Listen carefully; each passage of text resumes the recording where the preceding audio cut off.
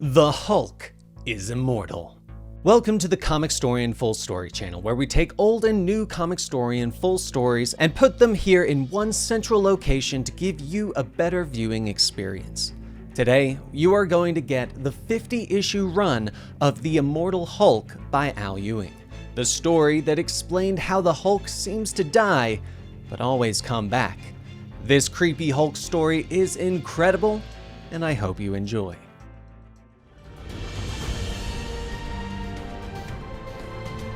In the middle of nowhere, Arizona, a man named Tommy nervously pulls up to the Roxon gas station, trying to find the courage to do what he must. Across the lot, a mother calls out to her daughter to make sure that whatever she is buying is healthy. The daughter rolls her eyes, telling her, okay. Inside the store is another nameless man, reading a magazine off of the shelf. And as the daughter reaches into the cooler, she notices the nameless man staring at her and asks if he has a problem.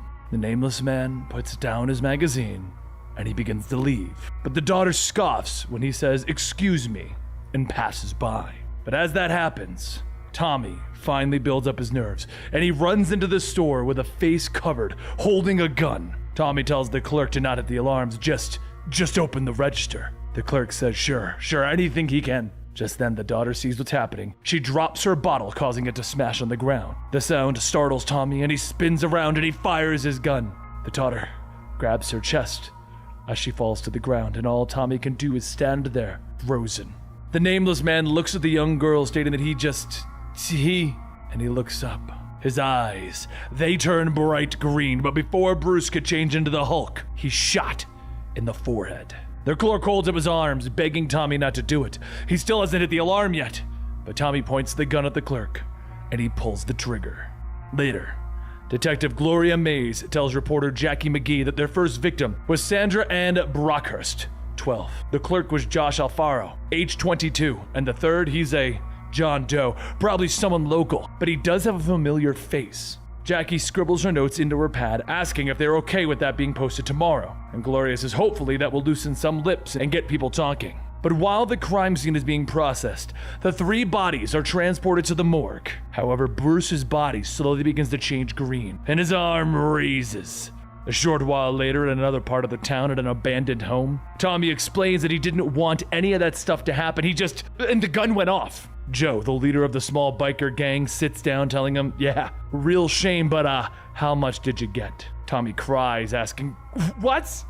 And Joe says, come on, how much did you get? Tommy tells him he's not sure, maybe a few hundred. Joe says, okay then, you can start paying me back the interest in what you owe me. I'm gonna let things slide for now. I got myself a real nice family. Everyone begins to laugh, and Joe pushes Tommy out, telling him to make sure to bring the rest of the money. Don't bring him another sob story.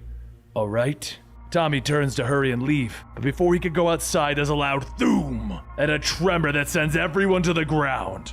Joe stumbles back, telling everyone to grab their guns and check on the generator. A few members of the gang run out, stating that the generator's been destroyed, and another says that he thinks he sees something. Seconds later, the man screams and Joe shouts, what the hell is that? A third member runs in, yelling that there's a devil out there. Something big. Joe cracks the man across the head, telling him to shut up. He's just another meth head. Everyone gather up, we're ending this now. The remaining members all point their guns at the door, and through the wall a pair of giant green arms burst through, grabbing Joe. Outside, Tommy is running to his car, breathing heavy as he searches for the keys to put into the lock, but the shouting scares him, and he drops them. He then hears nothing. He looks at the dark house and he pulls out his gun, asking, is anyone there? Hello? Anyone? And just then a giant shadow looms over Tommy in the moonlight, and the Hulk says, Sandra Ann Brockhurst. That was her name, and she was 12. Tommy stumbles back and the Hulk says, how does it feel in your hand? Heavy, right? All that stopping power? Heavier than it was at the range even. Tommy tells him no, and the Hulk goes on, you're probably wondering, right? All that power. What would happen if he just let loose? Tommy holds up his gun and he begins to shoot, but as the bullets pulling off of the Hulk, he says, you should have shot someone who deserved it. But do you know what I found? It's because you've been lying to yourself. I can smell a liar. Tommy drops the gun, yelling, I'm sorry, I didn't mean to. I'll go to the police, just I have a family. I have a little girl. Didn't you ever make a mistake? Please. I'm not a bad guy. Am I? The Hulk smiles as he reaches down, asking Tommy, what do you think? The next morning, Bruce wakes up and gets cleaned up. And as he washes his hands, he tells himself, I'm not a bad person. Am I? He looks in the mirror and he sees the Hulk staring right back at him, asking him, what do you think?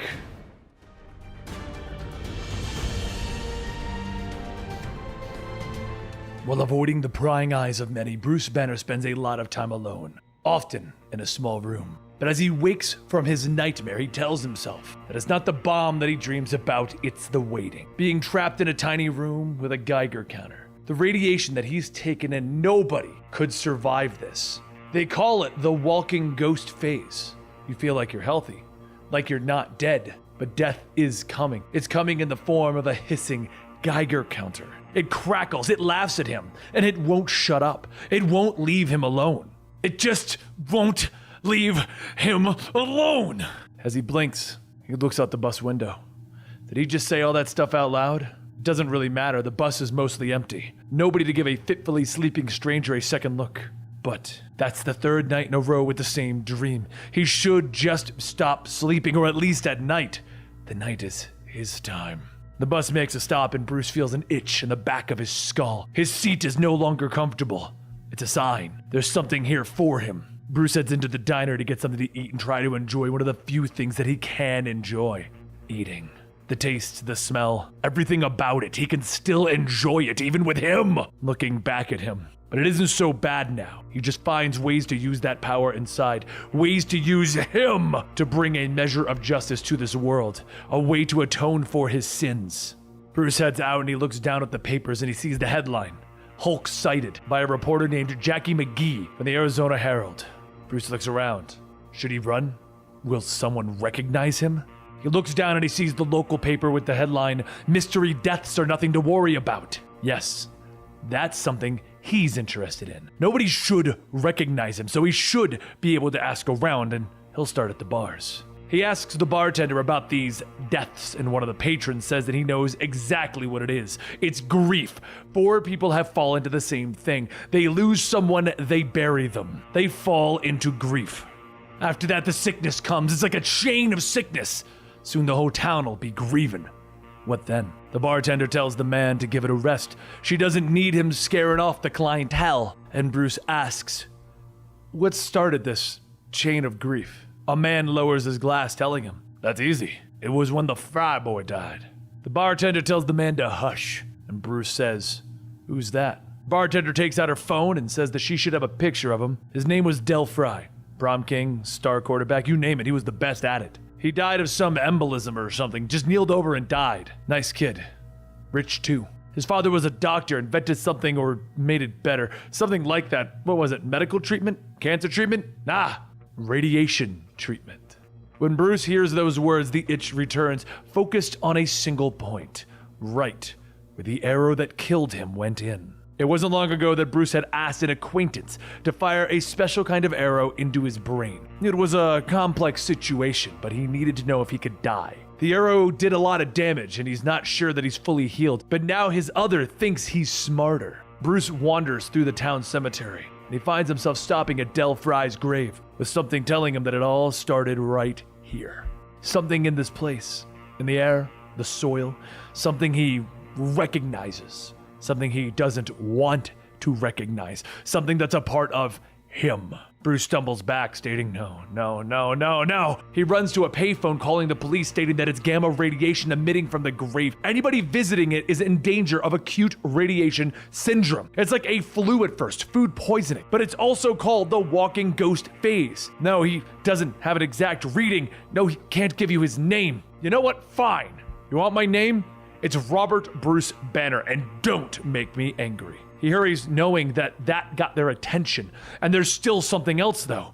He saw it on the way in, a flash of green in the distant mountain. He begins to climb the side of that mountain, inching closer and closer to the source of that green light. And as he climbs into a cave, he sees the bodies scattered about, with a voice stating that they are so sorry. Bruce asks, Dr. Fry? And the bright green radioactive body of Dr. Fry lunges forward, telling Bruce, I'm sorry, but I can't let anyone find me. As Dr. Fry holds Bruce down by his neck, he thinks to himself, he wanted to know if he could die, and he could. With that, there's a loud crack as Bruce's arms turn green, and the Hulk jumps up, slamming Dr. Fry into the ground. Sure, Bruce Banner can die, but the Hulk can't. Dr. Fry shouts, "Oh God, you're Dr. Banner!" The Hulk picks up Dr. Fry asking, "Are you trying to piss me off? Your kid, what's his name, Dell? It started with him, didn't it? And don't lie, I can smell a liar." Dr. Fry pauses for a moment and tells him, He was afraid of death. I never really thought of it until my wife Claire died. I wondered what the afterlife was like. I just couldn't imagine it. All the joys of touch and taste and smell, the thought of it all just gone. I couldn't let that happen, so I threw myself into my work. Everyone saw Dr. Banner as a cautionary tale, but not me. I made minor improvements to the conventional cancer treatments, but the real work, I kept that to myself.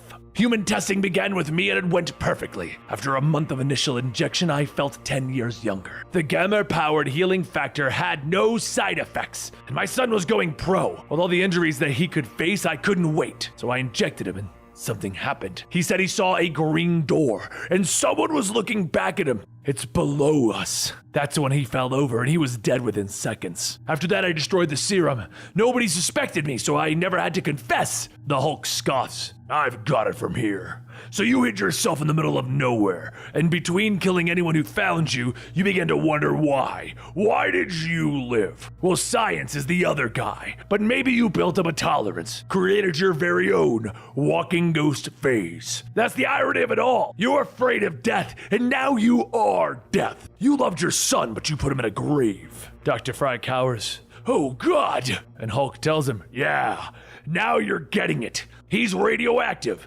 6 feet of Earth isn't enough to contain that. Everyone who goes to mourn walks away with a fatal dose and becomes a walking ghost. How many has it been, Dr. Fry? How many have to die because you were scared? Dr. Fry backs up. Please, I've made mistakes. I don't want to die. The Hulk laughs. Is that so? Well, you made your bed. It's time to lie in it. Moments pass, and as Dr. Fry opens his eyes, he begins to rub his face, but nothing comes. His arms, his legs, they are gone. And now he's buried deep beneath within the mountain where he can live and never die. If you listen closely in the dead of the night, you can hear him begging. Death is better. Please, please let me die.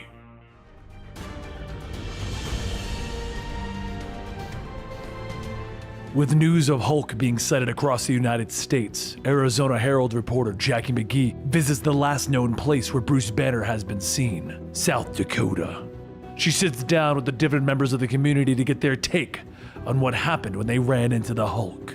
The first person, the cop, says that he's got a story for her. They just got a call about a crime in progress at the old church at Mercer Avenue. What they didn't expect, though, was Hotshot, the human ray gun. Hotshot disarmed them and they needed themselves a real hero to handle things. Next up was the bartender. He recalled an event when Bruce came into his bar. He looked out of place, clothes didn't fit, he had the look of a serial killer. He got angry about something, and then when he saw something going on at Mercer Avenue on TV, he grabbed a knife. Obviously, he was like, whoa! And then he ran out the door. The next person was an old lady. Her view of things were a little, well, different than what others saw. She was at a church when Hotshot came in. When he burst in, he shouted that his love was dying. The priest said that he needed to turn himself in, and then he yelled that nobody understands love. The boy really did look like James Dean, though. Finally, Jackie visits the priest to get his side of the story. Unlike what the old woman said, he could somewhat understand what Hotshot was saying when he broke into the church. He was clearly upset, stating that the devil was inside of his girlfriend. Something about something underneath below everything got into her and they needed an exorcism or something. He then went back to it, stating something about a door below, a green door below. What does it even mean? The cops arrived, stating that they would get someone to negotiate, but at that point, Hotshot started to lose it. He asked God for salvation. The answer he sent, well, it was big, it was green, and it was angry. The old woman goes on stating that it was horrible. The giant beast came in and broke the hands of that handsome young man. The cop continues the story, stating that after the Hulk literally disarmed Hotshot, Hotshot still had more tricks up his sleeve. The priest said, oh God, he couldn't look away. He could see right through him. His chest was ripped wide open. They all waited for him to fall, but instead the hole just regrew itself, and the look on his face. The boy said what everyone was thinking. It's you. You're the shadow. You're the one below all, the devil himself. The cop laughs, asking, you know what the big guy said? The Hulk said, you're damn right. And he clobbered him good. The next part, well, yeah, the next part wasn't so fun. The priest says that he and the officer went to the motel where the boy was staying. He saw the body. She was smiling at them when they went in. It was a peaceful smile. Green door was written on the wall. He wasn't able to pray since that day. What does that mean? Lastly, the old woman finishes her story, stating that she went to visit the young man and he said that it wasn't him who killed her. He did tie her to the chair because her power was out of control. He would never. She was alive when he left. He loved her. They just gotta believe him. As it turned out, the young man found a way to hang himself in his cell. Such a tragedy. Ah, well, T. Jackie sighs as she sits back in her chair, asking what is she supposed to do with all of this? 3 people with 3 stories, all of them the same story though. They just have different perspectives as to what happened, and at the center of it all, the Hulk. She receives a call from an unknown number. She picks it up, and the voice in the other line states is this Jacqueline McGee from the Arizona Herald. She asks who is it, and the man says Walter Lakowski. He works for Alpha Flight, the International Space Team, or he did. Anyway, he's been reading her recent articles, and it would seem that she's the only person actively looking for Bruce Banner, apart from him, that is. Why? Well, Bruce is an old college buddy of his. He wants him to know. If they're being totally honest here, he could use her particular expertise. Right, exactly. There's something that he wants her to take a look at. Several days later at a bus station in South Dakota, Jackie McGee sits telling her boss no, they cannot change the pricing. They were the ones who broke the story. Now everyone's sniffing green blood in the air. If they want to stay in the race, it's not enough to just chase Banner. They need him. No, this has nothing to do with what happened back then.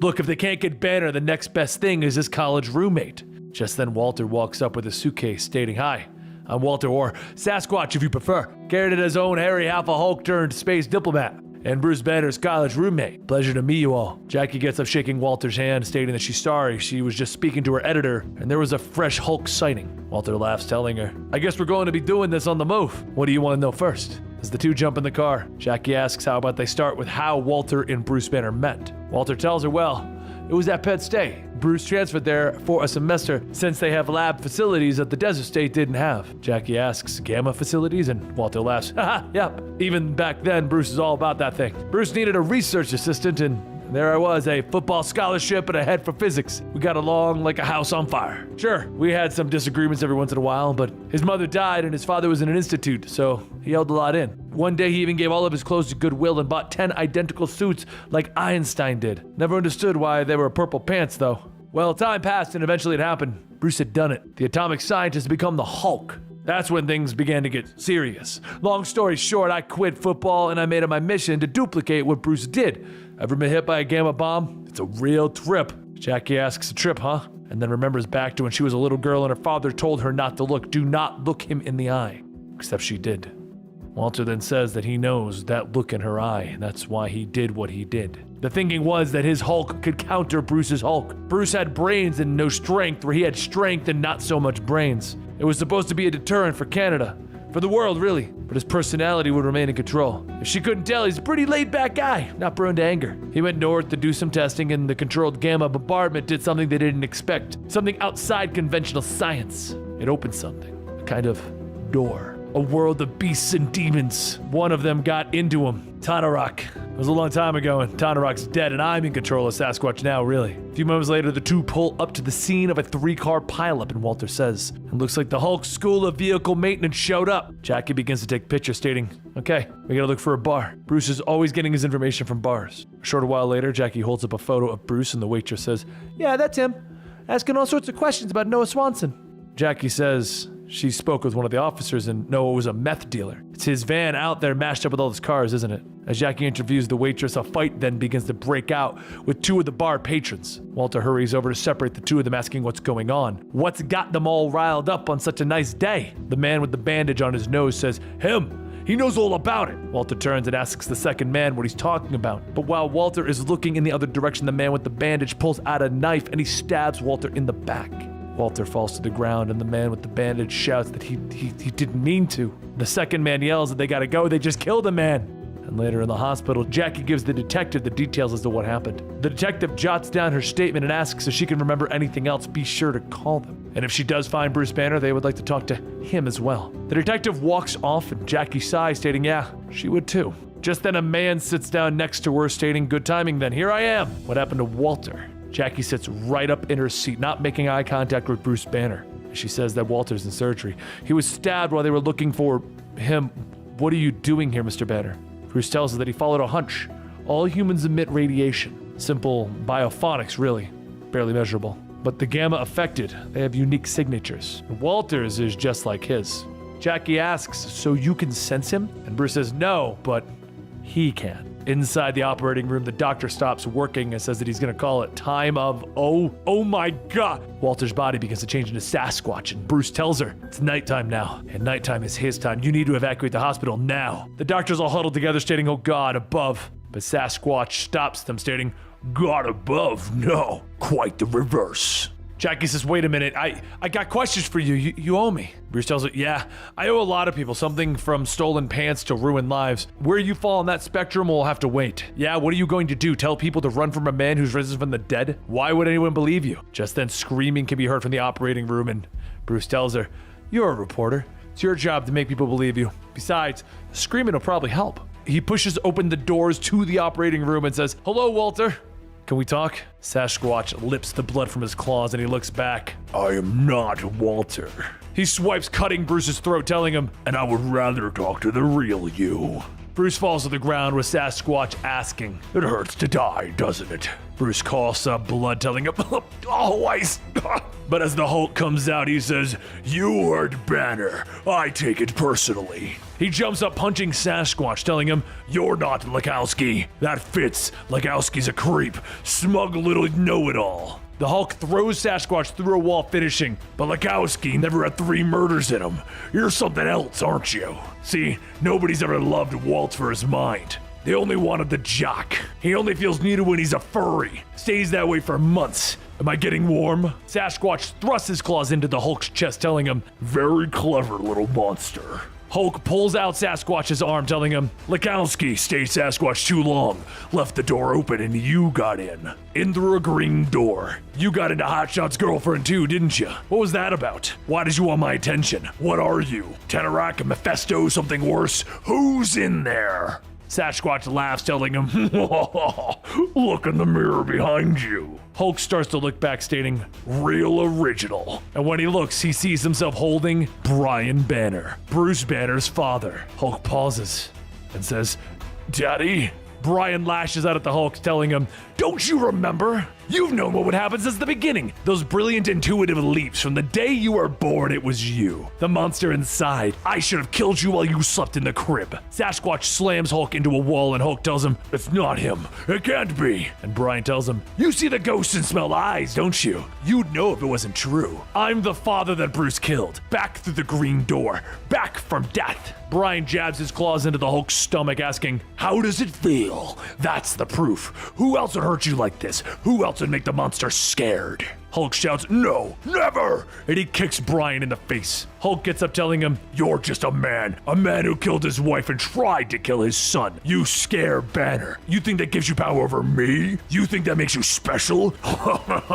Not special. Puny human. Hulk punches Brian through a wall, yelling, you're nothing. Any power you have, someone gave you. Who brought you back? Who opened the door? Tell me or I'll smash. Brian starts to get up, stating that it needs a host personality to work in this world. It burrows in, wears our souls like masks on a stage. Help me. Hulk shouts, asking, what does that mean? What's behind you? Hulk punches again and Brian catches the hit, telling him, every light casts a shadow. Every mirror there is a reflection. As above, as below. He stabs his claws into the Hulk's eyes, telling him, take a look. You'll see darker shadows than your own. He continues ripping into the Hulk, asking, "How many do you have to?" And then he stops and he feels something shoot into his arm. He looks back to see a security officer with a taser and says, "Well boy, there's one more." He whips his arm back, tearing through the security guard, telling Jackie, "Remember this, it's the monster's fault." He holds his arms up to swipe at Jackie, but the Hulk grabs him, stating, "Gamma. Gamma is what made Lekowski what he is. Keeps the green door open, doesn't it? But the difference between me and you, I eat Gamma." Hulk grabs onto his body, absorbing all of the gamma radiation until Sasquatch begins to revert into Walter. As Jackie helps lay Walter out, Hulk says that he just took all of Lekowski's radiation. No more Sasquatch, no more dad, or whatever that was. She checks his pulse and says that the Hulk saved him. The Hulk rubs his eyes, telling her, "Shut up. You're with the local paper and you drove over how many states and you can't even look Banner in the face? Yeah, I noticed. Whatever this is to you, whatever he owes you, it's personal. The truth now." She looks back, stating that when she was 15, the Hulk destroyed her home, her neighborhood. They said to never look him in the eye, but she did, and she has questions. He stares for a moment in silence and tells her, "Fine, one question, make it quick." She gets up asking her one question. How does she do it? How does she get to be what he is? He stares back for a few seconds and then turns, telling her, "Just go home." As he leaves the hospital, he looks at his reflection in the car window, and what he sees is Brian Banner.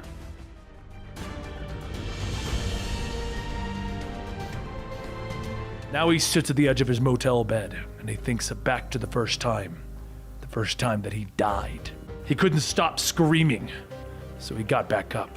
Something inside him was unlocked, a dark opposite, a shadow self. The person was stronger than him, stronger than anyone really, even too strong for death to claim. The thing is, Bruce Banner can die, but only during the day. The problem is when night comes, he drags him back. Bruce stares at the mirror, watching the Hulk beat against the glass, trying to break out as he drinks his coffee, thinking, well, that's new. It's been 2 days since the fight with Walter, and he hasn't dared to let him out since. Hulk defeated Sasquatch, draining Walter's gamma radiation, but he's been starting to suspect that something else came with that. He needs to talk to the Hulk, but he can't just let him free. So now it's probably time to try something new. Bruce grabs a piece of paper and a pen, and he closes his eyes, emptying his mind, letting the pen move on its own. Bruce's hand slowly begins to scribble down something, and when his hand comes to a stop, he opens up his eyes. He reads the word home, and he asks the Hulk, what does that even mean? Where's home? Meanwhile, in California, Betty Ross watches the news as the reporter explains that social media has been abuzz with its latest sighting of the Hulk. She turns the TV off, wiping away the tears, stating, just stop. Her husband isn't back from the dead. If he was, why wouldn't he have let her know? That Hulk can't be Bruce Banner. But elsewhere at an undisclosed location, a group of monitors watch all people, living or dead, that Bruce has ever sought out to for help. One of the guys monitoring states that this is kind of creepy. This one just isn't a civilian, it's General Ross's daughter, the boss of our boss. It feels like, but the voice of General 14 tells the group of monitors that everyone on the screens in front of them is not civilians. They are not friendlies. They've all given aid and comfort to the Hulk before, and that makes them an enemy. As you were.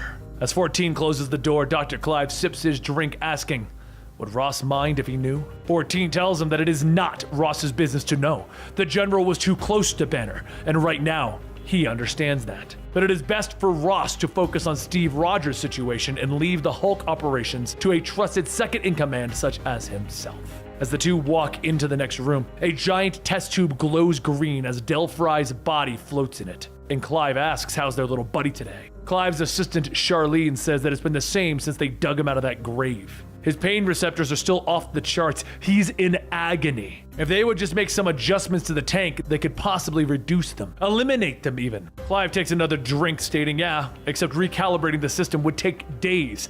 And what would that get them? Forget his little fee-fees. Where are they at on replicating him? Another tech, Jay, says, not much. They're pretty sure that what caused this in his blood, some kind of gamma serum. Well, it's like cracking a code in a dead language. Clive sips more of his drink, telling 14, see, we can't make progress without an actual Hulk, but not just the Hulk, a Hulk. Like Cho or Walters. People might actually miss them. 14 thinks for a second and then he asks, what about Sasquatch? A short while later, up at the Alpha Flight space station, Walter sits up from his bed as Carol walks in, stating that she just got off the phone with General 14. He's currently in charge of the US Hulk operations, ex-USAF like her, and he played that card a lot, building up a rapport. He's a very charming man who very charmingly threatened him with legal injection, after extradition and trial, of course. For what it's worth, he was very apologetic. He'd love to make it all go away. Pip scoffs. He bets. But what does he get in return? Carol says that's the thing. If her team secures Banner for the proper authorities, Walter's exonerated. If I say no, they're gonna take him. Shaman then asks how are they supposed to defeat the Hulk? Carol tells him not this team, her other team. Back on Earth, Bruce walks down the road thinking, we really are going home. My home, that is. It makes perfect sense. We're going to the place where I'm the strongest to defeat whatever it is that's inside of us. As Bruce holds out his thumb at a passing car, he realizes that the light coming towards him isn't a car. Bruce looks up to see Carol and he says, hello, always a pleasure, or this business. The Avengers have been very good at leaving me alone since I came back. Carol stares, stating that the Hulk helped save the world. It earned him some rope, but this is a very different set of Avengers. If she's being honest, the rope's about to run out. As other members of the Avengers appear, Jennifer looks at Bruce rather disappointed as she starts to change into the She-Hulk, stating, you're disappointed? I almost died. I was in a coma, and when I woke up, I found out that you killed yourself. You knew what that would do to me. You forced my friend, had to guilt Clint Barton into doing it. You knew what that would do to. Thor grabs Jennifer by the shoulder, telling her, control yourself. Jennifer says the Hulk knows. She knows. Carol places her hands on her hips, stating that they're not here to hurt him, but he's gonna come with them. And Bruce asks, right now? You sure about that? The sun is down. Carol tells him yes, they know about his patterns. Every sighting has been the same. The night is his time. And in order to set the Hulk free, Bruce Banner has to die. Bruce grits his teeth, stating, that's my secret. I'm already dead. As soon as Bruce finishes, his body begins to change and it begins to grow. The Hulk lunges forward, cracking Thor across the face with enough force to knock a tooth out of the mouth of a god. Thor stumbles back, stating, by Odin. And Hulk tells him, Daddy can't help you now. Captain America leaps in front of Thor, protecting him from another hit, but the Hulk punches the shield, stating, look, it's Captain Hydra. If I rip your head off, are two more gonna come out? Captain America struggles, holding the Hulk back, stating that wasn't him. Black Panther leaps onto the Hulk's shoulders, telling him, perhaps this will bring you to your senses. And he shocks the Hulk in the head. Iron Man readies the Hulkbuster suit, stating, let's hope. If not, I got a big gun parked about 10,000 feet away. Black Panther leaps off as Iron Man fires into the Hulk, yelling, sub-weapon should be a last resort, and Code Helios is one of them. Captain America helps Thor to his feet, asking if he's okay. He's never seen him get hit that hard. Thor slowly struggles to get up, stating, he's stronger than he was, vastly so. I've seen the naked men of souls, smell the lies of their hearts, hidden even from themselves. Captain America says, you might have a concussion, you're rambling a lot. Lies don't have a smell. And Thor asks, are you sure? You live in the mortal world, one of science and law. Where I come from, I live in a world of legend and symbol, the world of the gods. What I'm suggesting is that in its rage, its pain, in the shadow of its Armageddon, your mortal world may have produced something very close to a god, or a devil perhaps. The Hulk laughs. Ha ha ha, Devil Hulk works for me. The Hulk then thrusts both of his hands into the Hulkbuster suit, stunning it, and the computer inside tells Iron Man that he needs to eject. The Hulk rips the arms off of the suit and continues to beat on it, trapping Iron Man inside. Black Panther tries to pry open the suit, shouting, that is enough! Iron Man will die unless we get him out of there. This man is my friend. Hulk asks, friend? And then he takes the Hulkbuster suit, smacking Black Panther with it. Iron Man yells that he needs to use the manual release, and he shoots off into the sky holding the helmet of the Hulkbuster. As he goes up higher, he tells everyone that he's unlocking the big gun. But Carol yells that there are civilians down there. He tells her that the civilians are going to be out of the area thanks to Alpha Flight transports, right? And Carol tells him, maybe so, but these are the homes of hundreds of people, Tony. Captain America radios in, stating, I'm with Carol with this one. Let's leave Code Helios until we're out of options. We still have one last chance. Just then Jennifer transforms, charging in, punching the Hulk, yelling, Hulk smash! Bruce hurt Jen, hurt his friends, so now? Hulk catches the punch, getting up, telling her, you're mad, and the madder you get, right? Funny how that works. I was everything Banner wanted to hide. Everything he wanted to pretend he wasn't. You were everything Walters wanted to show the world. Only now the line between us is harder to see, ain't it? What do you think, Hulk? Hulk's smile widens and She-Hulk yells, no, Hulk is not. I'm not like you. Hulk laughs, huh, gotcha. Then there's a booming wham as She-Hulk is knocked across the small town. And Iron Man radios in, stating, he'll kill someone soon, Carol. I swear to God, that's how this ends. Carol states that there are no life signs in range, but Iron Man, this isn't. He tells her, it's settled. Cross your fingers because we only got one shot at this. Carol calls out over the comms, don't do it! And Iron Man tells her, we have no choice. Systems green, firing the Helios laser! As he hits the switch, the giant floating laser begins to charge, and then it fires a cloud-piercing blast from the sky. A short while later, as the dust begins to settle, Captain America looks down at the charred remains of Bruce Banner, telling Black Panther that this isn't right. He only hoped that it didn't hurt too much. Iron Man's projection tells him that it most definitely did. The Helios laser was laced with UV radiation. Effectively, it was a beam of hard sunlight. It was the only thing that we had on hand that could hurt this new Devil Hulk. Captain America says not to call him that. That wasn't the devil. That was my friend, and you killed him. Black Panther then says that this is only a temporary measure. Bruce Banner may not be dead, but I suspect that without these UV drones, the Hulk will rise again. Ghost Rider and his vehicle are healed, but Thor's fractured skull will need further treatment. As for Jennifer, she's alive and relatively uninjured. But she won't say what it was that the Hulk said to her. Iron Man adds, let's not forget, he almost killed me. Black Panther turns away, stating that without the Helios weapon, without this sacrifice, they'd be buried by their own dead tonight. My conscience remains clear.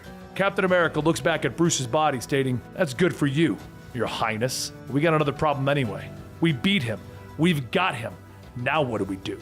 Later, inside of Dr. Clive's lab, Dr. Clive asks, what could be done? There were protocols. Even the Avengers can't fight City Hall. So Ross handed you to Secretary Ross, having delegated command of the Hulk operations, passed you straight onto us. We made you nice and comfy in time for the next sunset.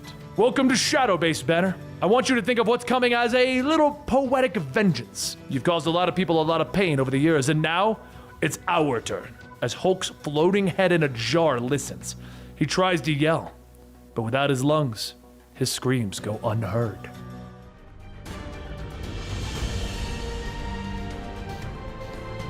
Dr. Jeff Clive's team of scientists take the responsibility of dissecting the world's strongest hero very seriously. A $7 million hydraulic arm using adamantium scalpels are carefully cutting into the Hulk's flesh, and that's just for his heart. There's something very interesting about the Hulk's body that Dr. Clive and his team are finding out. Even though the Hulk is dead and cut into many pieces, his body can still put itself back together. It is now Clive's job to understand the science as to why that is even happening. He looks to his team asking if anyone has any ideas, and then he notices Hulk's head trying to talk. He spins back, telling the Hulk that he really should see this. He's just a giant head trying to talk with no air in his lungs. Science isn't his specialty, is it? One of the Hulk's severed hands curls into a fist and extends his middle finger. And Clive says that he's as charming as ever. He picks up the two halves of the Hulk's heart and he holds them together. And as they start to weave back together, Clive says, see, good as new. But now the question is, why isn't the rest of his body regenerating? Why isn't the separated parts just replacing the old ones? Meanwhile, up at Alpha Flight Space Station, Carol Danvers looks out into the void of space, asking where did he go? Ross denies all knowledge. General 14, the man who requested the mission, cannot be found. Requests for information are misfiled. Washington contacts are fired or reassigned without rhyme or reason. So did the US government lose the Hulk or kidnap him? Walter says, well, if Banner's above ground, I could track his gamma signature, unless he can suddenly change it at will now. Carol tells him, good, because as of now, you're back on active duty. You may not be Sasquatch anymore, but you are a noted gamma researcher. I'll be putting together a new task force, headed up by Dr. Lekowski, to locate said threat. Jackie then asks, does this new task force have a name? And Walter laughs. What else would we call it? The next day, back on Earth in Clive's lab, he sits in his chair telling 14 no. He doesn't think it's funny. Gamma flight is the last thing they need. They need to find a way to get Carol Danvers off their back, or no. Yes, he will proceed as ordered. Clive sighs, hanging up the phone, and his assistant asks what's wrong. Clive groans, stating that Danvers gave a press conference yesterday, shining a spotlight right on them. 14's response is to go dark and cut their ties. The assistant says, but it will take days for them to become operational again, and Clive tells her that he knows it's not what everyone wants to hear at the end of a long shift. Just go get the first ready for transport. He'll start prepping Red Dog just as soon as he figures out this jigsaw puzzle. As Clive looks back at the Hulk, well, he smiles. Clive then asks, does he think it's funny or something? His superhero buddies are making this difficult. Difficult for him. Everything they've done to him here, it's just the start. Next, they're gonna rip him apart, cell by cell, and then cut that smile right down to the bone. Maybe they'll pop each one of his eyes. How would he like that? Pop them like big old water balloons. The Hulk begins to laugh, and Clive shouts, "What's so funny? We're experimenting on you. We're gonna turn you into a weapon. We will learn all of your secrets, how your heart beats, how your fingers move, all of it. We will find out exactly what you can do." Oh God. The Hulk's smile, it gets wider, and Clive asks, You let us do this to you, didn't you? You wanted us to test you, because if we know what you can do, then so do you. One of the Hulk's hands snaps its fingers, breaking the glass of all of the containers holding his parts together, and they all come crashing to the ground. As the Hulk's body begins to reattach itself, it grabs onto Clive's body, and it begins to form around him. He struggles to get free, yelling, "Please, I'm sorry, please don't, please!" But the Hulk straightens his head on his neck as Clive's arm is absorbed, telling him, "Not sorry enough. You wanted science, a set of rules. For me, big mistake. See, science is the other one. When you hurt him, I take it personally." The Hulk punches his way through the walls and earth, climbing back up to the world above. And as the sunlight touches his skin, his body begins to change back into a twisted pile of flesh. Bruce covers himself with Dr. Clive's coat and he begins to talk, all while hearing somebody laugh in the back of his mind.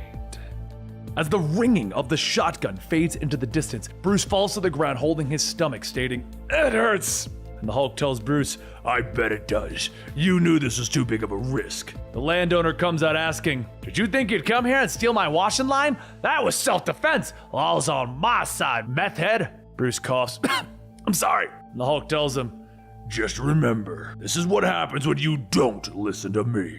A short while later, the man in the suit tells the landowner that he appreciates him answering his questions. He was lucky to get out of that situation alive. And the landowner asks, "Lucky? That thing smashed everything that I owned." The man in the suit says, "Well, he let you live. Thanks again."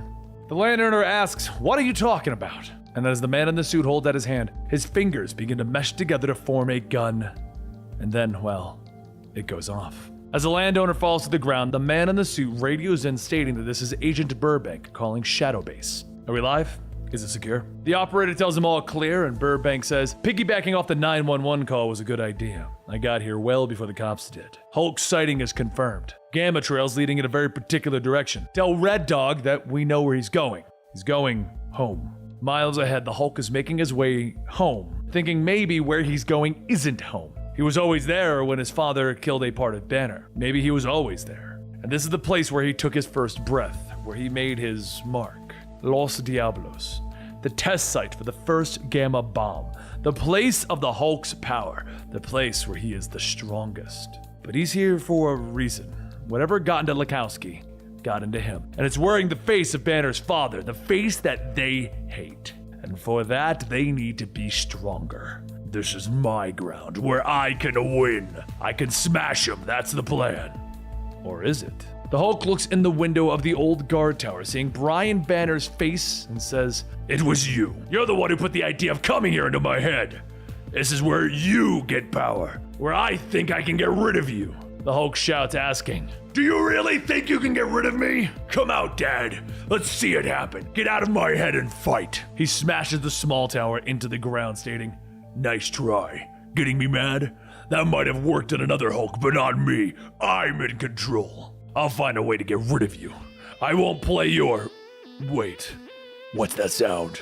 Just then a red hulking man with a ball and chain lands, shouting, "Hulk, come on. It's time for us to get back in the ring." The Hulk stares for a moment, thinking that he knows this man. His name is Carl Creel, the Absorbing Man, and he's had an upgrade. Carl yells, "Come on!" And Hulk asks him, "Is this my father playing another trick? Well, too bad. I'm the one in control now." The Hulk begins to run towards Carl, shouting, "I don't need this." And Carl gets ready to swing his chain, telling him, "Yeah, you do." Carl lets go of the chain, sending the wrecking ball out, but as the Hulk dodges it, he punches Carl in the side. Hulk lets out a painful scream, looking at his hand, asking what just happened. "That hit hurt me, not Creel." Creel gets up laughing, asking, "Haha, ain't gonna be that easy for you, is it?" He throws his chains around the Hulk, and as the red gamma radiation covers the Hulk's body, his powers begin to fade. The Hulk grits his teeth, kicking Carl with what strength he has left, and as Carl's body flies away, the Hulk gets a glimpse of himself in a shard of glass. Creel was draining him of his power, the same way that he drained Legowski. He gets up, his loose skin hanging off his bone, groaning. "All right, round 2. Inside Carl's mind, though, he looks around as the world begins to break, asking, "What's going on?" A giant head tells him, "You cannot see what we are. You're speaking to a mask. Your body above is a useful one, but your mind is here below it all. You have had many chances to walk away from this, but there's no changing fate. You're a creature of sin, the oldest kind, pride, and it's a killer." Back in the real world, Hulk watches as Carl's body splits in half, leaving a shambled body with his spine and skull staring right back at the Hulk. Inside his mind, Carl cries, "I'm sorry," but all Hulk can hear is a gurgled "silently." The Hulk gets up telling him, "Not yet, but you're gonna be." Off in the distance, Agent Burbank watches through the scope of his rifle, stating that they're not gonna believe this, but they need to patch into his visual feed now. 14 asks, "What's going on?" Burbank says, "Whatever the absorbing man's body absorbed, it's doing something weird to itself. It should be dead, but he's not. Is he winning?" Carl flings his arms forward to drain more radiation out of the Hulk. "Sorry." And the Hulk shouts back, "Nobody cares. We can both absorb gamma, so I can take it right back. You won't be getting any more out of me." Carl punches into the Hulk, and his eyes glow green, yelling, "Now I'm gonna take it back." He reaches out, grabbing the base of Carl Creel's spine, ripping it out, asking, "Does that hurt? Well, here's your ball and chain." He takes the spine and the skull, swinging it around into Carl's body, shattering it into a million pieces. Just then, a light shines down on the Hulk, and from their airship, Walter Legowski says, "Great, he's gotten towards someone in half." He calls out over a speaker, "Hey, this is Walter." And the Hulk calls back, asking, "What do you want?"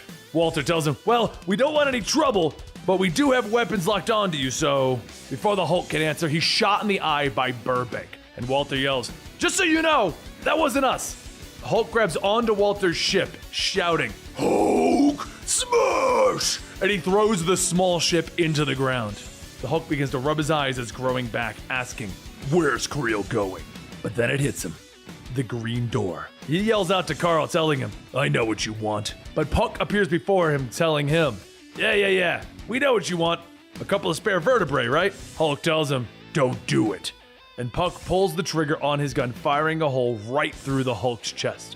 He falls to his knees, telling Puck, "You need to stop him." And Puck says, "Sure, you just gotta stay down, right?" As Creel reaches the blast site, Hulk reaches out, crushing Puck's gun, telling him, "It's the gamma. Creel is going after the rest." When the bomb went off, it opened up a door, a green door, but it didn't open all the way.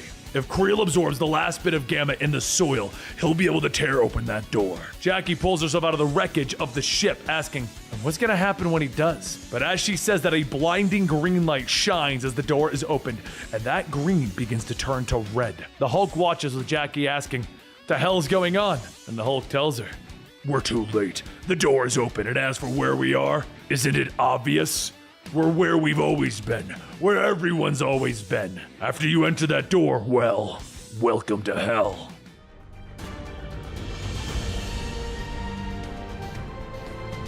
With everything around them turning to ruin, the Hulk walks, stating, "How do you get to be what you are?"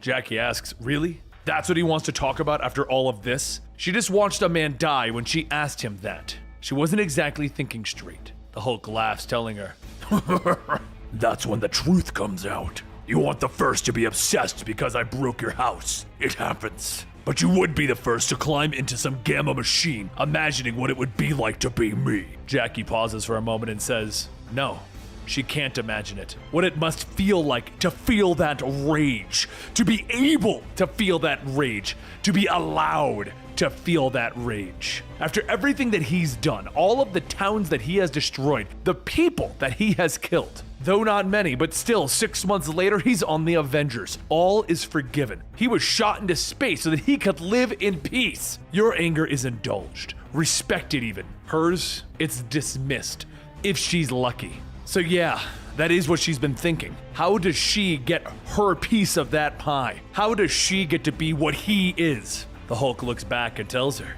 "Haha, that's good. Now you talk about anger like it's something that needs to be let out, like it's useful, like it can get things done. You aren't looking away from it or calling it another name. You're not ashamed of it. Now the question is, if you could step into a gamma machine, would you?" Jackie tells him, of course, who wouldn't? But just then, the two of them hear a voice from behind them stating, "What's it like, Doc? Being the Hulk? I'll bet it was a gas." Hulk spins around hearing a familiar voice, but what he sees is the hollowed out version of Rick Jones, and he asks him, "Is it really you?" Meanwhile, Creel says over and over that he's sorry. He let this happen because of his stupid pride. He let this in. A hand reaches down to help him up, telling him to trust him when he says that evil has always been in. Creel starts getting up asking who is he, and Puck tells him Eugene Judd, codename Puck.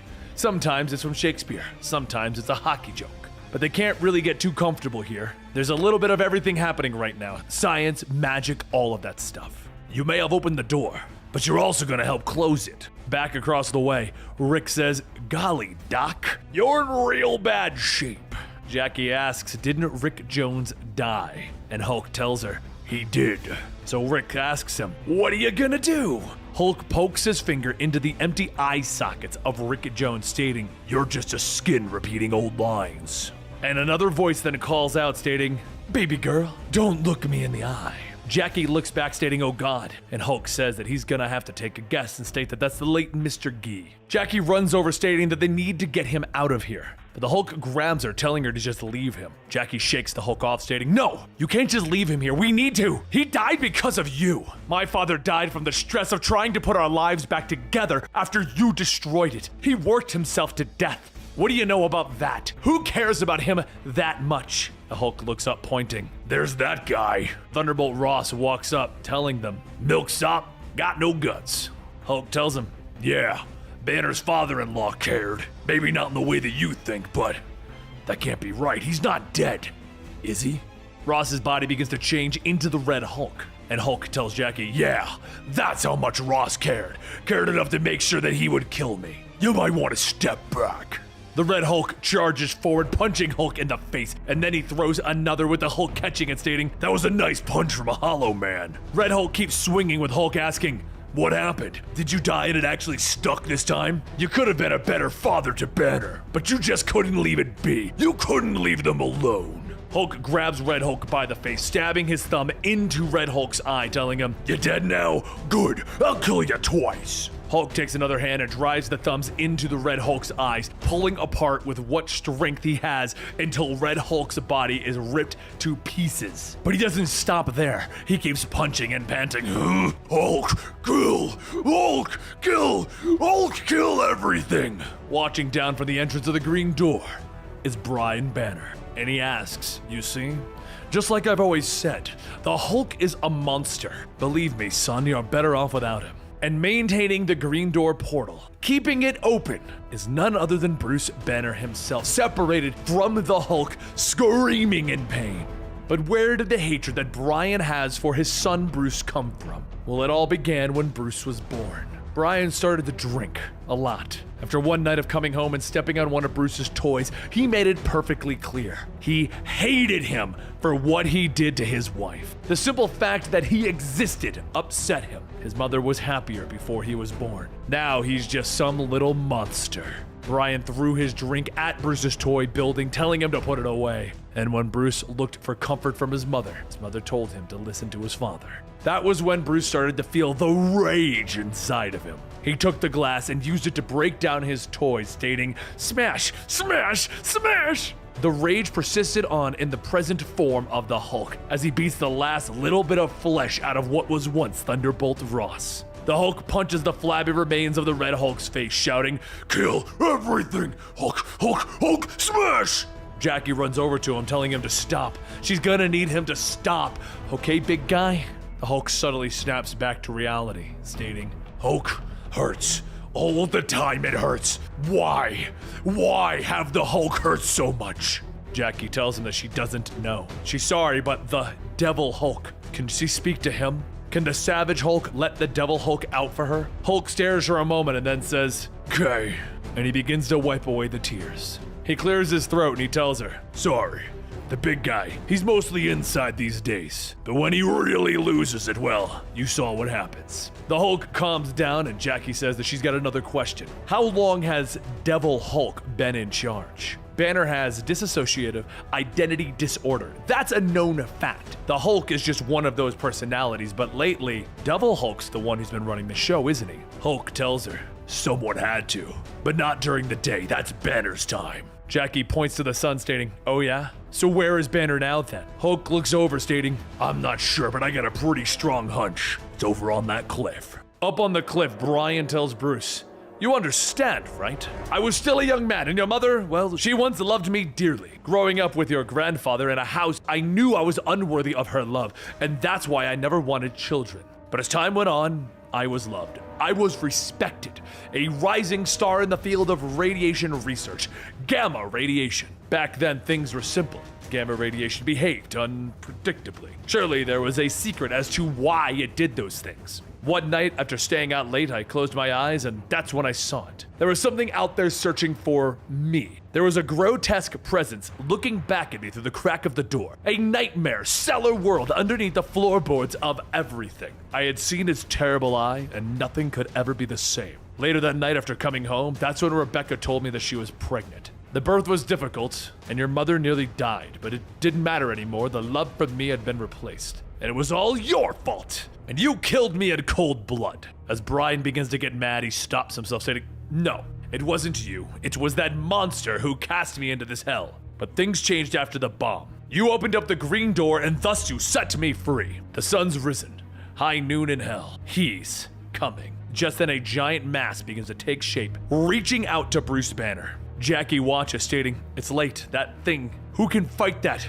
It's the end." And the Hulk scoffs, "Oh, that creep? He's not the end of the world." Jackie asks, "How do you know?" And the Hulk looks back smiling, "Because that's who I am." Creatures begin to pour out of the giant green mask, and the Hulk asks, "Did you hear him? I'm the Hulk, and this is my house." He begins to fight back against the creatures, but as more and more come, he hears Rick Jones telling him, "Coolin', mister." Rick then begins to change forms to help the Hulk, but also on the cliff, Puck and Creel get into position. Puck tells him, "You know what you need to do, right?" And Creel tells him, "Yeah." And he jumps onto the ledge. Brian looks back, stating, "It's you." And Creel says, "I remember who you are, Mr. Mask. You let me absorb some of this rock and I'll be right over to talk to you. You're Banner's dad, right? I read up on you while on the joint. Dug up some stuff on Banner to give me that edge. But really, it's just a sad story. See, his old man used to beat him. Used to. Until he beat the ever-living crap out of him." Brian shouts, asking, "You think you can beat me? Take your best shot!" The fight below rages on as swarms of monsters slowly begin to overpower Rick and the Hulk. One monster begins to bite through Rick's body, reducing him to just strips of skin falling onto the ground. Back up top, Creel gets ready to attack, but then he stops, stating, "Actually, I'm not gonna fight you. I would lose, but I know a guy who doesn't." He takes out the Gamma Pillar, absorbing its power, rocketing off the cliff down to the only person that can help them, the Hulk. An explosion of gamma radiation lights up the area in a brilliant green glow, and from the center of it, the Hulk roars as he stands up with his newly found strength. He crushes one of the creatures, shouting to Brian, "Can you see me?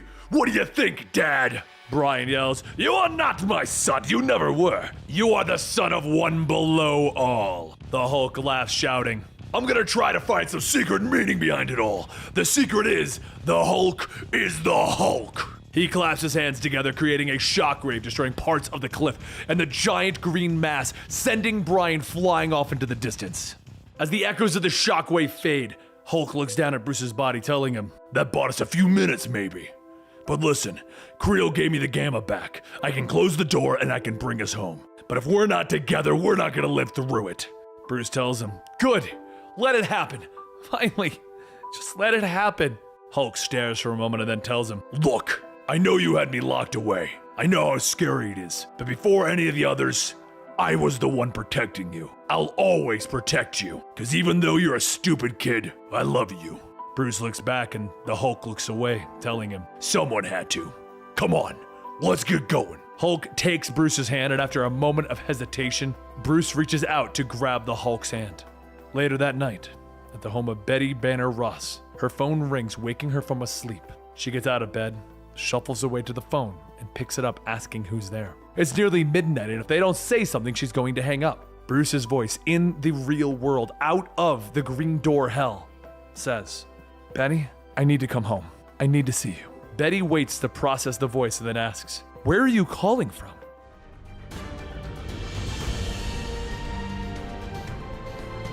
His third gravestone was at West Point.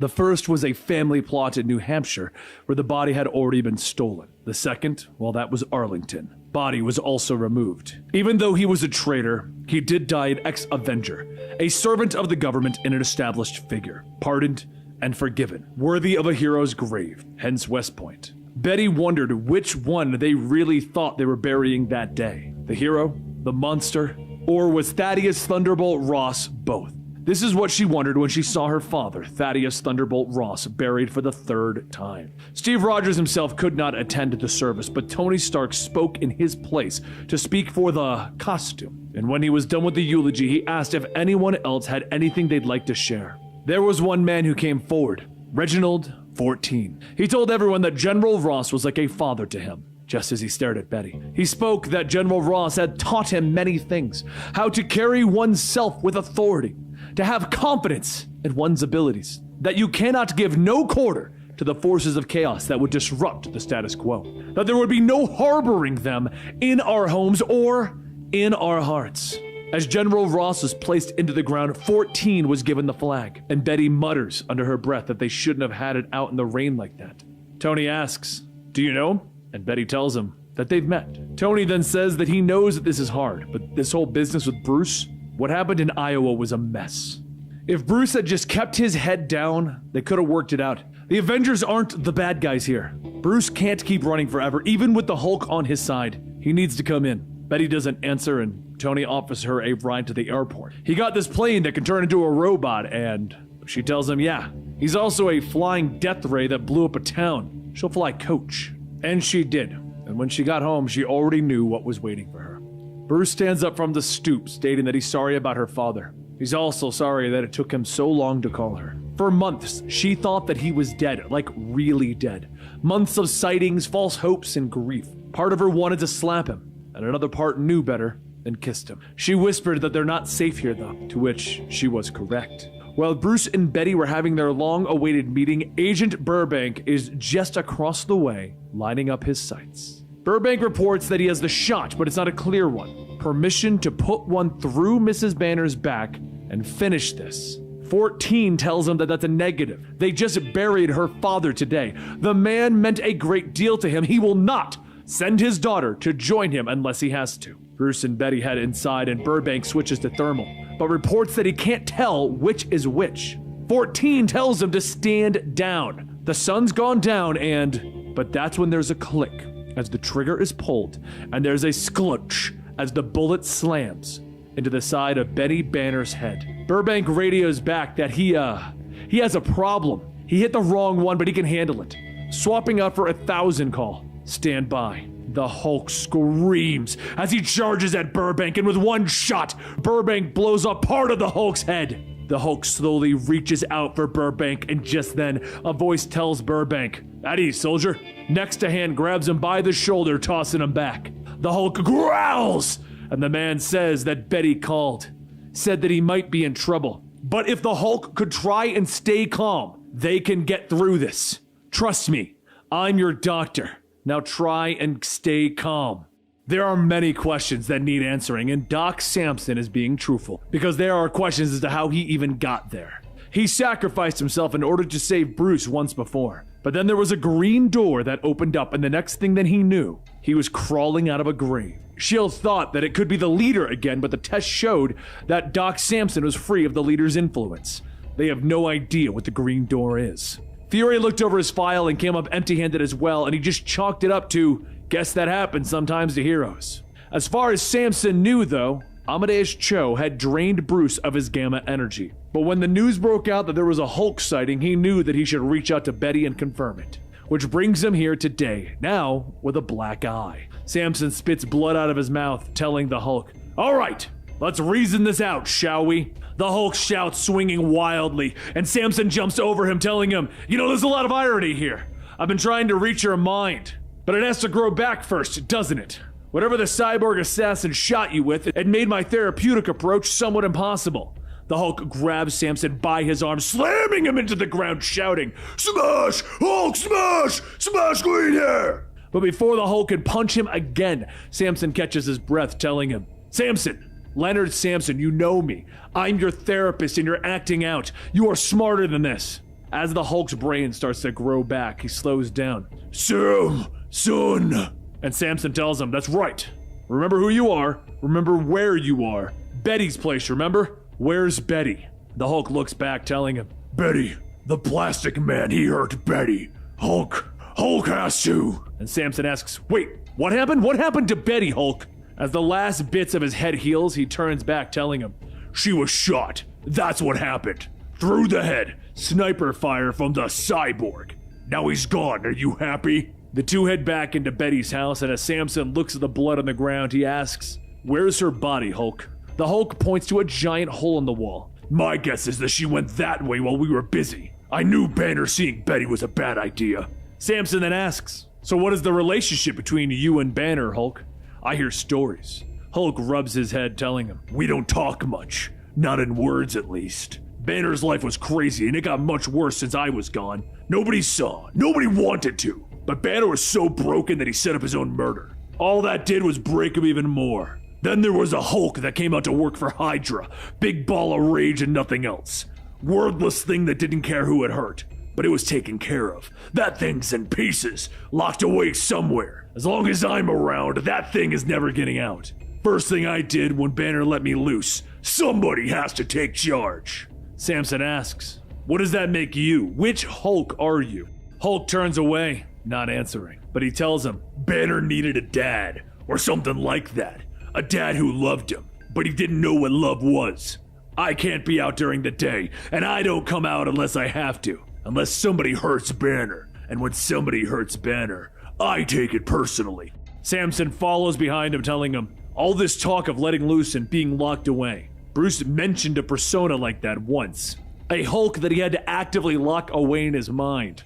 A Devil Hulk. A Hulk who, if ever got out, would be the end of the world. Tony Stark told me about when you fought, and the name that you responded to. Are you the Devil Hulk?" Hulk gets ready to jump, asking, "You just figured that out, huh? Well, come on if you're coming. We gotta be somewhere." Samson jumps on just behind the Hulk, telling him, "I'm glad that the world's still intact." And Hulk stops him, telling him, "Actually, that's exactly what I'm here to do. The human world needs to go. Let's start with the nukes. The president can end all life in minutes, and the whole world is designed to make it that easy. But maybe it won't happen. Maybe it won't even matter. The planet's already boiling over to death. Wildfires, hurricanes, whole chunks of the food chain are dying off. Every time you hear about it, it gets worse. Less time, less hope, but the humans in charge pretend they don't even believe it. So you wonder why I'm angry? You want to know why I want to end the human world, Samson? Because if I do, maybe some of them will live." As the two land in the cemetery, Samson asks, "Is this where Betty went?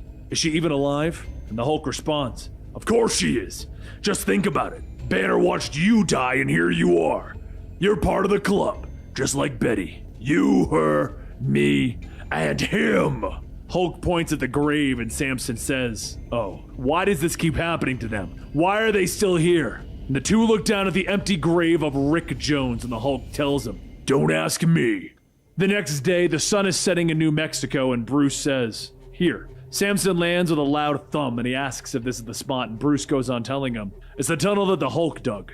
It's where the government brought him after Iowa." So Samson asks, "Are you sure that this is where they brought Rick's corpse?" And Bruce tells him, "Yeah. It fits the facts as we know them. Rick's body was exhumed by a literal Men in Black. We gotta save Rick." Samson then asks, "What about Betty? Doesn't she need us too? She was shot dead, and then she got up again and smashed through a wall. Look, we've been traveling all day. Not to push, but we just need to stop and talk for a few moments, Bruce." But Bruce looks over at the setting sun, telling him, "I'm sorry, but we're out of time for this session." He begins to change into the Hulk, and then the Hulk asks, What's with the face, Samson? Samson looks away, telling him, nothing. I don't suppose you can tell me what happened here. The Hulk looks down at the hole and he tells him, I ate a guy. He was annoying. Are we doing this or what? Once the two go down below, the Hulk sifts through the wreckage, and Samson then asks, you think they brought Rick here? And the Hulk tells him, no, but we're gonna find something though. With me on the loose, they're gonna want to leave in a hurry. Hulk then stops to sniff the air, and he tells him, I smell some gamma. He rips back the door and the two look inside, and Samson says, left something behind. You meant clues. Hulk readies himself looking at the big gamma-infused beast, telling him, sure, these are my kind of clues. Meanwhile, elsewhere, Dr. McGowan looks down at the thing on the table, telling everyone that the cocoon stage is almost complete, General 14. She then quietly says, I'm sorry, Jones. I'm really sorry. 14 looks at his tablet, telling McGowan to keep things professional. 14 then looks at the security feed from the shadow base the Hulk is fighting in, and he tells him, good. Spring the trap on my signal. Back over in California at Betty's destroyed home, the detective tells Jackie McGee that this is officially a missing persons case. And Jackie asks, unofficially? The detective tells her that the forensics team found blood, bone fragments, and brain matter. Somebody died in that house before it got smashed, judging by the spatter. Jackie then asks, do you think the Hulk did this? And the detective tells her, no, but we found the bullet. But whatever brought that wall down left behind this. The detective pulls out a bag with a large red feather, and Jackie asks, what is it? The detective tells her that he's not sure. Right now, she's the Hulk expert. What kind of Hulk leaves feathers behind? Up in a tree, Betty is perched, watching. Back at the underground lab, the Hulk rips and tears his way through the gamma beast, and Samson then tells him, you really like doing that, huh? Hulk stops. Yeah, I really did. And that ain't good. Samson tells him, no, it's not healthy. I've been waiting for you to realize that. But the Hulk snaps at him. Shut up! It's not like that! What shadow base lets bioweapons have free range? They set them loose so that I'd have something to fight. Keeps me happy. Keeps me distracted. Just then, dozens of lights turn on and the Hulk screams as he reverts back to Bruce. Bruce looks around asking, I'm awake, but it's nighttime. Burbank walks up, changing his arm into a gun, telling them, UV radiation mixed with visible light. We call them solar emitters. Got the idea from Iowa. He opens fire, shooting Samson in the head, and then he changes his hand into a pistol, shooting Bruce in the stomach. Bruce runs over and Burbank continues to fire, telling him, I know what 14's gonna say. Agent Burbank, don't play with their food. Burbank shouts to laugh, shouting, Bruce Banner is here, and Bruce Banner is going to die nice and slow. Bruce turns the corner, catching his breath, and as he waits, he laughs to himself. Bruce Banner, I got some news for you, big shot. I ain't Bruce Banner.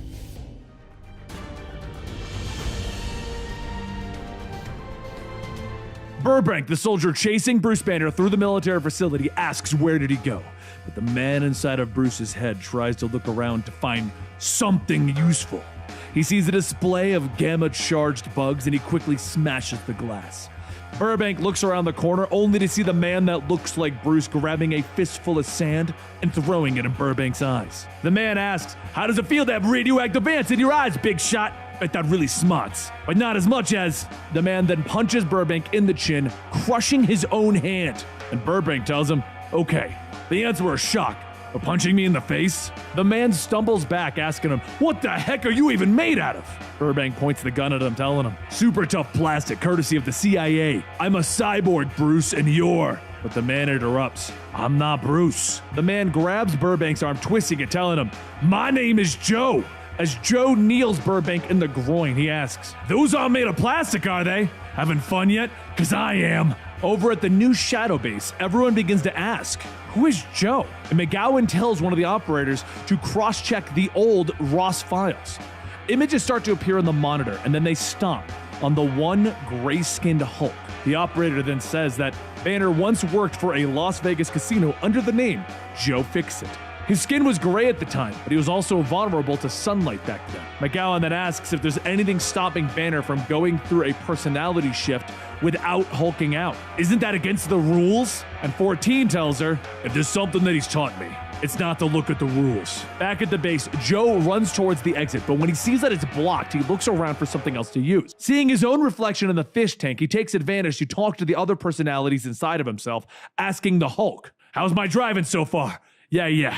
Well, you ain't the boss of me, Pally. He then notices something. The fish tank doesn't have a wall, and it leads to another office, one full of computers.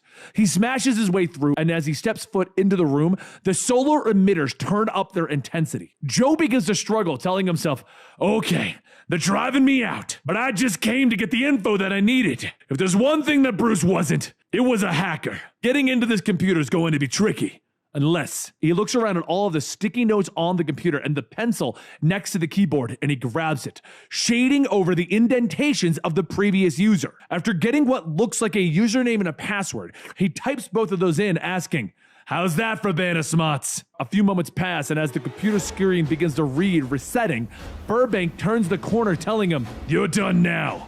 Too bad we couldn't play some more." Burbank opens fire, shooting Joe several times, and 14 tells him, "All right, get to work cutting him up." Burbank then turns his hand into a chainsaw, kneeling down beside Joe. But Joe tells him, wait a second, pushing Burbank's arm away. Burbank asks, "What is it? Why are you feeling stronger than before?" And Joe tightens his grip, throwing Burbank, telling him, "I said, wait a second. Really? You're really gonna want to hear this." Joe gets up as blood is pouring out of him, telling him, "It's kinda weird why Coach would put me in to take over this body. Why would he do that? I don't even like Banner." And now I get it. Banner's all about science and senses. Burbank changes his hand into a shotgun, telling Joe to stay back, and he fires the shells into Joe, but Joe just walks into them. Joe tells him, "I'm having such a good time. I like using my head. I like to figure stuff out, like ways to hurt people." As Joe smiles, his eyes change from gray to green, and he points up at the emitters, telling him, "You know, you can program these things from here. You know that, right? Those UV lights hurt, so what do? You turn up the dial." Funny story about that, though. Past visible light is ultraviolet. Tighten that wavelength, you get X-rays. And past that, you get gamma radiation. Joe begins to choke as his body is changing into the Hulk, and soon the Hulk begins to absorb Burbank. 14 begins to call out over the radio, asking Burbank to respond, but the operator quickly says, "Oh God, the mountain, it's gone." And McGowan says that all that gamma radiation was absorbed. Guess it was released, and 14 stops her, asking, "What of Subject B? Tell me it's ready." McGowan leads 14 back into the lab, stating, "Well, after using Rick Jones' body, we managed to create a shell of gamma-activated tissue recovered from the corpse of Emil Blonsky. It woke up today, General, and it looked at us. You want to eliminate human error? Because trust me, there's nothing human in there. And in the test tube before them is a giant hulking abomination reaching out his hand." A short while later, at the remains of the shadow base, a hand reaches out of the ground and Samson pulls himself out, telling them, "Here we go again, climbing out of the ground." But as he stands up, a voice calls out to him, telling him, "Excuse me." Samson looks up and Walter Legowski tells him, "I'm with Gamma Flight. Could you, tell me what happened?" Samson looks up and Walter Legowski tells him. Samson sighs, pointing behind him. "Big guy went that way." 8 days later, Jackie heads to Betty's house to try and make sense of what actually happened. And Jackie looks around with her flashlight, telling herself that she's not sure what the detective thinks that she will find. No one will be able to tell them, except that's when a voice says, "Smashed." Jackie gasps as she drops the flashlight, and Betty crawls out in her Harpy form, telling her, "My life, myself, all of it, smashed by him and me." Betty sniffs the air, telling her, "He's close, hiding. He always hides. Who is he?" "But you saw, yes?" Meanwhile, over at Reno, Joe Fixit sits down holding up a piece of paper, telling them, "Okay, here's what it looks like to me." The paper reads, "Banner form." That's Bruce and Joe Fixit. They can control Banner form. Hulk form is Devil Hulk, Savage/Child Hulk, and the currently missing or dormant Professor Hulk, and the Green Scar. Hulk stares at him through the reflection, and Joe says, "I know, it's rules, it's structure.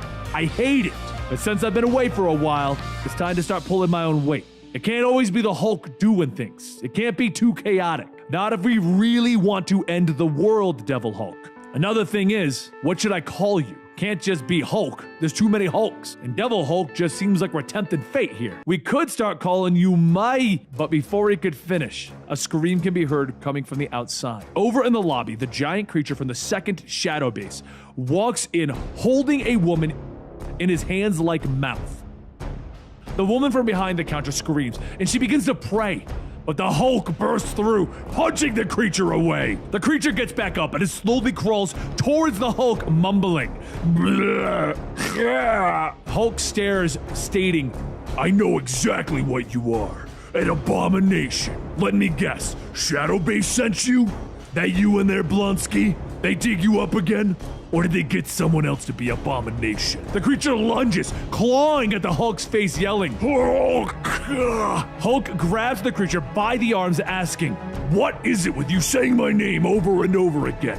Did they condition you?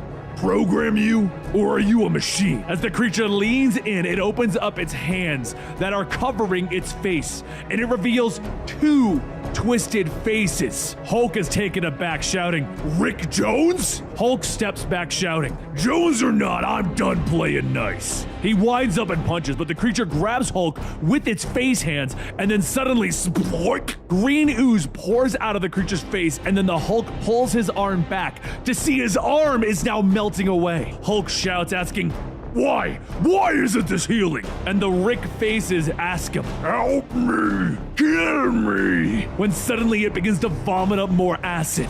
But across the way, the woman escaping sees a group of men and she shouts, asking, Are you cops? I need help! My friend was killed! And one of the men tells her, Easy, it's okay now. It's all good.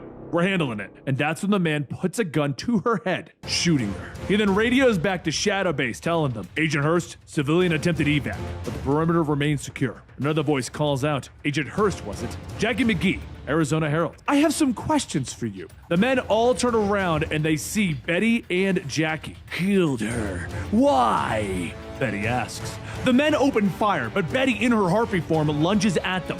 And that's when Hurst shouts, I was following orders! And Betty rips his head off with her talons. Jackie yells for Betty, telling her to stop, but as the men beg to not be killed, Betty tears the second man in half, throwing his torso across the parking lot. The third shoots, shouting to get back. She's a monster! And she grabs him by the arm and the head. But before the man could finish his sentence, she squeezes down on his head, ripping it off his body. Jackie asks, Why? Why did you kill them? All you had to do was take their guns away. And Betty looks down, telling her, Yes, all dead now. No insignia, no markings, no rules. Mercenaries? Maybe. Not soldiers.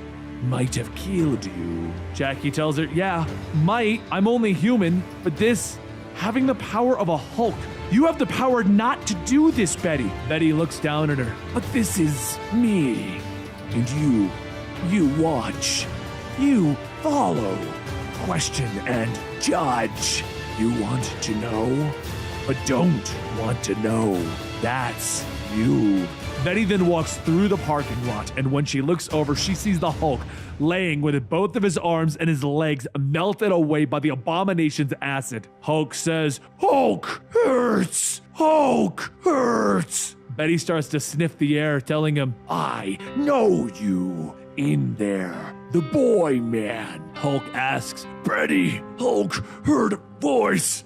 Heard Betty's voice. What is Betty doing? Betty digs her talons into the Hulk's chest, and Hulk says, Hulk hurts. Betty is red. Help, Hulk. And she stabs her claws into his chest and begins to rip him open. He shouts, asking, What is Betty doing? Help, Hulk. And after clawing and digging, Betty pulls out his heart and she begins to eat it.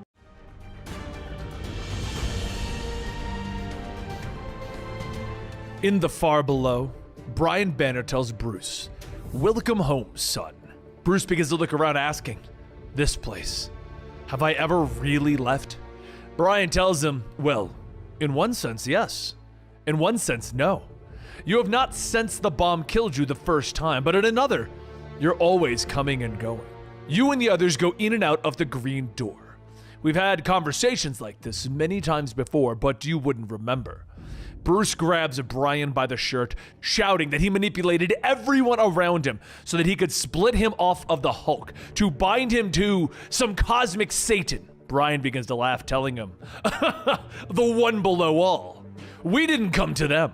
They had to open up the green door from your side. They came to us. And sometimes that's how you show love, by putting in a little effort. Bruce lets go, asking, wait, what others? And Brian tells him, oh, you know, the delinquent, the quack, the old goat, the copycat, your wife. Bruce stumbles back and Brian goes on telling him, it's true.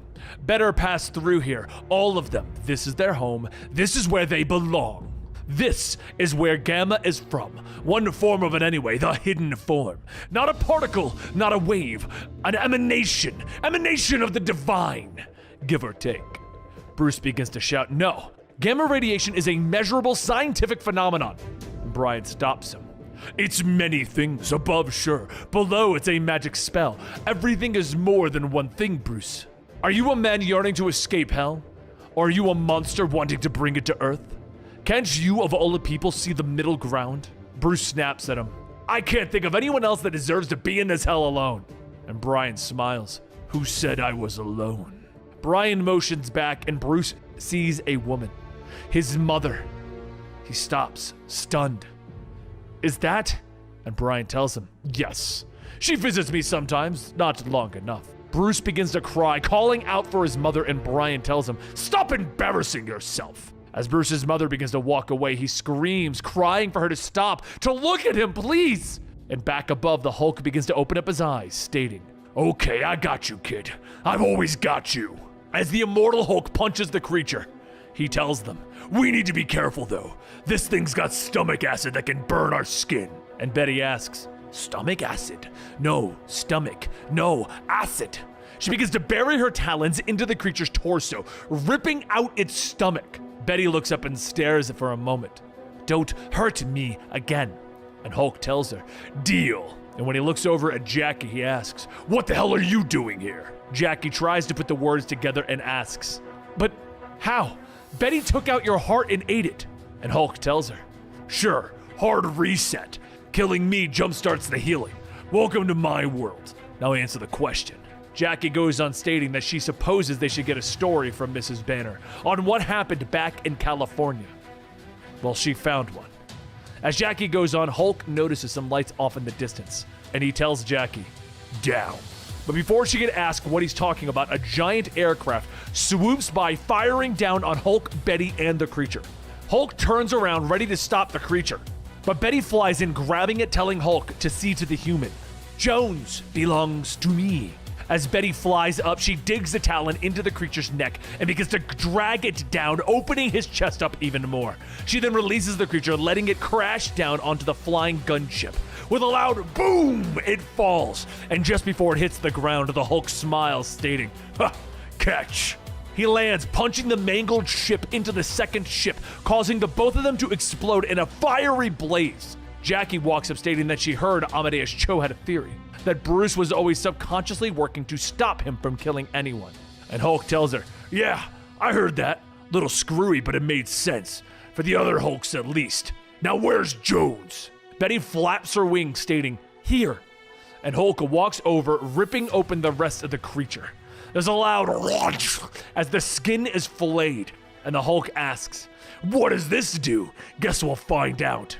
In the side of the creature, the Hulk pulls out the small, withered body of Rick Jones. Meanwhile, elsewhere, Bruce stands alone in the void when he hears a voice calling out to him, and they ask, do you know who we are? Do you know where she is? After everything that led you here, after the Horsemen of War, in your nightmare armor, after everything that's happened, where are you at the end of all things? Jebera or Galachub? The man or the monster? What are you, Bruce Banner of Earth? The being of light slowly descends and they ask, and what will you become? The next day at Shadow Base Site B, 14 sits in the Redeemer armor going through the last diagnostics when McGowan says that she wants him to know that she does not approve of this. 14 sighs, stating that she doesn't seem to approve of much lately. and McGowan asks if he means the murder of civilians by unleashing the Abomination. 14 stops her. Collateral damage.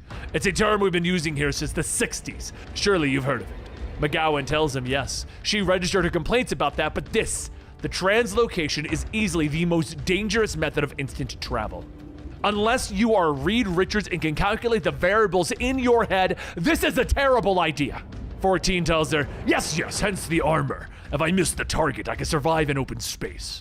14 then steps onto the platform and tells the operators to flip the switch. McGowan calls out to the others, telling them to shut it down. They need to double check, no, triple check before they do this. But the transport process begins, and 14 says that the difference between them, that he chooses not to be owned by random factors. They can rule over chaos. Have faith. Meanwhile, up at the Alpha Flight space station, Carl Creel and his wife Titania sit discussing their plans as to what to do next, when suddenly 14 appears in front of them. Creel gets up asking, "What is?" But before he can finish, a dart is shot into his head and he quickly loses the ability to maintain his shape. Titania jumps up shouting, "What did he do?" But 14 tells her that it was just fentanyl. Her husband might be hard to kill, but he has shown a weakness to drugs in the past. 14 fires 3 more darts, and once Titania finally passes out, he moves forward onto the next. In the next room, Samson tells Walter that they need to be careful with this. There's no telling what can happen if they touch it with their bare hands. Walter tells him that he'll be fine. The Hulk left us behind, so it's their job to figure out what the hell this thing is. It's like a suit of biological armor. A shell. You don't suppose. But before he could finish, Puck is shot in the head with a dart, and then Samson is hit with 3. Walter calls out to Samson, but Samson swings, telling him, "I'm fine, just a little." 14 catches him by the hair, holding his fist up, telling him that he's back in the world of the living. Oh well, easy come, easy go. 14 then shoots Samson in the head, tossing his body aside. Walter then quickly grabs a rifle, but 14 tells him that he is still at fault for what happened back in Minnesota. Walter says that he can eat this, and the trigger is pulled and the gun misfires. 14 holds up his gun, telling Walter that this is goodbye, and he fires 3 shots into him. After 14 hears no others up in the space station, he radios to Shadow Base, stating that the retrieval of the shell is complete. No human casualties. McGowan asks, "No human casualties? What is that supposed to mean?" And once 14 returns, he gets out of the suit and he takes a look at the shell. He tells the workers handling it to bring it here, and one of them says that Dr. McGowan wouldn't approve. 14 tells him that McGowan can register her complaints and continue her work, as she always does, as she always will. Now bring it here. He extends his hand, and just as the worker tells him not to touch it, the creature lunges forward, pulling 14 into itself. And after a few short moments, 14 sits up, now in control of Abomination.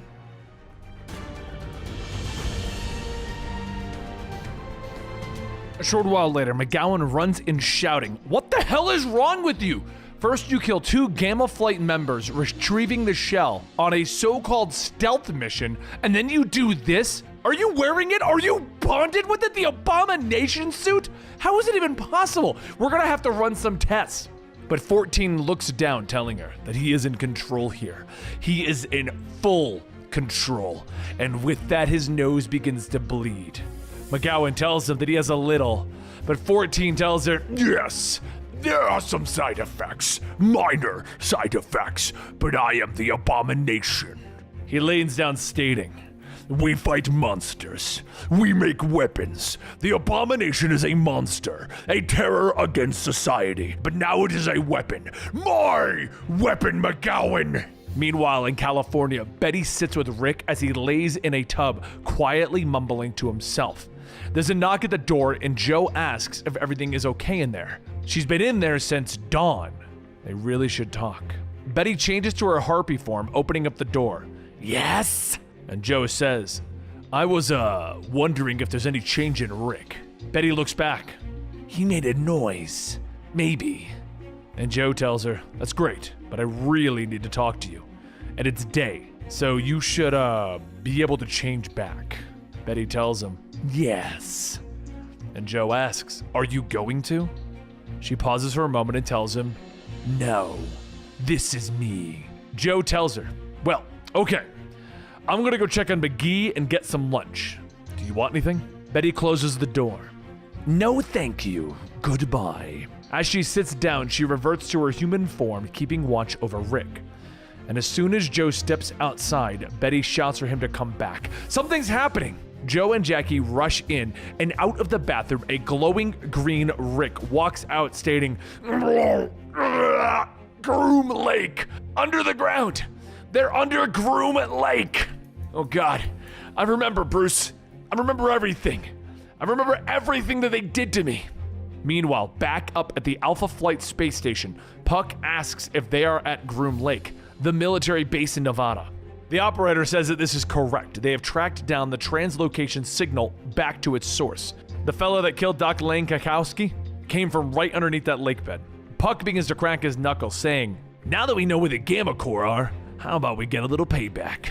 Samson asks how they're going to do that, and Puck tells him that they have their own translocation rig, strictly used for emergencies. It's beyond dangerous. That is unless you've got data on another translocation station to lock onto. So as everyone gets onto the platform, Samson asks if this is really that simple. What if they know that they're coming? And Puck laughs.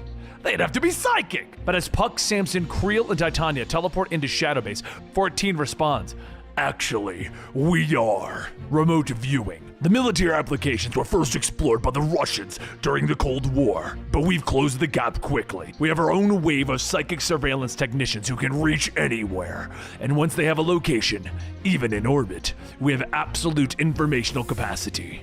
Incidentally, Dr. Samson, it is fascinating to see you up and about so quickly. Those recovery periods seem shorter each time. I'll make sure Dr. McGowan concentrates on that aspect. Samson looks up at 14 asking, what have you done?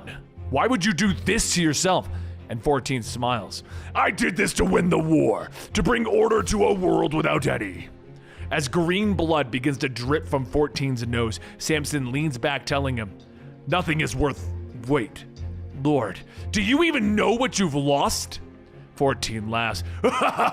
I will know once the Psi team gives me the data. Once they're ready, we'll finally bring down the... But before he could finish, there's a loud boom, boom, off in the distance. Everyone stops. They all go quiet, listening as that sound gets louder and louder. Puck cracks his knuckles and 14 asks, how? How did he know?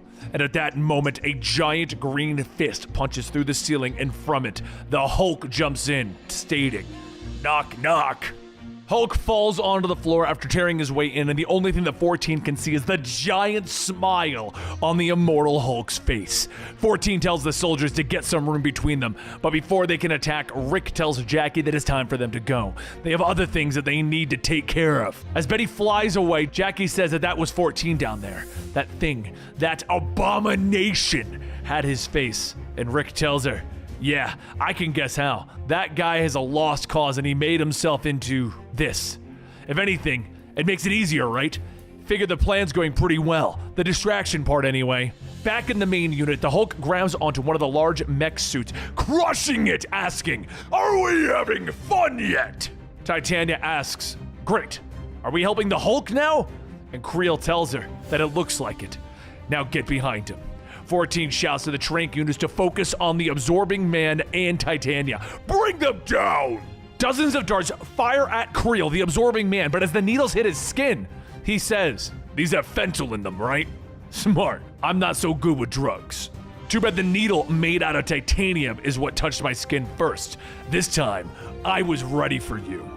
Creel charges at the soldiers, now clad in titanium, and 14 tells them, retreat and reload! I'll handle Creel! Southeast unit, target the Hulk! The Hulk smashes another mech unit, telling him, yeah, target me! What the hell's a Southeast unit anyway? But before he could finish, another soldier in a mech suit tells him, SE unit, solar emitter unit, hold still please. As the lights shine on the Hulk, he screams in pain as he reverts back to Bruce Banner. This version of the Hulk can only be the Immortal Hulk at night. Bruce shouts, no, it's not my time, fight it Hulk! Titania begins punching 14, telling Creel to hurry up and absorb him already. But Creel says, I can't! 14, he ain't right! 14 holds Creel down, telling the heavy unit to go full auto. They'll bag up the pieces when they finish here. Meanwhile, back with the Hulk/Bruce, he struggles as he begins to change back into himself. But as the soldiers get ready to open fire, Samson throws himself between Bruce and the soldiers. The guns go off, ripping into Samson, and Puck shouts, "That's it! I was being nice, but now you've annoyed me." Puck jumps down on the solar emitter mech, ripping it open and starts tearing out the brain and spine that are controlling it. He then leaps off, stating, "When you go to hell, tell them Puck sent you there. They'll know me down there." As Puck smashes the brain on the ground, Hulk slowly pulls himself together, stating, "It's my time, and Banner said to fight, so I'm only obeying orders." Over in the monitoring room, Dr. McGowan is watching as the Hulk mangles more and more soldiers, quietly stating that she knew that this wasn't going to work. And at that moment, the wall begins to glow green as it begins to melt away. Rick walks in. "Knock, knock. Who's there, Rick?" "Ira." "Ira who, Rick?" "I remember you, Dr. McGowan. You said you were sorry." McGowan begins to cry, stating to please let these people go. She is the one that they want. She deserves this. She deserves everything that is coming to her. But the rest, they're just doing their jobs. Jackie stands between them, stating, "It's okay. No one's gonna hurt anyone. Right, Rick?" And Rick tells her, "I'm not really sure I can promise that," but then they all notice the test tube and someone glowing inside.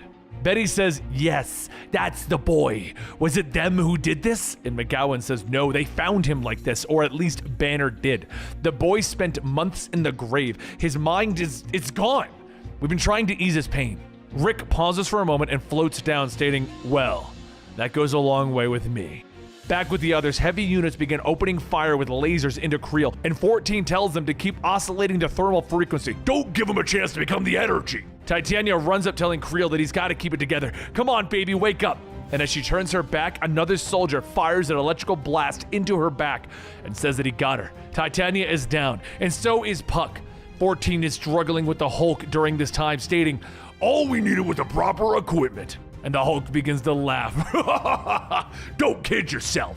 You and your tin soldiers are just dime store versions of Ross, dime store versions of Blonsky, dime store versions of the Hulk." 14 tells him, "Oh no, I'm the upgrade, the superior weapon. You want a trick? Here." He widens his mouth as green acid bubbles out and he begins to vomit it all over the Hulk's face and chest. The Hulk stumbles back, shouting in pain as his skin is melting away. And 14 laughs, stating, "Oh, this is it. Full power. On my signal, put him down like the animal he is. He's finished." 14 watches the Hulk, but instead of falling to the ground, he begins to pull off his skin until he rips off the parts covered in acid. His organs fall out of his exposed chest and skull as he yells, "Hulk, smash!" 14 begins to step back, staring at the Hulk's skull, telling the soldiers to move to the opposite flanks, and on his mark, hit him with the alternating blasts. They're gonna goad him and divide his attention. The stress he was just under put him back into the child version of himself. The savage Hulk is in charge now, not the immortal. But this Hulk, he is stronger, he is angrier, and he wants to smash. But it doesn't have the brain power to strategize against a superior. The Hulk laughs, throwing bits of acid-covered flesh at the soldiers. "Mélanger!" Hulk points at 14. "I'm real angry. I'm real angry. And the angrier I get, you know the rest." And soldiers begin to run in, but as 14 gets ready to spit more acid, the Hulk moves out of the way and 14 hits the soldiers. The soldiers are all screaming in pain as 14's acid is now burning them away. And everyone gasps as one of the mech soldiers says that they died. He killed them. 14 wipes his mouth, telling him that it was an accident, their own fault. They should have been more careful. This is war. Friendly fire is what happens. The Hulk tells him, "Sure, until you run out of friends." Just then, McGowan calls over the intercom that this is Dr. Charlene McGowan, head of the science division. She is hereby relieving General 14 of his command. He's no longer in his right mind. He is not the general that they once knew. All personnel stand down immediately. And 14 turns, panicking. No, you! I'll destroy you! He grabs a hold of the Hulk as he begins to spit acid into his face, and the Hulk grabs onto 14's face and neck and begins to squeeze. The Hulk's face mostly melts away, and 14 begins to yell, No, you damned monster, you're dying. You're already dead. Already dead. As he blinks, he finds himself in a twisted wasteland. And he asks, what is this place? Brian Banner, Bruce's father, the man in hell, tells him that this is where he has always been, where all of them have always been. Welcome, General 14. Welcome to our little family. Meanwhile, back on the surface, and a withered Samson, down in this hell, says that he's sorry, but he did warn him. But if it's any consolation, he's pretty sure it doesn't last. 14 looks at his hand, stating that no, he doesn't want this. He never, this is his soul. And Brian starts laughing, stating, isn't it fun? So many of you. It's like a party. You've outdone yourself, Bruce. Bruce grabs 14 from behind, telling him that that's just it. He ain't Bruce. It's Joe Chill. And 14 asks what is he doing, but before he could finish, Joe Chill snaps 14's neck, telling him that the party is over. As the green door opens, and the Hulk revives again, comes back to life on the surface world, he wakes up hearing a soldier shaking the body of 14, telling him to please get up. The Hulk stands up, grabbing the soldier, telling him that he's sorry, but his boss ain't coming back. After twisting his body, Samson then asks, was that necessary? And the Hulk says, yeah, welcome back, Samson. Go wait with the other good guys. By the time that they wake up, I'll be out of your hair. Samson asks who's they, Betty and Rick? And the Hulk tells him and anyone else who wants to be a good guy. Shadow Base is under new management, and McGowan's got a guilty conscience. They've got her on their side. They've got $1 billion black budget, tech bases nobody knows about, and soon they can really get to work. Nice chair. Samson then asks what is he planning on taking over Shadow Base? These people signed up to kill him, and the Hulk stops, stating that 14 did. But from what Jones said, McGowan ain't the same way. Her, we can deal with. And why do you care? Ain't you with Creel and the rest? Samson sighs, telling him that he doesn't think that they need him around, and not now at least. Someone needs to be here to keep watch on. The Hulk steps up, sitting down in the chair, telling him, that's fine, just don't get in my way, Samson. Banner's with me on this one. So's the big guy. Even Joe Fixit's coming around. If we work together, we're gonna be the strongest and smartest one that there is. Relax, Samson. Everything's gonna turn out fine in the Immortal Hulk's hands.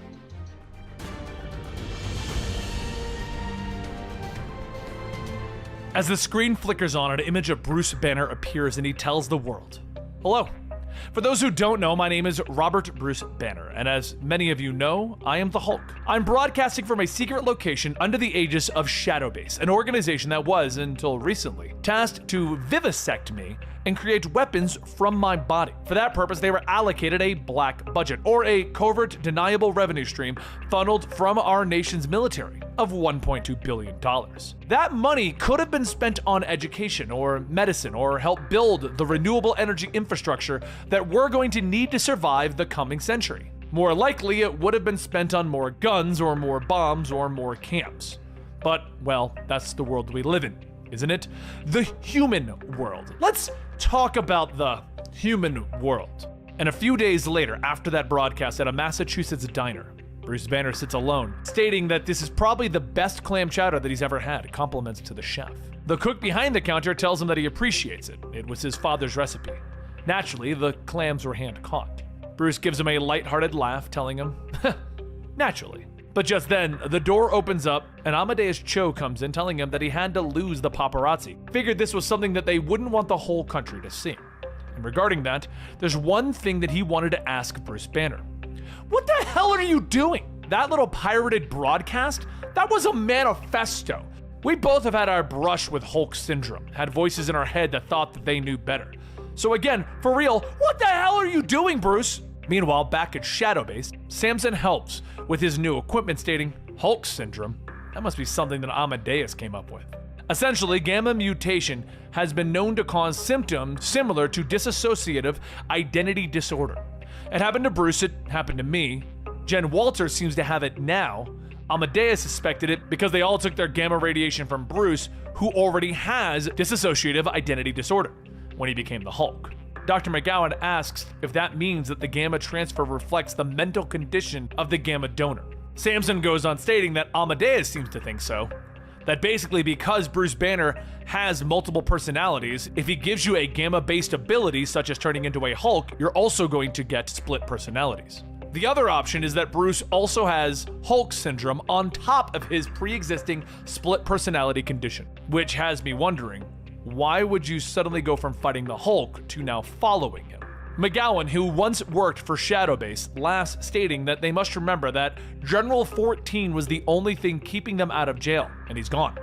But also, their job was to study Bruce, and now that he lives here, well, what they're learning from him, they can do so much good. Adele here, they could give him his life back. They could give Rick Jones his face back.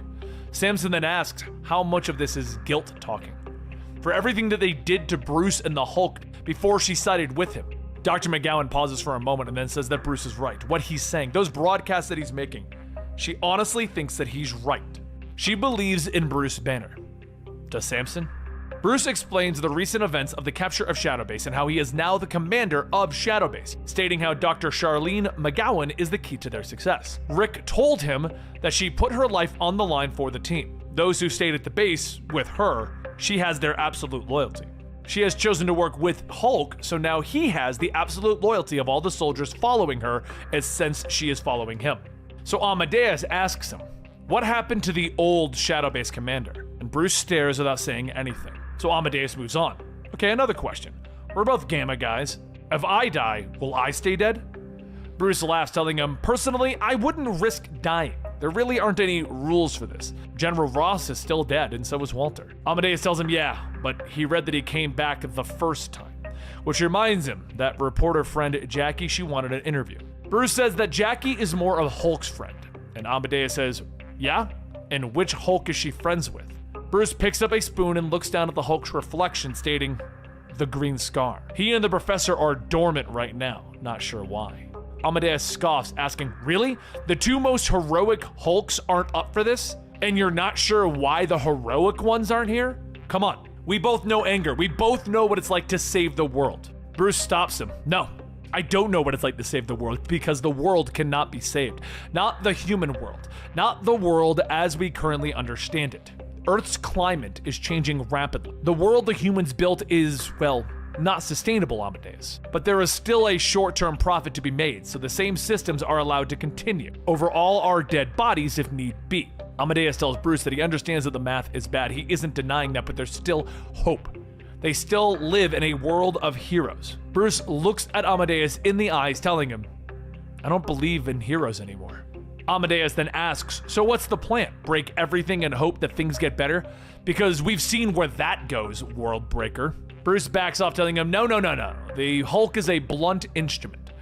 If it's going to be used, it needs to be carefully targeted. Like I was saying, there are people who do what they do to ruin the world for profit. Those entities, they're too big to fail. But very rarely, some justice is done. A fine is levied. Men with personal fortunes in the billions are asked to pay pocket change. Then they buy whoever they have to stop it from happening again. But what if we were to target one of these entities and make them pay, actually pay Amadeus, and make sure that they never stopped paying? Amadeus stands up, stating that he trusts him, but he needs to plan his next move carefully. He is an angry middle-class white guy talking about a revolution. That doesn't always end so well. But back at the end of Bruce Manifest, the one that he broadcast, he explains his demands, so that now we, the viewer and the reader, know them. That there is no meaningful consequences for those who would use their power to engineer and profit from disaster. So we're going to have to create some consequences. In 1 week, they're going to hear about Hulk rampaging, a targeted Hulk rampage, against a particular entity, a declaration on war against those who would war on them. So, a short while later, at the Roxon Plaza in New York, Dario Agger tells his board welcome. They may be wondering why he chose to address them in this manner, in this shape. Why he's now so open when he once practiced discretion. Simply put, he has learned a proper perspective. And the recent war between humanity and the elves, they backed the elves. Treason in any sense of the word. High crimes committed in a public view. But what were the consequences? Petitions, think pieces, lackluster boycotts of their most obvious brands. Nobody important cared. So let the word out.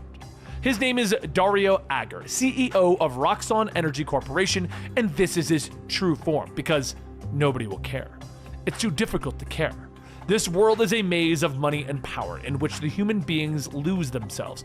They live their lives in a labyrinth, and he is the Minotaur. The next week, at the meeting of the day, board member Higgins says that their share prices continue to recover. They're back to 2018 levels and climbing. Given the current market uncertainties, they are ready for a downturn, but nothing to report on that yet. Still, he would suggest avoiding risky ventures. Minotaur tells Higgins to stop being a coward. They're not some mom and pop store that closes down in a strong wind. They are the hurricane. Uncertainty is what they want. Business demands uncertainty. There must be winners and losers, the strong and the weak. They are the strongest that there is. He is a 9-foot-tall man-bull who betrayed the earth to elves, and yet here he stands. Don't talk to him about risk. Should they pick their battles? Absolutely, but avoid them? No, there is no avoiding them. When he became CEO, Roxon was stepping up their renewable energy program, and he took them in the opposite direction. Not that he doesn't believe the science, the question is, what do they have to offer? Weaponry. In the coming resource wars, people will need everything from assault rifles to magical super soldiers. Maybe they'll even sell a politician or two, bought off the rack, or they'll home grow them themselves. But they're kind of people. The masses like to see strength in their leaders. Higgins says that seems like an extreme response. Their current projections aren't quite so dire, are they? They still have time to do something, don't they? The projections, the environmental studies that they release, they say, and Minotaur stomps them, stating that that's the problem. He has been looking at the studies that they've released for public consumption. They'll have to give him clearance for the real ones. Simply put, that 12-year-old deadline in the news, optimistic. Right now, the global situation is relatively stable, but things change. They change fast. Of all the many products that they sell, the most profitable and powerful is narrative. Selectively packaged, expertly targeted, highly potent. Control of what information the public receives and believes is vital to a continued business. But in this room, at this level, there can be no illusions. They cannot succumb to their own. But at that moment, another board member, Travers, says that they have reports of a Hulk attack currently in progress. Minotaur says good. Speaking of narrative, they can show the public of how Roxon's heroes handle the nation's biggest bad guy. How soon can their berserker units reach the scene? And Travers says that they are already here. The Hulk is attacking them. One of their data centers, the one in Oregon. Minotaur pauses for a moment and then asks, "What did you just say?" "No. How did he know?" As the Minotaur squeezes and crushes Higgins' head, he throws the body aside, telling the board, "I apologize. I found myself in need of a stress ball. I am afraid that we have a serious problem. Earlier, I spoke about creating a narrative, the importance of controlling the public consciousness. As some of you know, Roxon West is the beating heart of that strategy. It's the server farm that keeps Roxon running. Roxface, Yambler, the forums, Roxon's entire social media reach, and our window into the soul of mankind. Roxon West processes trillions of terabytes of data a second, a goldmine of personal data, priceless, but given to us for free. It allows us to tailor information to each user, to create loyalty, to foster apathy, to tell a story in their heads. The berserker units stationed there are Hulk-level troops. If they aren't enough, then Bruce Banner will have achieved something previously thought impossible. He will have hurt the Roxon Corporation." But back at Shadowbase, Hulk reports that he's finished, and McGowan tells him that Rock's face is down. It would seem that Dr. Banner was right. That's how you hurt Roxon. They should translocate him back. It's almost sunrise, and when sunrise is up, the Hulk is gone. The Hulk pushes aside the rubble, telling her, "Yeah, I figured I'd stick around and watch the sunrise." McGowan asks, "Doesn't the sunlight?" And Hulk tells her, "Yeah, the day ain't my time, but Banner showed me that I could fight that. We can fight that. We work together, McGowan. Together. We are the strongest one that there is. And this is just the start."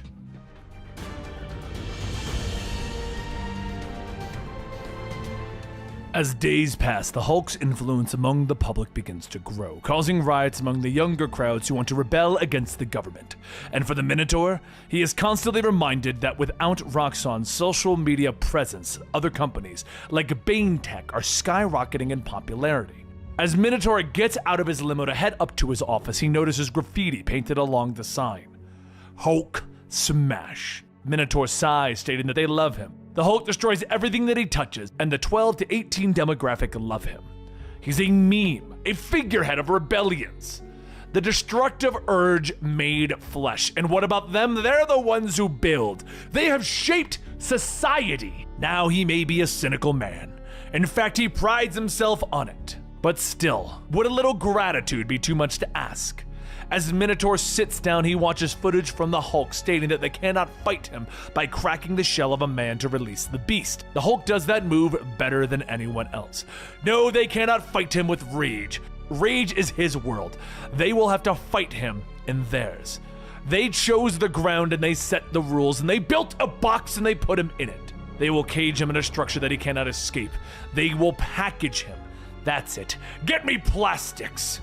A short while later, Randolph sets a Hulk mask on the table, stating that it will cost about 9 cents to make and it can be sold for $3. There is a big protest on Sunday, so they're pushing hard for them to be ready by then, through a shell company, of course.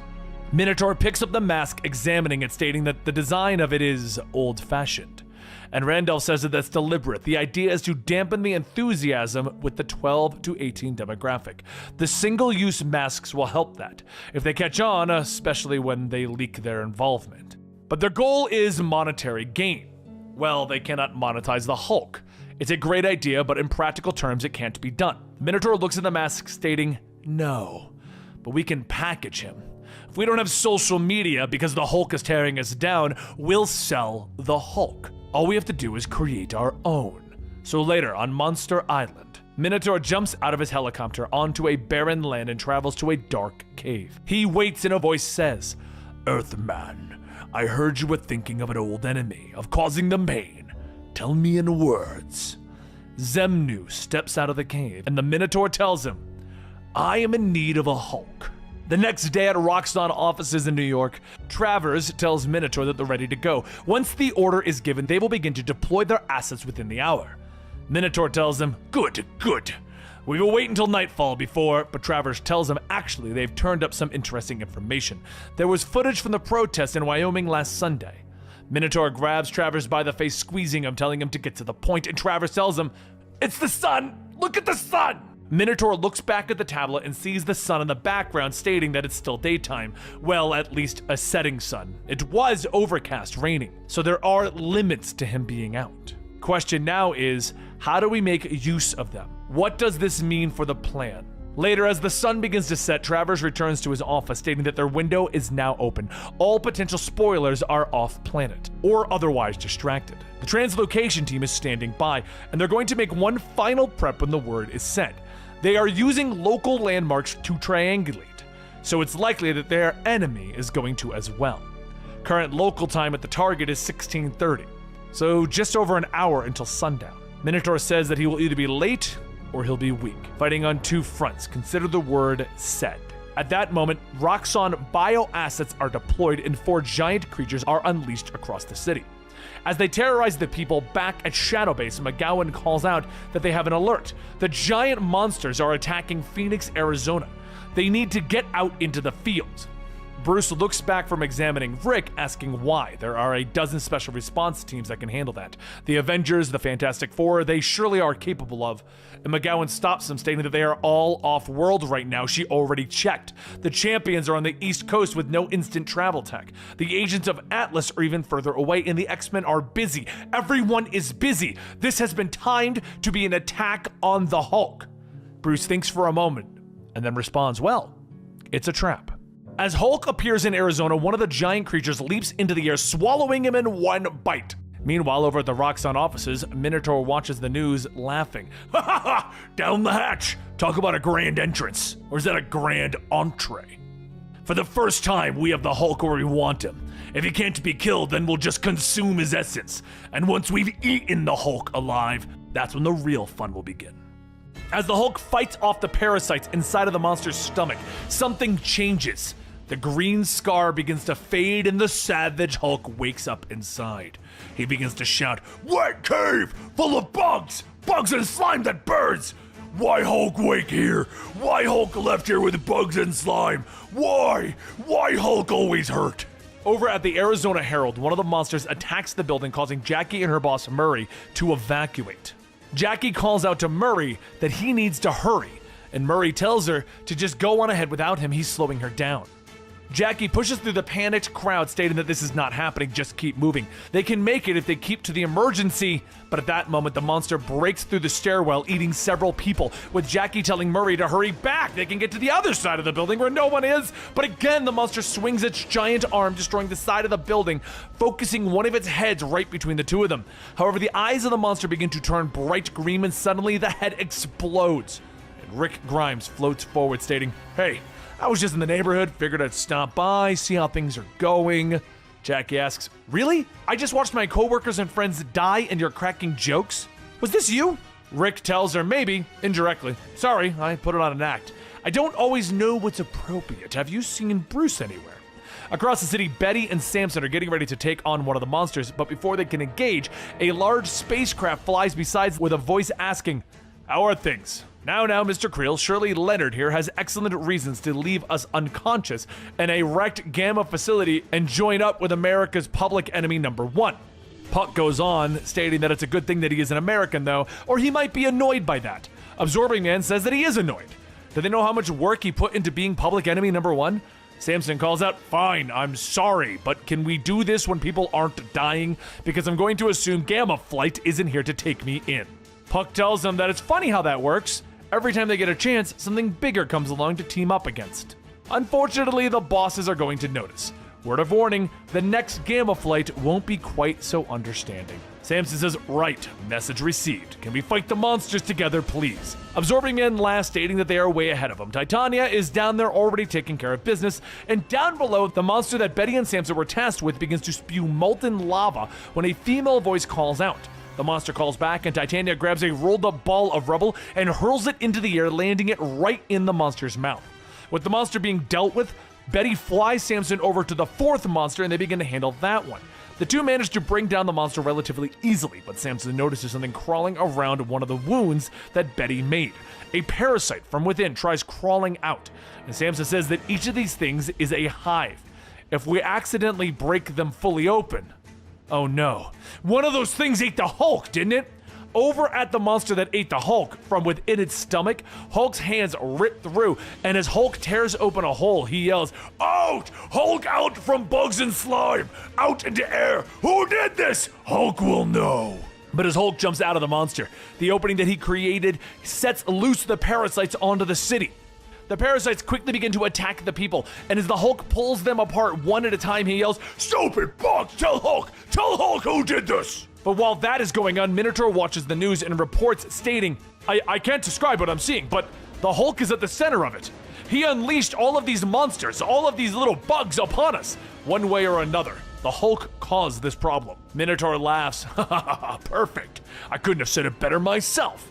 The reporter goes on stating, "Whether accidentally or... oh god, they're coming this way!" The cameraman shouts that they need to run, but suddenly the monster stops and a bright light begins to shine. The reporter tells everyone that is watching, "You are all witnessing a miracle. There is something in the sky, a large figure. Who is that?" The Hulk looks up, stating, "White thing." And the voice comes down stating, "Hello, hello, hello." Zenu floats down, containing all of the parasites, stating, "Hello, boys and girls, I have come to save you. You all know me, don't you? I am Zenu, from the Magic Planet. Remember before the job and the family that you all hate? Before everything got so hard for you? Remember Saturday morning television? The smell of a new plastic toy? Remember being happy? Then you remember me." Zenu looks down at the Hulk asking, "And what about you? Do you remember? I was the Hulk before you."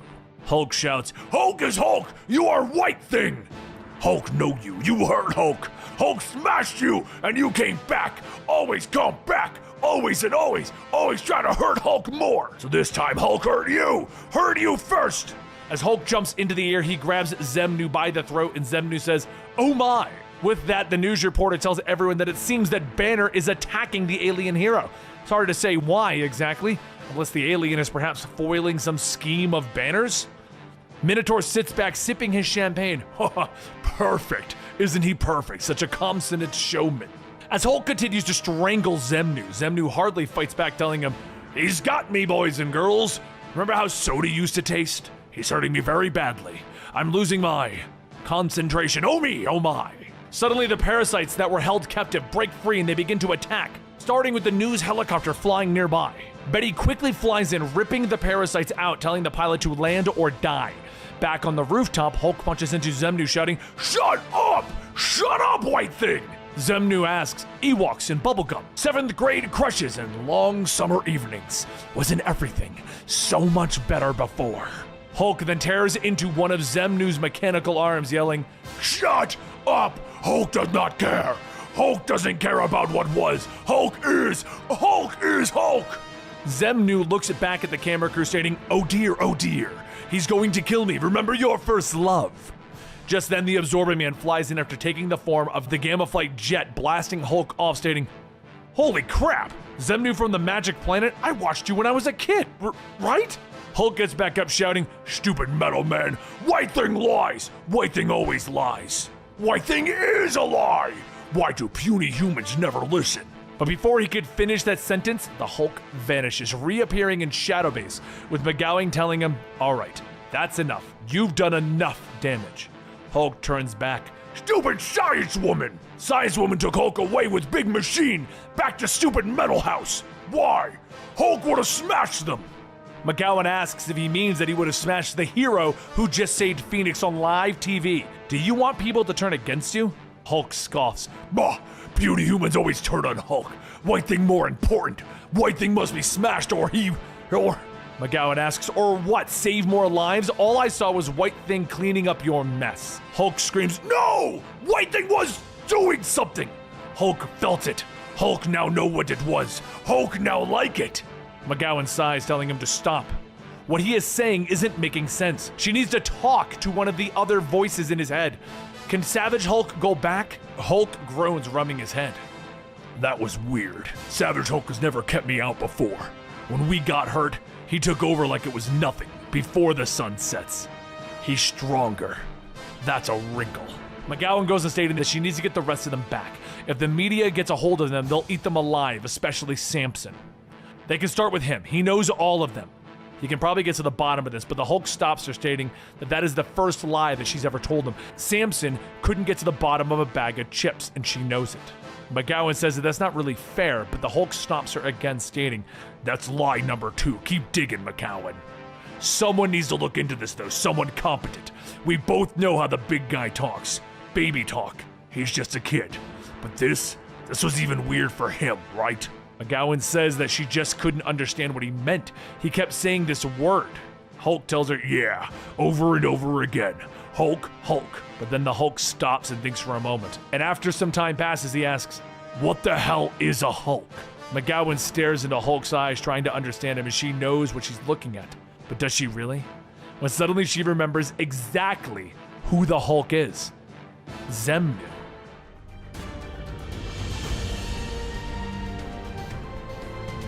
Soon the world begins to remember Zenu. He was there for everything.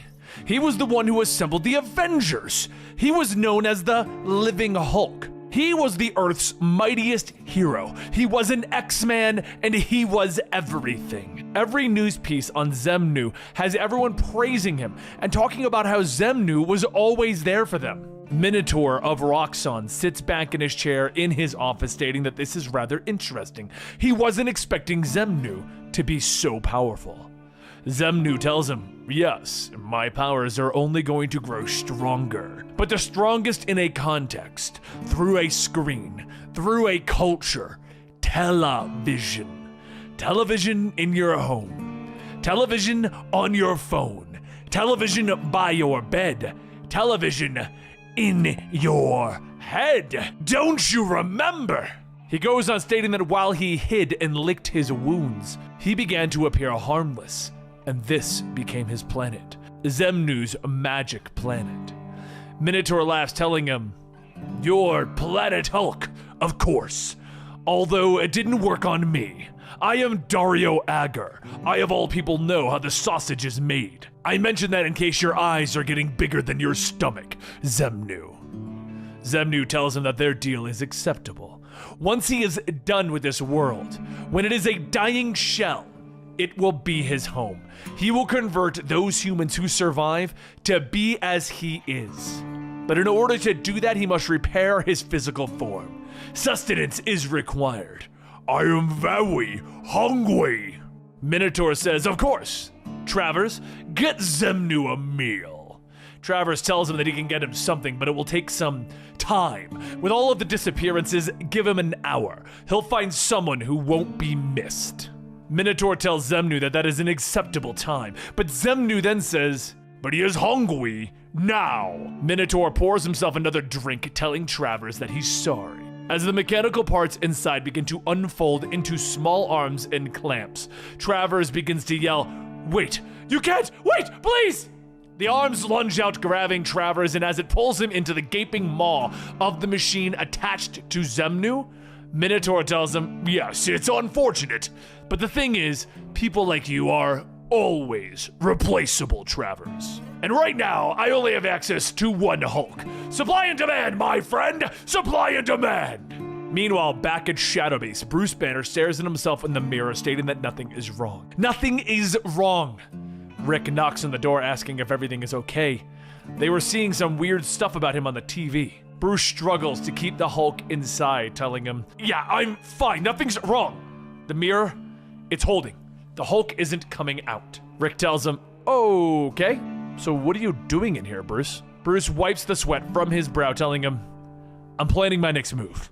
We've been concentrating far too hard on Roxon. Our strategic strikes, protests, non-lethal attacks, responding to distress calls. Rick says that it really doesn't sound like the Bruce that he knows. Things won't make the necessary impact. They're going to need to strike harder. Hit the humans where it hurts. Hit some soft targets. Make the puny humans afraid again. Rick tells him, you don't really sound like the Bruce Banner that I know. And Bruce asks, why are you calling me that? My name is Robert Banner. Who do you think you're talking to? Meanwhile, in another part of the base, McGowan stops by Samson's room asking if they can talk for a moment. There's some video footage that she was going over, and there is a weird, strange bit that she heard. She isolated one sentence in particular. So with no context, just listen to it and say the name that he hears. McGowan begins to play the video, and it's a recording of her talking, and then saying, then Daredevil happened, and I went to... Samson listens and says, I would say that you said Daredevil. McGowan tells him, okay, I was worried that I might have been hallucinating. This might be worse. Samson asks if there's a problem, should he have heard something else, and McGowan tells him no. She heard Daredevil as well. She just doesn't remember saying that. She doesn't remember Daredevil. She remembers Zenu. Samson asks, Zenu? Like from the TV show, Magic Planet? McGowan asks, did he ever watch that show? And Samson tells her that he did. Maybe? McGowan asks if he ever studied the Mandela effect. And Samson says, of course he did. It's a term for false memories that find their way into a public consciousness. Similarly, that movie about the genie never existed, neither did Jiffy, Peanut Butter, Mirror Mirror on the Wall, and so on. McGowan says, right. The Magic Planet, a show that everyone remembers, but nobody watched. It never existed. It's in all of their heads. Samson sits back down, stating that there could be something rewriting their memories, and that would be horrific. If there was proof like that footage. McGowan tells him that they can't rely on that alone, though. She may have caught that, but what if somebody's more susceptible? What if somebody was specifically targeted? If Zenu's been rewriting everybody includes Dr. Banner. Just then, the sound of breaking glass can be heard, and the two jump up and run towards the source of that noise. As they enter the restrooms, McGowan asks what happened, and Rick says that they can take a look for themselves. He and Bruce were mid-sentence, and he just turned to the mirror, and well, Banner smash.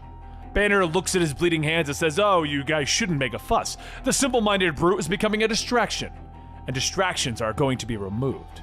You know how it is. You understand it's rational. I'd hate for you not to be rational about this, team.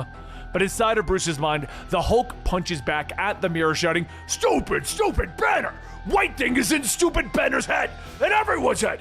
Everyone but Hulk, because Hulk is Hulk!" Hulk continues punching away, and then a voice tells him that Zenu's rewritten him. It's not something you can punch, it's stronger than you are. Hulk looks back to see yet another Hulk walking towards him, another one in the mental mindscape of Bruce Banner. And Hulk asks, "Who?" The Hulk walking forward tells him, "While Zenu's stronger than you are, it's not stronger than we are. After all, I'm the strongest one that there is." And as Planet Hulk stops in front of him, he towers over the Savage Hulk, asking, "Don't you remember?"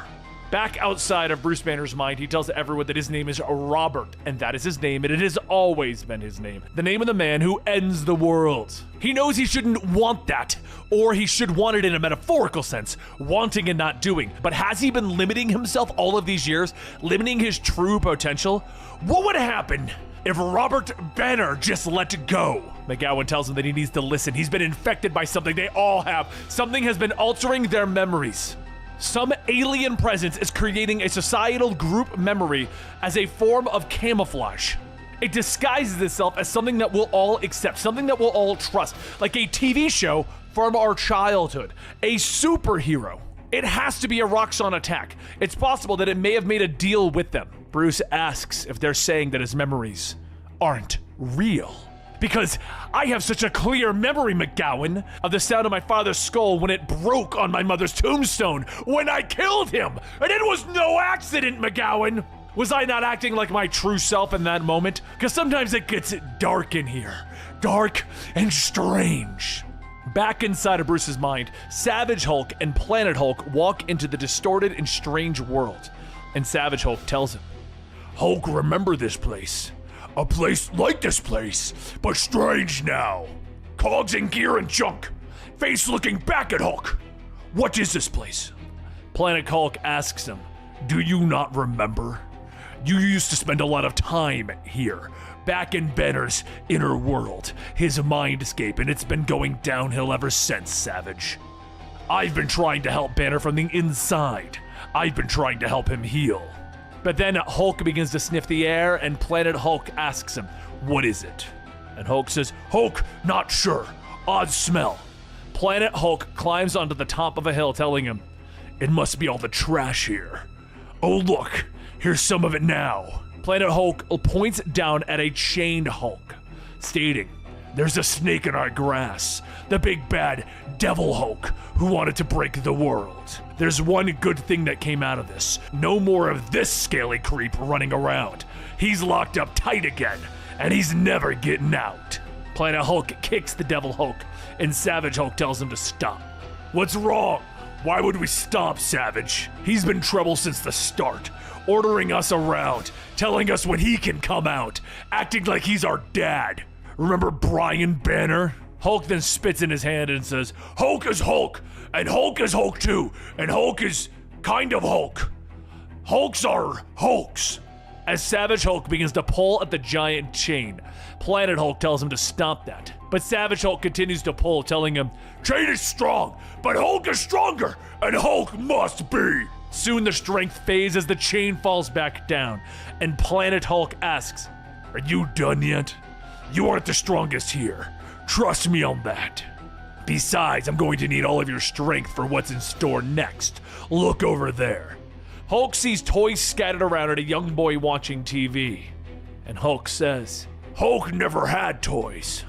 But back as the child is laughing and eating, he shouts, "Yay!" as Zenu appears on the TV, and Hulk says, "White thing inside Hulk's mind. What does White thing want with boy? Who is boy?" Planet Hulk tells him, "That's you, or us. The kid is Banner.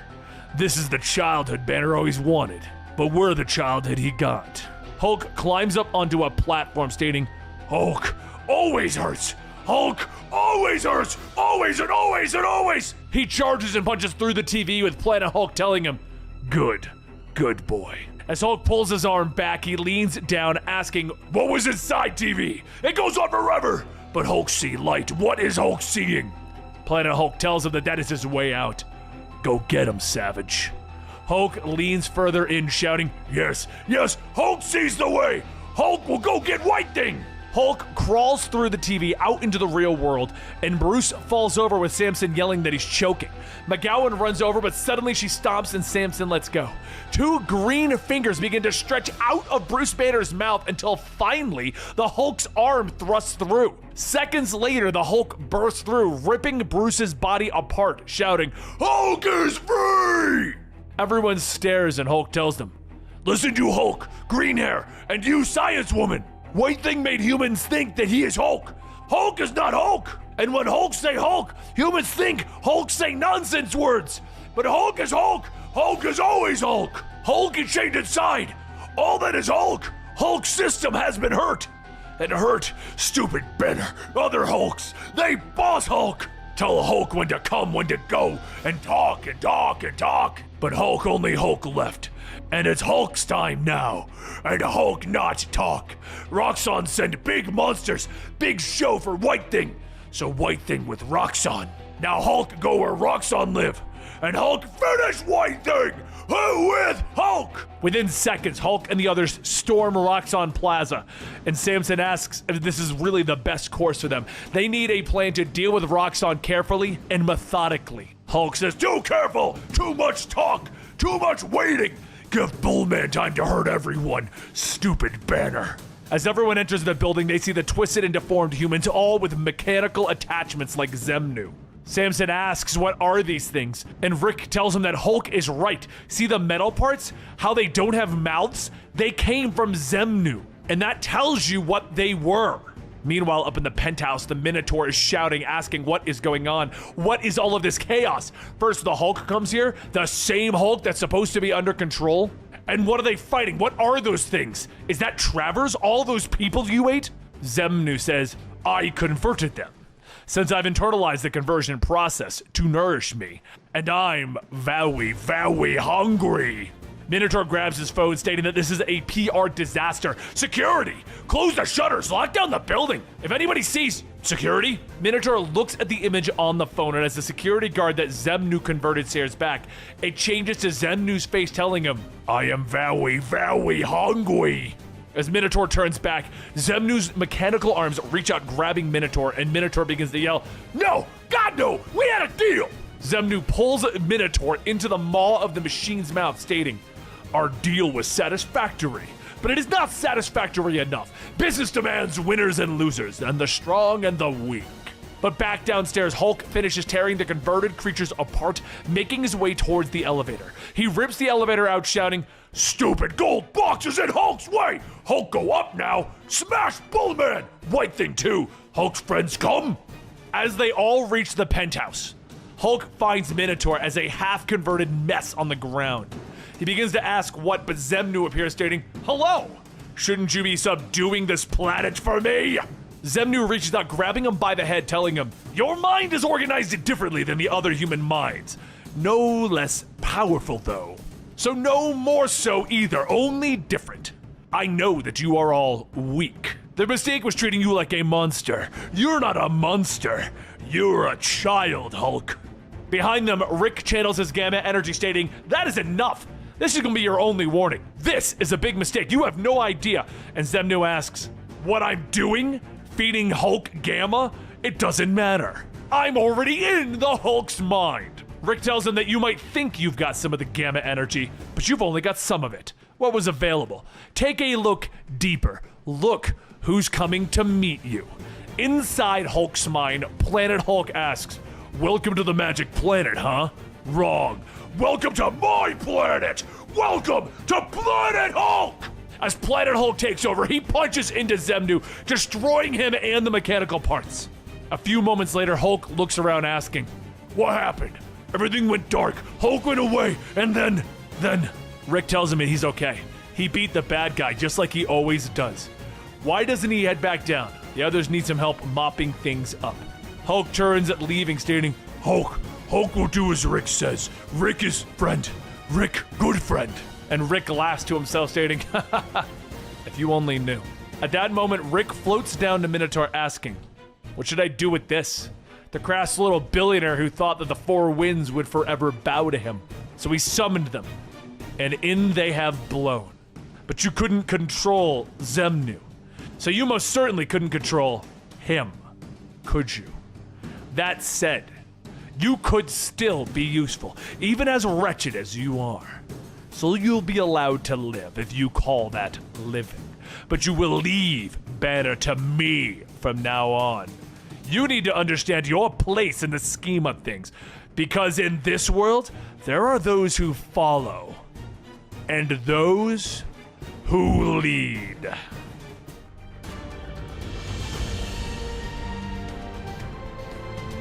Deep within his inner mindscape, the mental space where all of his alter egos are when they aren't controlling the body, Bruce pulls on a chain to try and free the Devil Hulk. With one last tug, he releases the chain, wondering how he can free him. The Devil Hulk was in prison before, and he got out. So why is he chained up now? Just then Bruce Banner hears, "Stupid Banner!" And Banner says, "Just Banner is fine, big guy." Savage Hulk walks up telling him, "Hulk is Hulk! Hulk knowing Hulk is Hulk saved all Hulks, even puny Banner." As Savage Hulk pokes Bruce, Bruce says, "I get it. Hulk is Hulk. Can we maybe try and break these chains now?" Savage Hulk scoffs. "Hulk try, Hulk fail. Hulk thought White Thing put it there, but it's still there. Did Banner put it there?" Banner asks him, "Really? If I could just make things, I'd make a beanbag chair or something. Not this." Savage Hulk yells, "Bah! Of course Banner built prison for Hulk. Banner is prison for Hulk. Banner would rather die than let Hulk live." Bruce begins to respond, but then he stops, telling him that he's right. But now they need to do something. Every time that Banner gets depressed, every time that it sets in, the self-loathing, the desire to end things, that's when the Devil Hulk was freed.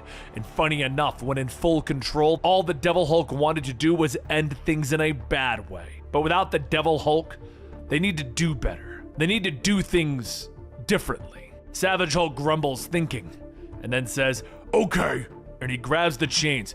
"This time different." Out in the real world, Joe Chill yells, "Ah! It's like they're working on the chain gang in there." Samson says, "Can he describe the pain?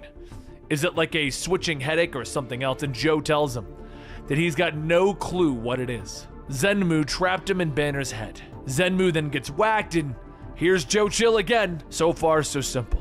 Where is the Big Daddy Devil Hulk? Why is he still in the stir? The only Hulk-type Hulk who gets in front now is Salad Brain, which, by the way, doesn't really fill anyone with confidence. Samson says that may be so, but the Savage Hulk is the most popular Hulk right now, by quite a margin. And Joe scoffs, yeah, everyone loves the big dumb ape. What's new?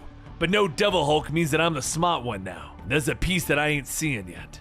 Hey, look who it ain't. Betty walks up maintaining her Harpy form, and Joe asks, "How's it going? You're looking great, Betty." Betty tells him, "Not good. Talk to Bruce, please." Joe sighs, taking off his glasses, telling her, "Fine, just give me a sec." A moment later, Bruce takes control of his body, and Betty says that she's leaving Shadow Base. There's no space down here. It's like living in a cage. Bruce asks, "Haven't we discussed this before? Out there is... You know what, if you're gonna say this, can you at least be Betty?" Betty tells him that she is Betty. This is her. Bruce turns in frustration, telling Samson to move, but Samson stops him, telling him that he needs to talk to his wife. Bruce shouts, asking, "Do you think I don't want to? I'd like nothing more, but I can't talk to her when she's this creature." Just then, Betty slams Bruce down with her talons, yelling, "This is me!" Bruce looks back, telling her that, no, it's not. That is an expression of your anger, the worst, most evil part of you. It's a monster. And I want to see the woman that I love. Betty stares for a moment, telling him, no, he doesn't. She's leaving now. She can't live in his cage. And she does just that, with Bruce sighing, stating that that's the end of it, huh? Later, out in Georgeville, Iowa, the Savage Hulk tries to make a scene with society after freeing everyone from Zenu's control by helping repair the damage that he's caused. In the crowd, Jackie says that this is so surreal. A puff piece on the Hulk. The cameraman tells her, yeah, but it's paying the bills, even if it's our funeral bills. The reporter asks the mayor how would they let the Hulk back after his attacks on the town a few months ago. The mayor says that he's just glad that they asked. Bruce Banner wasn't attacking anyone that night. He was hitchhiking. Had he been left alone, they'd never known that he was here. However, the Avengers instead chose to. The Savage Hulk yells, "Yes, stupid Avengers always hate Hulk. Always hound Hulk. Avengers say they friends. Say Hulk is friend." As Hulk's anger grows, he ends up snapping a support beam ready to go into a house. Everyone stares and the mayor says, "Hey now, you don't want to scare anyone, right?" And Hulk tells him, "No, Hulk not scare friends. Maybe Hulk build half a house." As everyone laughs, Rick places his hand on the Hulk, telling him that he's going to be fine. But that touch, it does something. If you remember earlier, I told you that the leader was in charge of Rick's body right now. And Rick turns to the crowd stating that they should just move along to the photo shoot now. Get your camera ready, folks. Savage Hulk begins to feel something building inside of him, something wrong. And as the radiation starts to force its way out, the Savage Hulk yells, "Help, Hulk! Help before!" And at that moment, the Savage Hulk's body explodes. Everyone covers their eyes, but as Jackie opens hers, she asks, "Rick?" A giant, deformed Rick tells her, "Hey, can't feel my hands anymore. Did I protect everyone?" Savage Hulk yells, "Hulk! Hulk don't mean it! Hulk sorry! Hulk sorry!" Over at the base, Samson and Charlene watch the news, and Samson says that they need to get the Hulk back now. Charlene frantically types away at the terminal, stating that she can't. The ground radiation is too high. She can't get a lock on him. Back at the blast site, Jackie begins to run to Savage Hulk as he yells, "No! No, go closer! Hulk hurt you too! Hulk hurt everyone! Hulk hurt always, always, and always!" And a voice says, "Yeah." And then Savage Hulk is struck by a giant wrecking ball. As Creel pulls back the ball and chain, Puck and Titania land, and Puck points a giant cannon at Savage Hulk, telling him, "Sorry, but this one ain't gonna be a team-up. Gamma Flight, form on me! Titania, Creel, get ready to move! Let's make this as painless as possible, huh?" Savage Hulk asks, "Little man?" And Puck responds by firing the cannon, knocking the Hulk to the ground. Savage Hulk gets up yelling, "Hulk not want this! Hulk not want fight!" Jackie yells for them to stop. The Hulk is giving up. But Titania jumps, landing feet first into Savage Hulk as Creel tells her, Yeah, you breaking my heart." But as Jackie runs forward to the fight, Rick sits back and, well, he watches. Puck then tells Jackie that they need to take the Hulk into custody before anyone else can get hurt. If he leaves, he can explode somewhere else, and they can't take that kind of a chance. Jackie yells, asking, "So roll up and unload on him?" While he's crying in the street, Titania flies over, pushing Jackie back, yelling, "No, Press, move along!" But Jackie pushes back, telling her to get her hand off. And in the background, Rick watches and smiles, stating that he could stir the pot a bit. "You can see this, right, Hulk?" As Titania pushes Jackie to the ground, Savage Hulk sees through Rick's eyes that Jackie is getting knocked to the ground. Savage Hulk sees her getting hurt and reaches around Creel, who's been holding him in place, ripping his arm off in a fit of rage. Jackie yells for him to stop, that she's all right, but Savage Hulk pounds into Creel, shouting, "Hurt Hulk's friend! You hurt Hulk's friend! Hulk hurt you back! All of you!" Titania then turns on the booster in her jetpack, rocketing into the Hulk, asking, "If you want to hurt someone, you should try hurting me." The two crash into a crane, and over at Shadow Base, Charlene says that she still can't get a lock. The frequency keeps changing. There's a thumb drive in her office with a bunch of translocation data on it. And Samson tells her that he's got it. Back in 5. Meanwhile, back at the blast site, Savage Hulk fights back, knocking Titania, shouting, "Hulk, is that enough? Enough hurt! Hulk, end it now!" But as Titania is pushed back, Creel tells himself that he needs to think. He's the absorbing man, no rules. What can he be? Rubble, dust, and wind. And gamma, yeah, that's it. He can become a giant gamma hurricane. Meanwhile, Rick just watches. "Oh, Carl, what a wonderful idea. I wouldn't have thought of a better one." Back at Shadow Base, Samson heads into the lab looking for Charlene's thumb drive when he stops to look at Delphri, the first live subject that they've been trying to cure. Samson asks if there's anything that they can do to help, like what happened with Rick. One of the scientists tells him that this guy isn't Rick. He's really messed up. Samson shakes out the feeling of helplessness and says that he needs to get that drive back to Charlene. They'll help Delphri later. But as the first scientist help him find it, the second begins to make gurgling noises. Samson and the first scientist look back and a voice says, "Hello, Leonard, a long time no see." The second scientist's body begins to slowly turn into green goop as Delphri burns a hole through his test tube and through the second scientist. However, long ago, Delphri thinks back to what happened to him, how it all started. His father injected him, but he saw something, a door, a green door, and someone walking through it. Delphi tried to explain, but his father couldn't understand, and at that moment the scene happens again, but this time a bit more clearer. Delphi's father didn't see it, but there was a door, and there was someone walking through it, and that man, well, he was the leader. The leader tells him, look, this loop is going to continue to keep happening unless someone takes control. But don't worry, this won't hurt any more than usual. Just hold still and let me take the lead. Through Delphi's body, the leader steps out of the test tube, and Samson yells to the scientist to get back while he keeps this thing busy. And the leader asks, Thing? Is that what you call an old friend? But look at you! Back to playing the scholar, always blathering about your existential crisis or the latest theory. Remember back when you were a man of action, a man's man, a he-man? Remember what you were turned into? The leader jumps from the tube onto Samson's shoulders, digging his thumbs into Samson's eye sockets, telling him, it's time to have a chat backstage behind the curtain. Death is just a door, knock and enter. Moments later, in the place below all, leader steps out in the skin of Del, stating, there we are, that wasn't so bad, now was it? Samson gets up stating that he's been here before, hasn't he? And the leader laughs, telling him, haha, you have! Not usually for long because of that fast resurrection. That's why I didn't get into your head this time, to make you a better test subject. There's so much to learn even here, so much to know. And behold, the green door opens, ready to receive you, bring you back to life, Dr. Samson.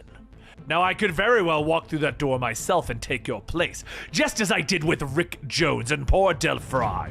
And well, we'll get to the third one in a moment, the one that's going to be very exciting, the one that I'm looking forward to taking control of. But for now, let's try something different. As the green door appears before the leader, Samson yells for him to stop. These forces, they aren't a thing that's meant to be controlled. You can't control the one below all or the green door. Soon everything turns red and the leader says, that's why it's so much fun. But here, take a look. The red door. Red for danger, red for stop. But from this side at the very least. No magic return like now. Not for you, Leonard. Samson looks at the red door stating that that's what he wants, isn't it? And the leader laughs, telling him, ha ha ha, you're a smart one. And no, nobody wants you. We have our eyes on a much bigger game. Back in Georgeville, Creel punches Savage Hulk with his massive fist, yelling, you blew up a town, Hulk! You gotta be stopped! You sow the wind, you get the hurricane! Savage Hulk is blown away, but he catches himself yelling, you're a stupid bald man! This what you do with power of Hulk? You make puny little breeze? Watch, bald man, Hulk show you how it done! Savage Hulk claps his hands together, causing enough wind to tear Creel apart, knocking everyone back, and as he watches, the leader, through Rick, begins to laugh. Titania turns to him asking, what is he laughing for? But as she gets closer, the leader punches her away. Creel reforms, seeing Titania getting hit, and he yells that he is done taking it easy. When he is done with the Hulk, he's gonna move on to that creepy friend. Charlene calls out that the radiation is fixed, that she can begin teleporting now, but only one at a time. Who comes back first? Rick first, right? The Hulk's immortal. He can survive another minute. But while Rick disappears, Puck takes his shot, blasting a hole through the Savage Hulk's head. And inside of that mindscape, in the dead body of the Hulk, before he comes back to life, the leader takes this moment to acquire his third host. The one he's been waiting for, the Green Scar, the World Breaker Hulk enters the battlefield.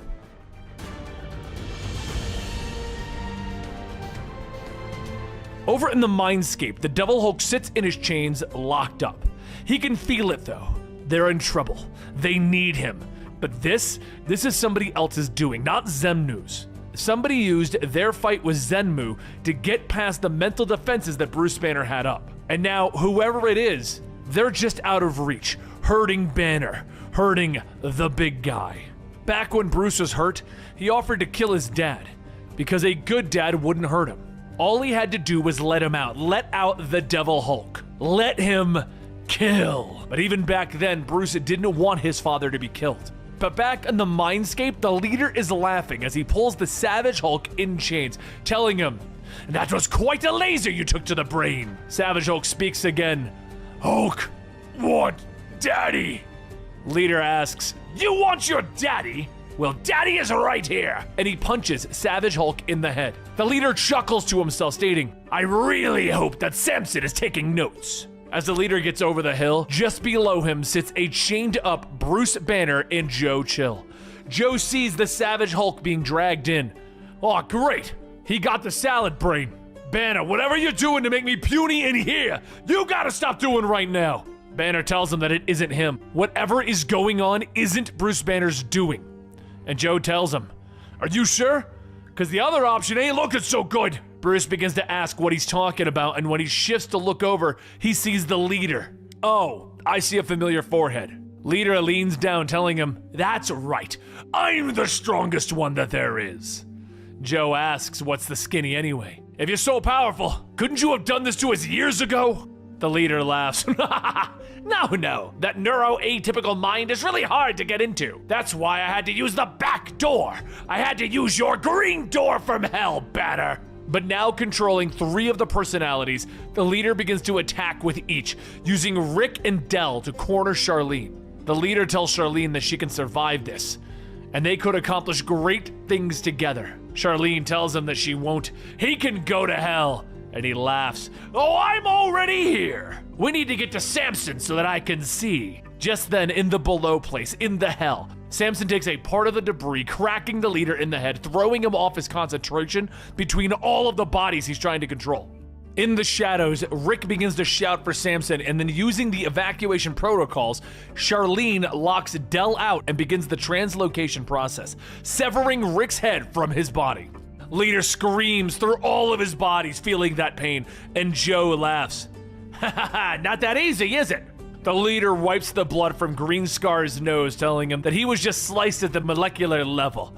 He is not in the mood! Leader then picks up Bruce Banner, and he begins to head to the green door. But before they do, Bruce kicks and flails, shouting for someone to help. That's when a voice calls out. I hear you, kid. I love you. Followed by a loud boom. The leader asks what was that, and Joe tells him, for a genius, you sure are an idiot. The voice calls out again, I will always be here for you. The leader yells, no, it's not possible. I'm the strongest one here. You're supposed to be sealed and buried away. Devil Hulk tells him, yeah, buried and left to rot. But you made a mistake. Being buried can only get you so mad. But when you hurt the big guy, you hurt Banner. And when you hurt Banner, I take that personal. The leader inches away, stating, stay back! But as the Devil Hulk slams his giant arms into the ground, Joe laughs, yelling, ah! Beg some more! I love it! Bruce flips it back from the hit, stating that he has never seen the Devil Hulk this angry since he was a child. Joe shouts, asking, ain't it great? Come on, Snake Eyes! Take him out, kill him! The Savage Hulk looks back, telling him, don't. And Green Scar begins to get up, stating, it's okay. Leader isn't controlling us anymore. Devil Hulk reaches in, telling him, I can smell a lie, remember? I know it's you. Even if he didn't, he wouldn't care. Leader backs up. Do you want the truth? And he changes into Brian Banner, Bruce Banner's father. This is the truth. I am your father. Your father, boy. Devil Hulk steps forward. No, you're not him. The leader goes on shouting, I saw it when Betty left. Bruce tried to stop her by hurting her. Bruce gets up, lunging at the leader, yelling, it's not true. I'll never be like you. I'll kill you first. Savage Hulk begins to stand, telling him, don't. But the leader shouts, do it! Do it! As Savage Hulk hesitates, the leader's body begins to change. Limbs begin to grow long and twisted, and the leader laughs, telling him, you almost had me, Bruce. I admit it. Your private devil almost had me scared, but you killed your father once. And look at the hold I have on you. As the leader grabs a hold of Bruce, Devil Hulk charges in, telling him, we'll kill you again if we need to, leader. Leader looks back, asking, really?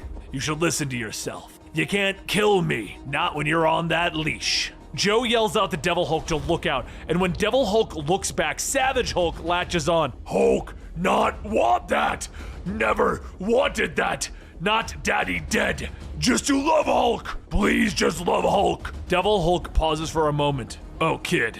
No. And as the leader's body continues to mutate, he moves forward, stating that the boy has made his choice. Your love burned like the fires of hell, so strong, so fierce, that it terrified him. He knew that you would do anything to protect him. He had your love, unconditionally and forever. But we want what we can't have, and you are never his father. Devil Hulk begins to tell him that this isn't over. But before he can finish, the leader swings his giant bug-like claw, tearing off Devil Hulk's head. A second claw reaches down into the Devil Hulk's chest, pulling out his heart, and the leader says, "I'm sorry, Devil Hulk, but it is done." The leader crushes the beating heart, and the Devil Hulk falls to the ground with the Savage Hulk yelling, "Hulk not want this! Not want anyone to die!" Leader tells him, "Yes, you want it. And you paid for what you wanted, so don't worry. Here is your reward." The leader pats Savage Hulk on the head, telling him, "I love you, you stupid, stupid child." As the leader grabs onto Devil Hulk's lifeless body, he drags him into the green door. And Bruce shouts back to Joe, telling him not to let the leader. But soon, the three disappear. Joe jumps to his feet, shouting, "What the hell is wrong with you? What were you thinking?" And Savage Hulk tells him, "It happened too fast. Hulk only wanted to stop fights, not want this." But outside of Bruce's mindscape, Savage Hulk mutters those words as he sits chained into a machine. Puck says none of them do. And now they have to do the things that they don't want to do. A short while later, Bruce begins to call out to Joe, asking if he's there. He needs help. He can't see. Something is eating him. Maybe it killed the Hulk. And as Bruce hangs suspended in a coil of veins connecting both him and the Devil Hulk, the leader sits, watching.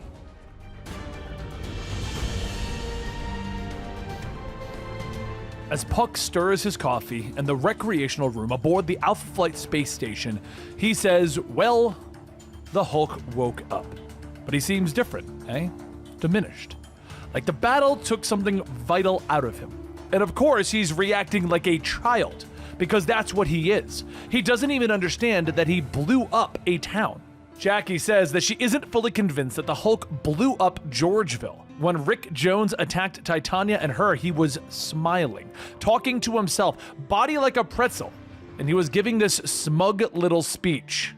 They've all seen the news footage. Hulk gets mad for a second, a scary second. Then it passes and along comes Rick. But then a voice tells her not quite. It wasn't Rick, it was the leader. A genius gamma mutant with the power to control minds and inhabit bodies. And he suspects that that is somehow connected to, well, the whole situation. Puck looks over. "Walter? Dear God, is that you?" The Sasquatch steps in, telling him, "Again, not quite. It's Leonard in here. Leonard Samson. But perhaps you can call me Doc Sasquatch." Over in the holding facility, Hulk hangs suspended in restraints as a man with sunglasses walks up, stating that he wonders if they remember him. Maybe. His name is Henry Peter Gyrich, acting commander of the Alpha Flight Interstellar Defense and Diplomacy Initiative, including Gamma Flight. Hulk looks up. "Big words. Hulk not understand." Henry says that he'll make it simple then. He is the government, which means that he decides what happens next. Meanwhile, over in Bruce's mindscape, Joe Fixit lifts his glasses, asking, "Do you guys know this creep? Seems awfully familiar." Hulk says, "Hulk not sure. Maybe other Hulk met. Puny Banner would know." Joe turns around yelling, "Well, Puny Banner ain't here. Puny Banner got dragged out of our head and down to hell by Sam Stearns of all people. How did Melonhead get that kind of power? And the worst part, or maybe the best, is that somehow Stearns is our dad? And of course, Salad Brain here was on Dad's fight when things went down." Hulk begins to cry, shouting, "Stop yelling! Stop yelling at the Hulk!" But outside of the mindscape, Hulk begins to cry, and Henry asks, why is the Hulk crying? "Tears won't help you now, monster. Go ahead, try shifting all you want. The manacles will adjust, keeping you there as long as we need you there." Inside, Joe asks, "Shift in size? This guy, he ain't kept up, has he? Hey, Hulk, you want to show him how we do things downtown?" Outside, Hulk begins to cough as his stomach begins to balloon out. Henry asks what the hell is going on, and as Hulk's stomach pops, Joe Fixit crawls out telling him, "You must not have been around for a while, have you, Gyrich? We made a few changes." One of the guards points a gun at Joe, and Joe tells them, You can get that thing right out of my face. You're standing a little close here. The guard yells, "Don't move, Banner!" And Joe grabs the gun, bashing the stock into the man's face, telling him, "I ain't Banner, and I told you that you were standing too close." Henry begins to run, but Joe chases him, telling him, "Decision time, salad brain. Do we want to go with smart or do we want to go with stretchy?"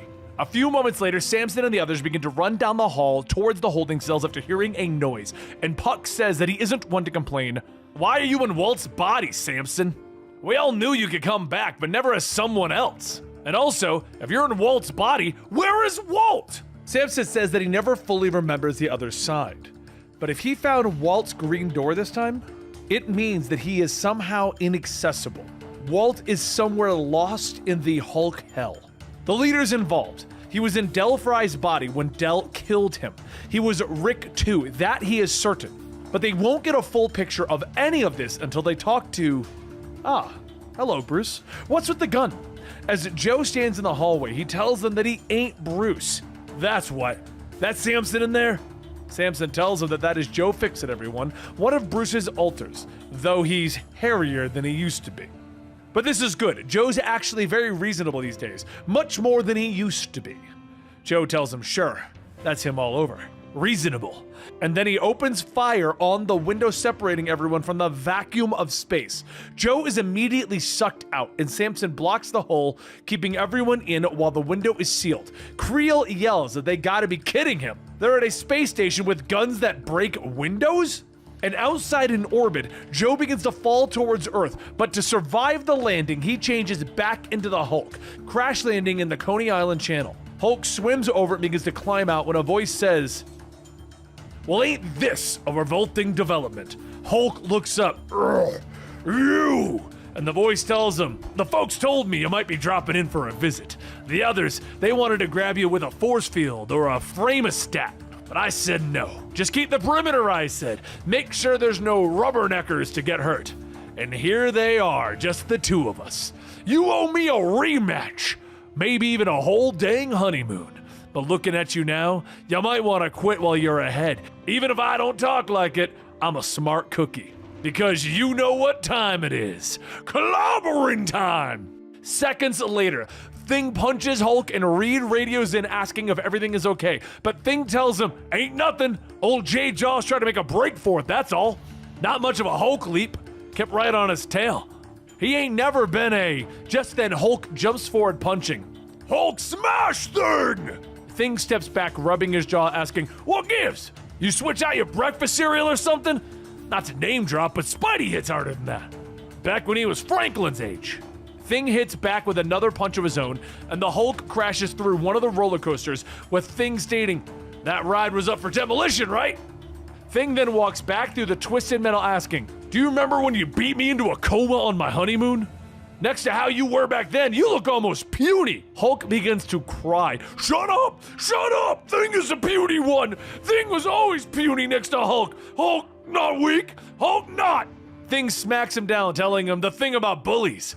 Always crying after they get a taste of their own medicine. Let's wipe them tears, buddy. Hulk reaches for a steel beam and cracks it on the side of Thing's head. And Thing tells him, "I take it all back. You can't even dish it out."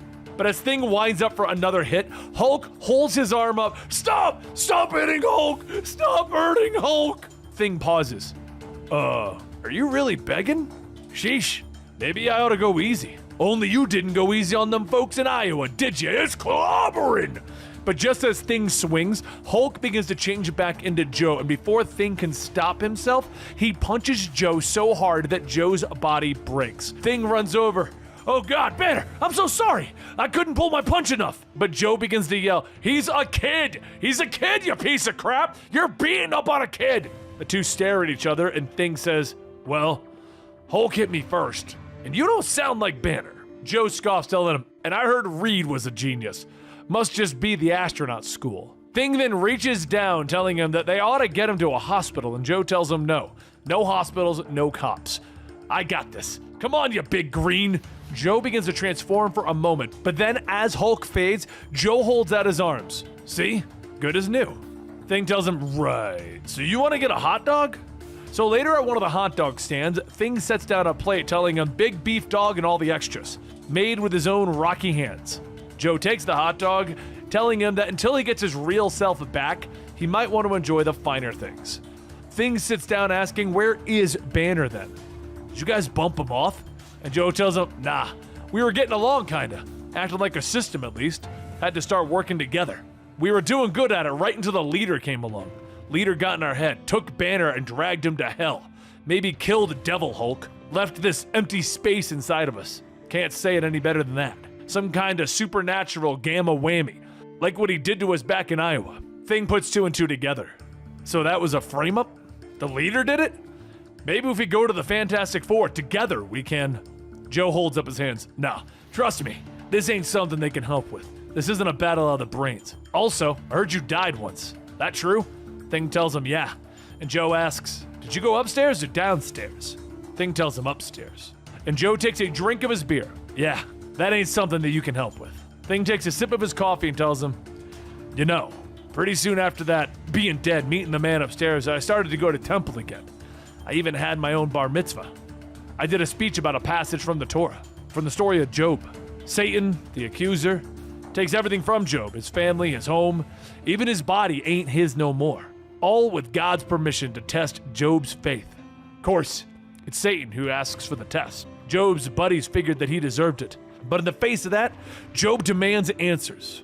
He wants to know why he was hurt, to speak to the man upstairs, so eventually the Almighty comes to him. Job doesn't get no answers. Just a glimpse at how much he didn't know of how vast God is. After that, I studied that passage, and at the time, I just gotten rich and acted like a real jerk about it. Guess I figured good things didn't happen to bad guys. So all I thought was, hey, things ain't so bad for me. At least I got a job, right? Maybe I should have been looking out for whoever was. Joe finishes his hot dog and asks, where is all this going? And Thing stops. That's a good question. I'll say you got away. The others will go along with it. Just don't make me regret it. If you decide you need our help, just call. Grab a shirt off the rack, will you, Hulk? Joe begins to laugh, telling him, you keep calling me Hulk. And Thing says, so? That's who you are, ain't it? Meanwhile, deep underground in the Shadow Base Site G, inside of the translocation lab, a gamma-radiated hand begins to push open the metal doors. And once the pathway is open, a disfigured Rick Jones calls out, and between both of his hands, he says, I'm free.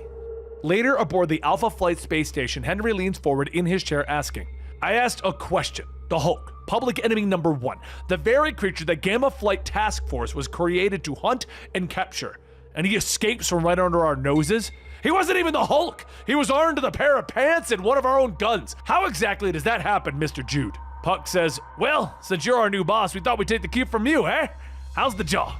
Titania laughs and Henry grabs his phone, stating that he's glad that she finds this amusing. Where's your husband, by the way? Titania says that Carl isn't coming back until they get some stronger windows in the tub. And Henry says that he asks because he just sent a text to a certain legal team in their employ. Within the hour, there will again be a warrant for Carl Creel's arrest across all 50 states. Titania balls her fist, shouting, you son of a! He fought the Hulk for you! The Hulk! How could you do that? And Henry tells her, I already told you how. I sent a text. I was actually curious about that. You fell so easily into the law and order role. You never thought that your turn would come around again? Samson yells, that is enough. You've made your point. We all wish things had gone differently. And Henry asks, do you? We should have put one in your brain the second you came back to life, or called an exorcist. Whatever the proper treatment is for body thieves. Where is your real body anyway? Samson tells him that it's rotting in Shadow Base G, sadly. And no, he doesn't know where it is. He was never told. He just trusted Bruce. Henry slams his fist on the desk. Bruce Banner, the public fugitive? That sounds like a choice, Dr. Samson. The wrong choice. Maybe I should keep you in the Hulk's old cell, huh? Drain the gamma right out of you. Maybe even take your pelt. Make a rug out of it. But as Henry goes on, Samson takes one of his nails and begins to scratch on the window. And Henry yells to the guards to shoot him, now. And the guard says that they think that that wouldn't be wise, sir. When Samson steps away, they see a frowning face carved into the glass. Back on Earth, Jackie walks up to her apartment with her work belongings, stating that she should have never seen this coming. The Herald's been a slow-motion train wreck since the new offices were destroyed. And how much of that was her fault? She was the one chasing the Hulk. She was the one who brought them all into his orbit. and as she fumbles with her keys, she feels like there's someone inside. She shakes off the feeling, and when she opens up the door, a voice asks, "Jackie McGee?" Jackie drops her things as she hears, "It's Shadowbase. It's 14. It's Shadowbase. It's..." Jackie grabs her pepper spray, and Charlene McGowan yells, "Hey, don't shoot! I didn't break in. I was translocated here." Jackie grabs her, telling her, "Forgot that. Why are you here? Why did 14 send you?" Charlene tells her, "No, 14 is dead. You were there. You were trying to find people who can help. I've been looking for gamma mutates, like us." Back up in space, Henry says that this is a bluff. Intimidation tactics. It's basic, it's pathetic. And as Henry goes on, Samson scratches more into the glass, telling them, "That's the thing. I've been dead and death is fine. It's being alive again afterwards. That's the surviving. All that surviving. And from my perspective, you'd be doing me a favor." Samson taps on the glass with his nail aggressively, and after a few moments of silence, Henry tells the guards to let them go. They should all be glad that he has higher priorities. Their turn will come. And once they all leave, Henry whispers to his men to call in the backup team. He'll address them personally.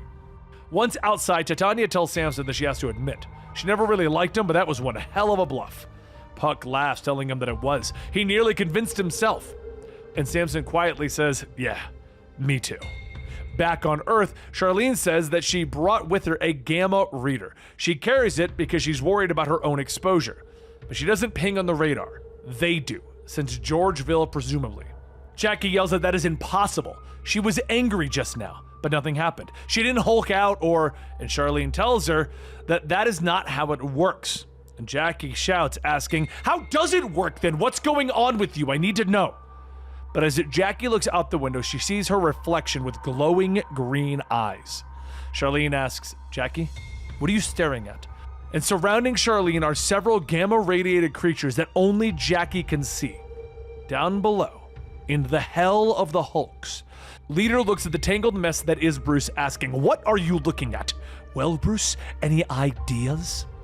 Bruce asks, "Dad?" And Leader yells, "Concentrate!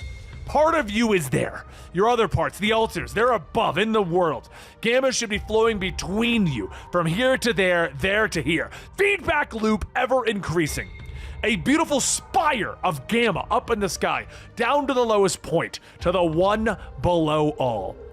And you know what's really galling? Brian made it work, and I have done a much better job on you. Look what I've wrought from you, Bruce, from your twisted soul." Bruce begins to call out, "Mother?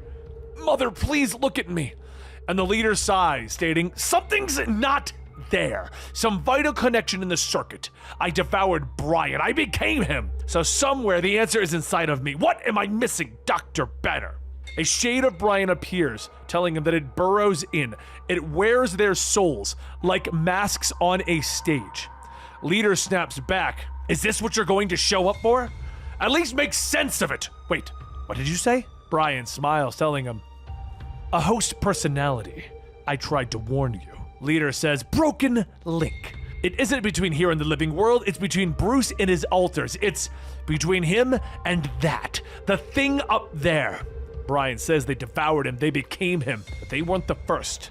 They said it themselves, or wait, was it him? He is himself, but he's also that. As the giant hand of the one below all grabs the Leader shouts, "Stop it! Someone help! Bruce!" But Bruce tells him that this really isn't the best time. As Leader reappears in hell, he sits up.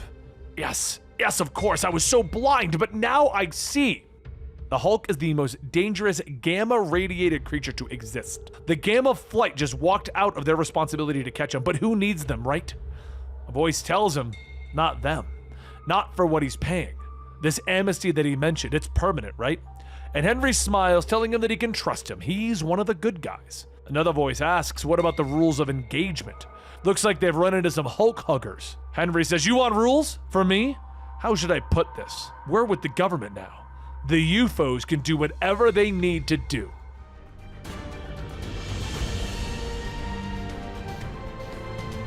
In a coffee shop in New York City, Joe Fixit drinks his cup of coffee, going over the events that brought him to this point in time. He isn't Bruce Banner. Banner's gone. Leader took him to hell, killed the Devil Hulk too. So right now it's him and the dumb Hulk, and they ain't exactly themselves. Stearns took most of the gamma when he took Banner, so now the big guy looks like someone let the air out of him. Deflated, weak, puny. Then there's him. Joe Fixit used to be the Grey Hulk. Now, and Lord only knows why, he's stuck in Banner's body. One more puny human just trying to stay alive. But then again, he's real good at staying alive. Lucky for him, Banner got one of those faces, non-descriptive, especially when you grow a mustache on it. Just another guy with one of those faces. As a well-dressed man walks down the sideway, he yells at the person on the phone that he is with that he doesn't care about her health problems. He cares about good tenants. Bingo, that's the one. Joe bumps into the man, swiping his wallet, and he goes and gets himself some new clothes. The money got him dressed, but he's going to need more. That's where the credit cards come in. He heads into the jewelry shop, telling the clerk that he needs that diamond bracelet. That one is for his wife. And the necklace, that one is not for the wife, you know? Speaking of, what is she doing later? The clerk scowls, stating that she has plans, and Joe takes his items thinking, perfect. And if the cops come by, she'll tell them all about the skeezy guy with the loud shirt. After that, just gotta find a pawn shop that doesn't ask a lot of questions. Might not get the full worth of diamonds, but hey, no questions are good questions, right? But while Joe is getting himself set up over in Los Diablos, New Mexico, Puck asks if this is the original Gamma Bomb test site. Samson, still in Walt's body as Sasquatch, says that this was also known as Shadow Base Site G, the last Shadow Base site still working, at least until recently. Bruce and Charlene and the rest of them set up shop after the battle with 14. Puck says that makes sense. It's deserted now, and the Shadow Base definitely has a presence in these parts. And since he was here last, it was clean, no gamma to be found, at least on the surface. Shaman tells them all the more reason to start working. Unlike them, he has a life to get back to. Also, let it be known that he is strictly here to help Walter Lakowski return to his body, which means returning him to his. Which is where, Mr. Samson? Samson points off in the distance, stating about 100 feet below them, sealed under solid rock and a couple of steel blast doors. Sorry. Shaman sighs. That's a little bit of a complication. I can maybe take us to the body through a portal ad. But Puck looks off, telling him, maybe not, eh? Maybe the body's coming to us. As the ground begins to pulse with gamma radiation, Samson says that it is a bad sign, and Shaman asks, you think? Any other complications you may have failed to mention to me, Mr. Samson? As they all stare, the ground begins to break as an arm reaches out, pulling with it a gamma-irradiated body that has 2 heads. I'm free! Shaman says that he's going to assume that, yes, there are more complications than have been mentioned. Meanwhile, back in New York, Joe sees a police car pull up and 2 officers get out yelling, "Hey, Hulk guy!" Joe freezes. Do they know? And the officer adds, "Yeah, you in the hoodie!" Just walking past Joe was a teen wearing a Hulk smash hoodie. And the cops run up, pushing Joe out of the way, telling him to move it. As they grab the teen, they slam him into the wall as he yells that he didn't do anything, but the officers tell him that they're sick of his damn disrespect. Joe says that he has to go. This isn't his fight. But the teen, he just wore the Hulk's name on his back. No, this ain't his fight. He ain't a good guy. The officers begin to hit the teen, and as Joe turns to leave, he looks at his reflection. We're not the good guy, right? What do you think? Hulk looks back at him in the reflection, shaking his fist, and Joe smiles. Okay, kid, I got ya. Joe begins to transform, letting Child Hulk free, and Hulk grabs the officer's car, shouting, "Beauty humans leave! Hulk friends alone, or Hulk will smash!" Hulk slams the car down and begins to rip it apart as the officers run away, stating, "I am the strongest that there is!" And as he watches, a bright light begins to shine and several holes are shot into the Hulk before he can even turn his head. A voice tells him that he's sorry, but he really begs to differ. And the Hulk finally manages to look back, seeing Vector and the UFO staring down at him. Ironclad runs forward, punching the Hulk in the back, telling him, "I told you I was gonna fight a Hulk. Who is this bag of bones meant to be, huh? Who are you?" As Hulk is thrown across the street, he grabs a car. Hulk is Hulk, and Hulk is tired of being hit.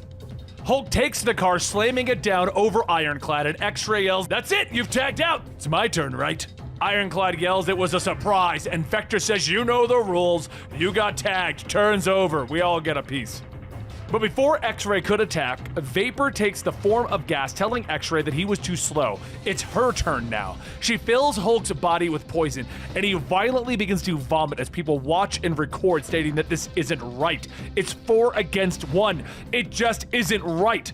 X-Ray yells, is it his turn yet? And Vector laughs, telling him, no, step aside. I'm the leader here, and I've already waited too long for my power of directional force to strip every last scrap of flesh from the Hulk and leave his skull polished from my mantle. Hulk screams as his skin is ripped off of his bones, and when he finally loses the strength to hold onto the ground, he's flung into the air and across the water. Vector is surprised. Guess we're picking this up in New Jersey.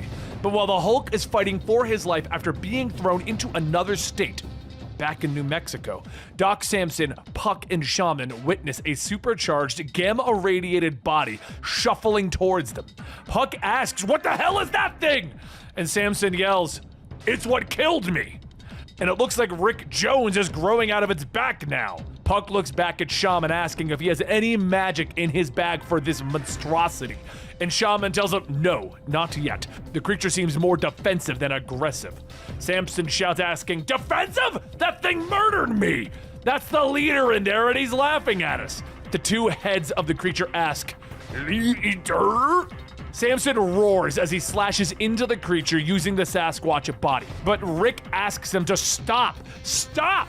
And Puck yells to wait. It isn't fighting back. Shaman says that that is the Sasquatch, the beast. Samson isn't used to its fury.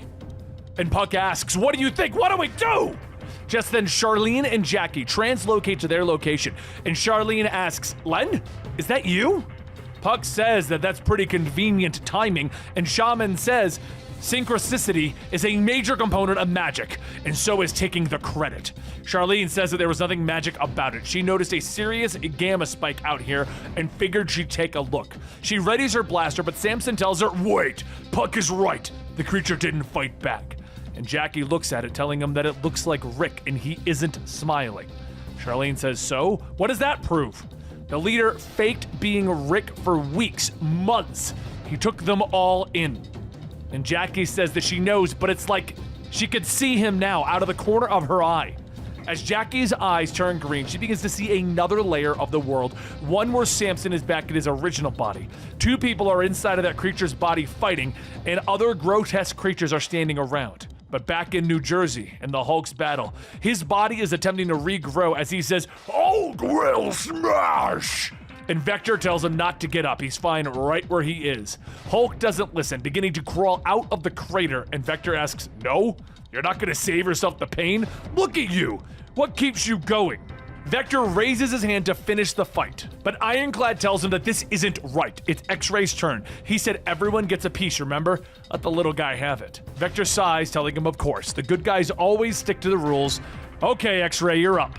X-Ray begins to blast the Hulk with cosmic rays, laughing, yelling that that's right. I'm last to bat, so I'm gonna knock it out of the park. Feel that? Pure concentrated anti-gamma radiation. It's like candy to us. And it's like pure poison to you. It'll burn you right back into the weak, puny human you're supposed to be. And I'm not stopping there. The Hulk's body is forcibly being changed back into Joe as he says, you sons of... But as X-Ray increases the intensity of his beams, burning the Hulk away until he is nothing but a smoldering skeleton on the ground, Joe wakes up. Well, that ain't good. What's the word, kid?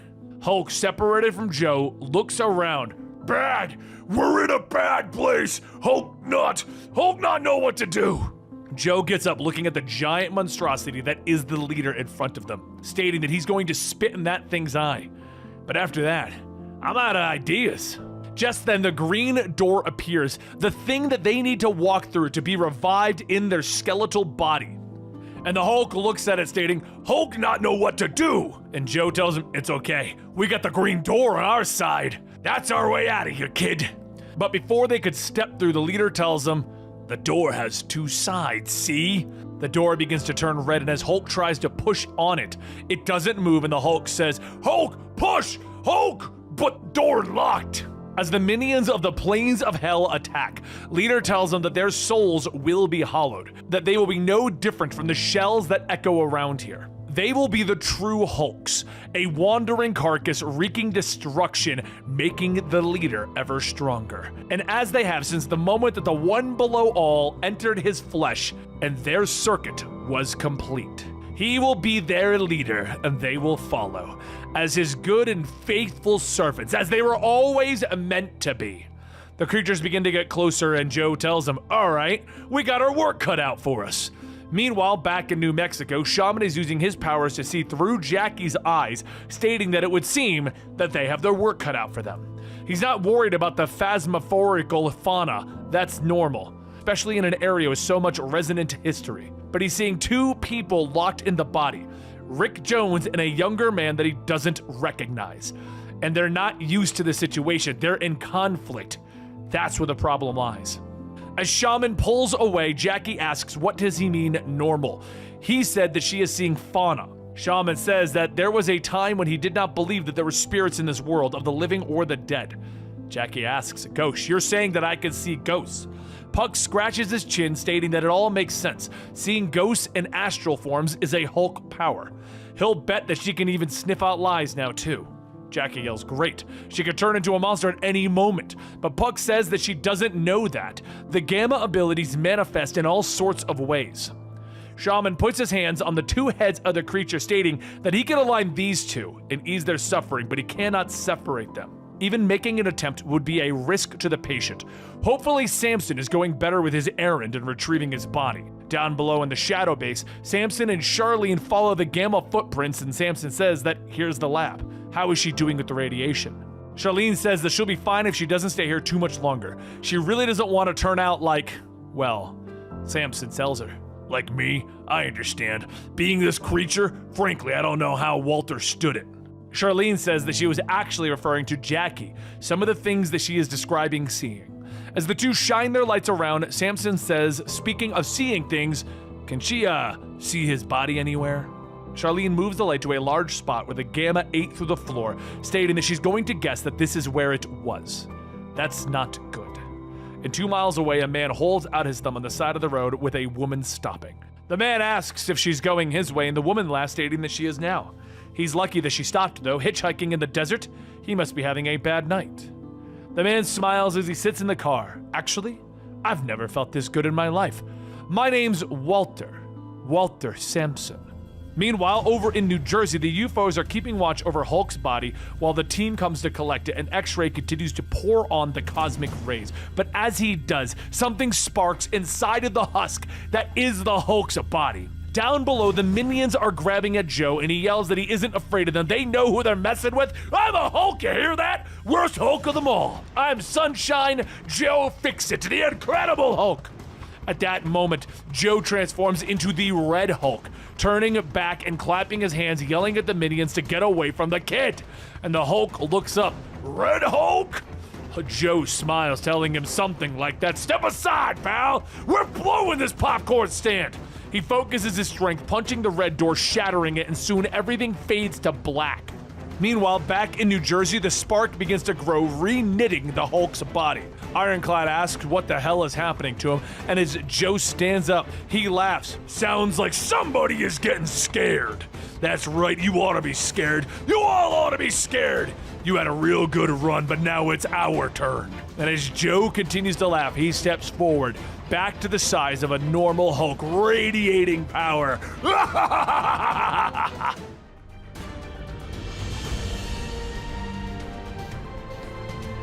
While Joe Fix-It relishes in his newfound power to become the Red Hulk. Back at Shadow Base Site G, Samson is scratching his chin, currently trapped in the body of Sasquatch, asking a very important question. What now? Puck says that it is a very good question. Hate to say it, but your body's in the wind. We just have to hope the leader isn't wearing whatever you've become. Samson tells him no, it's Legowski. He ran off with it. Jackie asks, Walter? Are you sure? And Samson tells them, I have to admit, I don't have much more of a hunch right now, but it feels right. I'm in Legowski's body, so he took mine and ran with it. Shaman reaches into his pocket, stating that they are in quasi-magical territory now. Important details will come to them, hunches included. As he pulls out a small device, Charlene asks what is it, and Shaman tells her, a radio, just a simple radio. When he turns it back on, the radio crackles and begins to broadcast the ongoing fight in the streets of New York. Shaman turns it back on, stating, see, quasi-magical territory.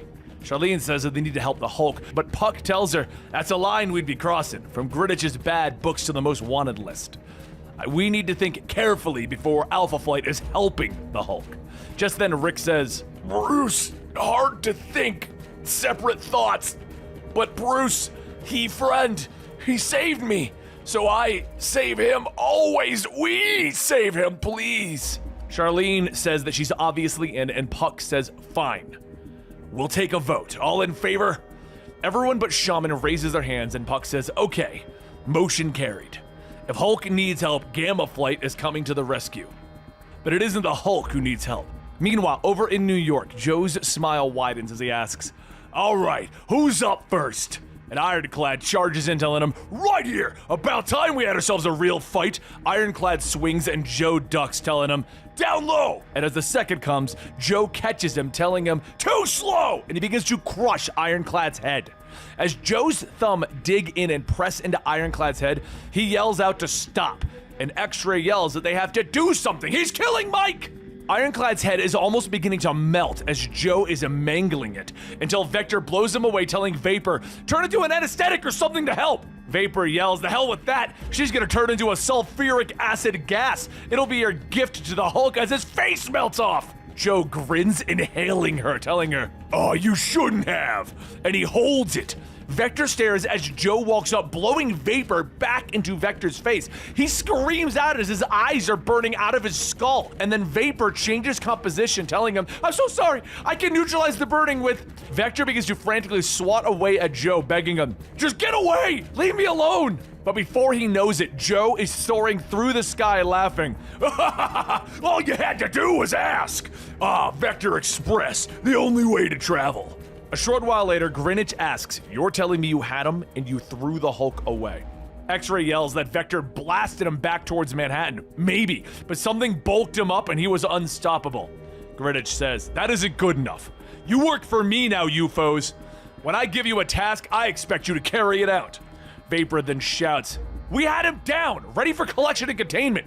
Maybe if you weren't slow, Vector wouldn't be blind. What are you going to do about that? Greenwich sighs, grabbing his phone, something I will likely regret. And as he gets ready to make the call, the Avengers logo appears. Meanwhile, over in Manhattan, Joe walks into a bar, telling the bartender, I'm in a champagne kind of mood. Go ahead and put it on my tab. The bartender looks at him, you're the Hulk. And Joe tells him, how about that? The TV didn't lie. There's a place where everyone knows your name. As the bartender begins to pour pitchers for Joe, Joe drinks them, telling him, ain't tasting like they used to. Get me some whiskey, that'll help. The bartender begins to grab the bottles and pour them into a bucket when a voice says, then I shall have the mead, and 'twas served in legend. Joe turns as Mjolnir rockets in, hitting him in the chin, knocking him down. He gets up asking, what is this? You want a rematch? Ain't really in the mood for. Thor slams the hammer down, telling him, be silent. When we clashed before, you surprised me, thus humbled a god. And now you face the king of gods. Joe gets up asking, so?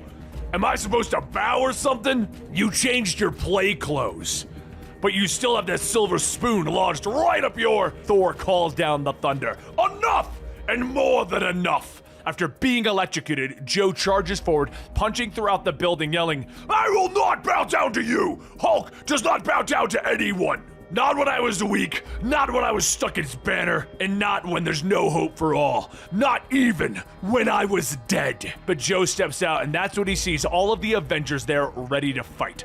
Black Panther tells him, even with your strength restored, it is 7 against 1. You have no chance, Hulk. At that moment, another voice says, no, against 2. And as everyone looks up, they see Betty in her Harpy form perched on the lamp post. Within seconds, the street becomes a battleground for an all-out brawl with Joe and Betty against the Avengers. As Blade stabs his sword into Joe's back, he asks, does the Hulk get stronger at night? Because those are some vampire signs. Joe rips him off his back, telling him, I have a quick question. Can you turn into a bat? Blade pauses for a moment and tells him, No. And Joe launches him into the air. Well, it might be time to learn. Cap yells for Iron Man to go, and as Iron Man says the Hulk is just trying to split them up, Black Panther tells him, and we retain the advantage. A single disciplined warrior is enough against a raging beast. As Black Panther charges his energy daggers, Joe asks, discipline, huh? How'd that work out for you last time? Black Panther discharges the daggers into Joe's eyes, telling him, back then I offered mercy. I attempted dialogue, and the Hulk taught me my lesson. But across the street, Betty is pressing down with her talons on Captain Marvel's chest as She-Hulk says, please, words harder in this form. We can still. And Betty yells, no! Words aren't hard. They're small, puny little boxes. They hide thoughts, so they say less and more. Yes? She-Hulk stops. You know? And Carol says, good, keep her distracted. As Betty is struck with a cosmic blast, She-Hulk yells, no, I was talking. Carol flies up, yeah, to her. And while you were doing that, she was also crushing my ribs. We're all not Gamma people, Jen. Just then a light begins to shine, and a familiar voice yells, sorry we're late to the party. We had to stop for a couple of extra guests. As Carol can tell, we're Gamma Flight, and we like to officially take control of the situation, rather than do the other thing. With Creel and Titania joining the crew, making it an even fight, Samson calls out to Thor, wait, if you could release the Hulk and Harpy into my care. And Carol yells, whoever you are, Gamma Flight does not have jurisdiction over the Hulk anymore. You will just have to leave. Joe continues to taunt the Thor, so much so that Thor summons a lightning strike so concentrated that it rips part of Joe's arm off. Charlene raises her rifle, stating, so much for the easy option, and Samson tells her, wait! And Charlene pulls the trigger, hitting Carol Danvers. Carol says, you know I can absorb energy, right? And Charlene says, that's why I didn't bring a gun. It's a measuring device that feeds biodata to a translocation platform to make sure you have a safe trip. As Carol begins to disappear, Charlene says, don't worry, I sent her to a base in Arizona. She'll be fine. Titania begins to walk towards She-Hulk. What are we going to do about Shulky here?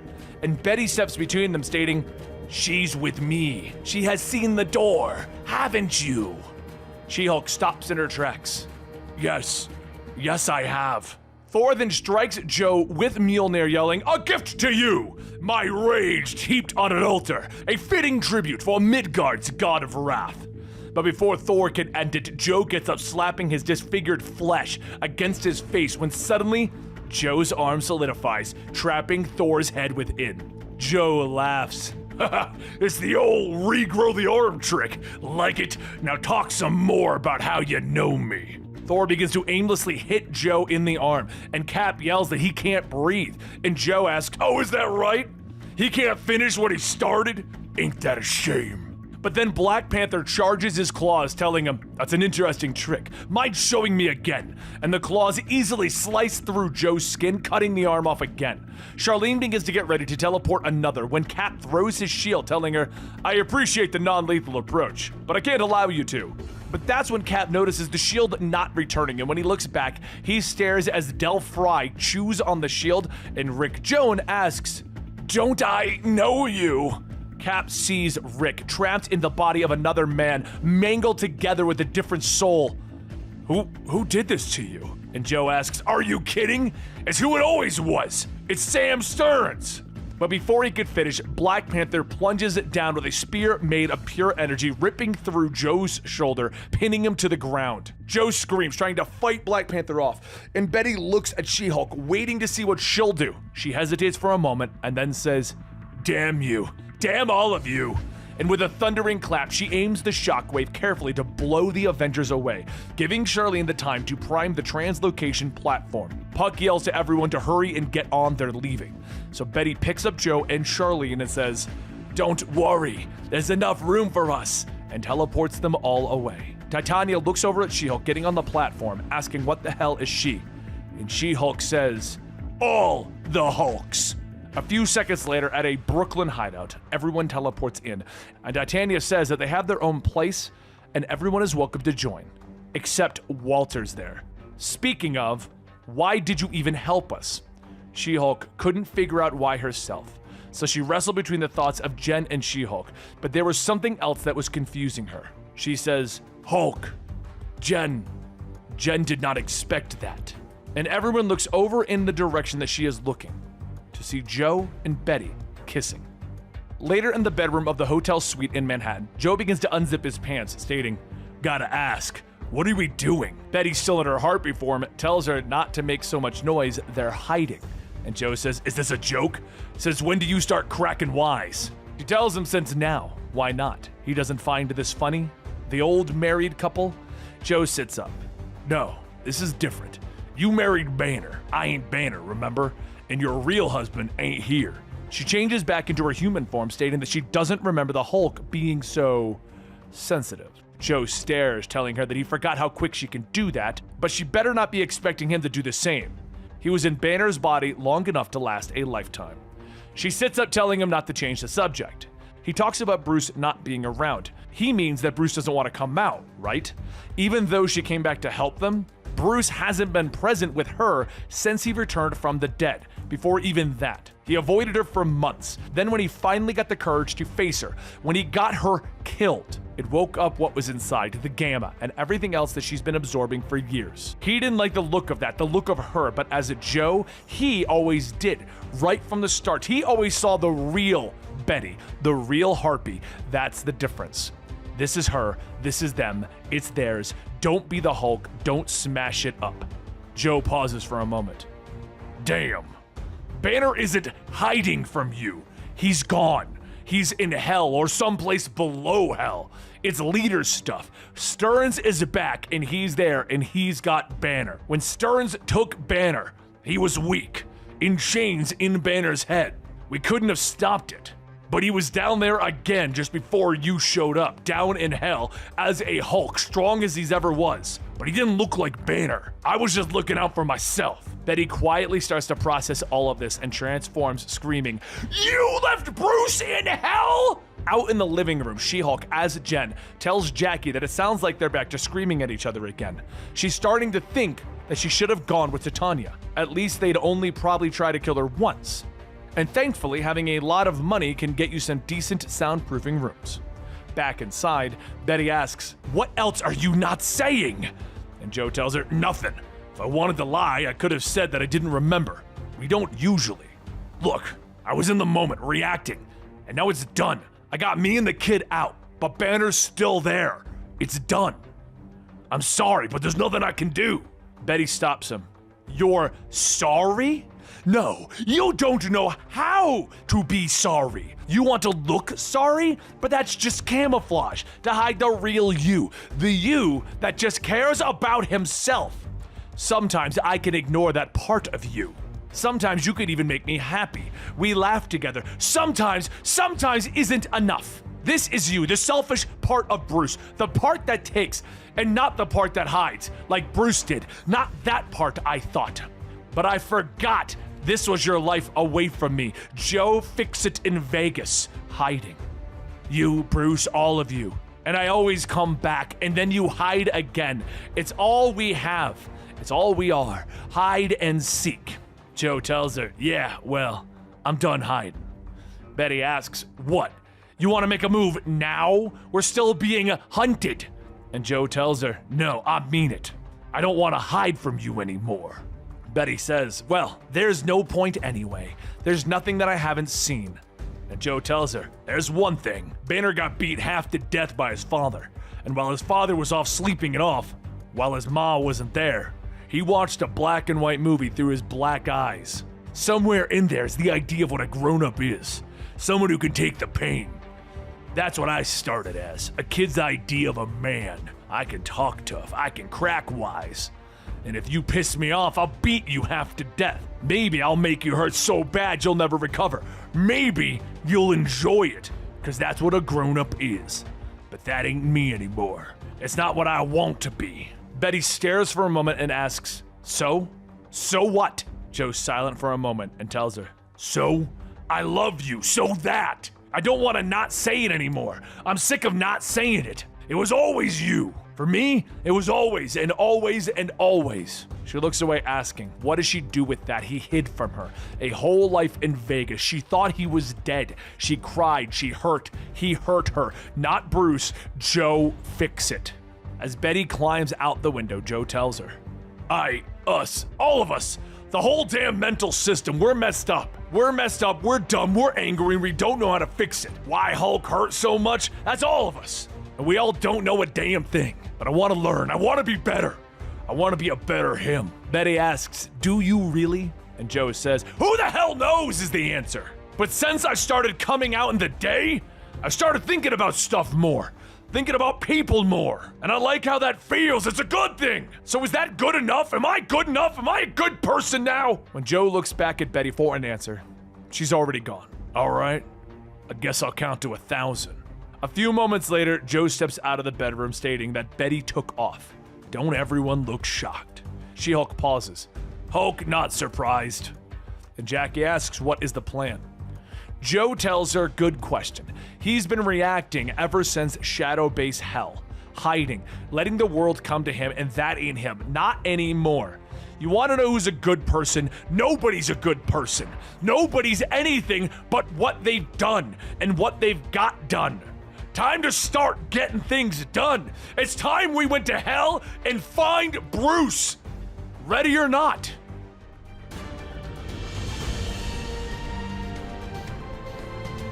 Someone would say the story of the Fantastic Four was an oddly American tale. 4 pioneers breaking the rules for a journey into the unknown. When they came back, they were avatars of scientific progress, of the family unit, of courage against the odds. They were America as it likes to see itself. As symbolic as the rocket that took them to the stars, which wasn't a bomb, but as above, not so below.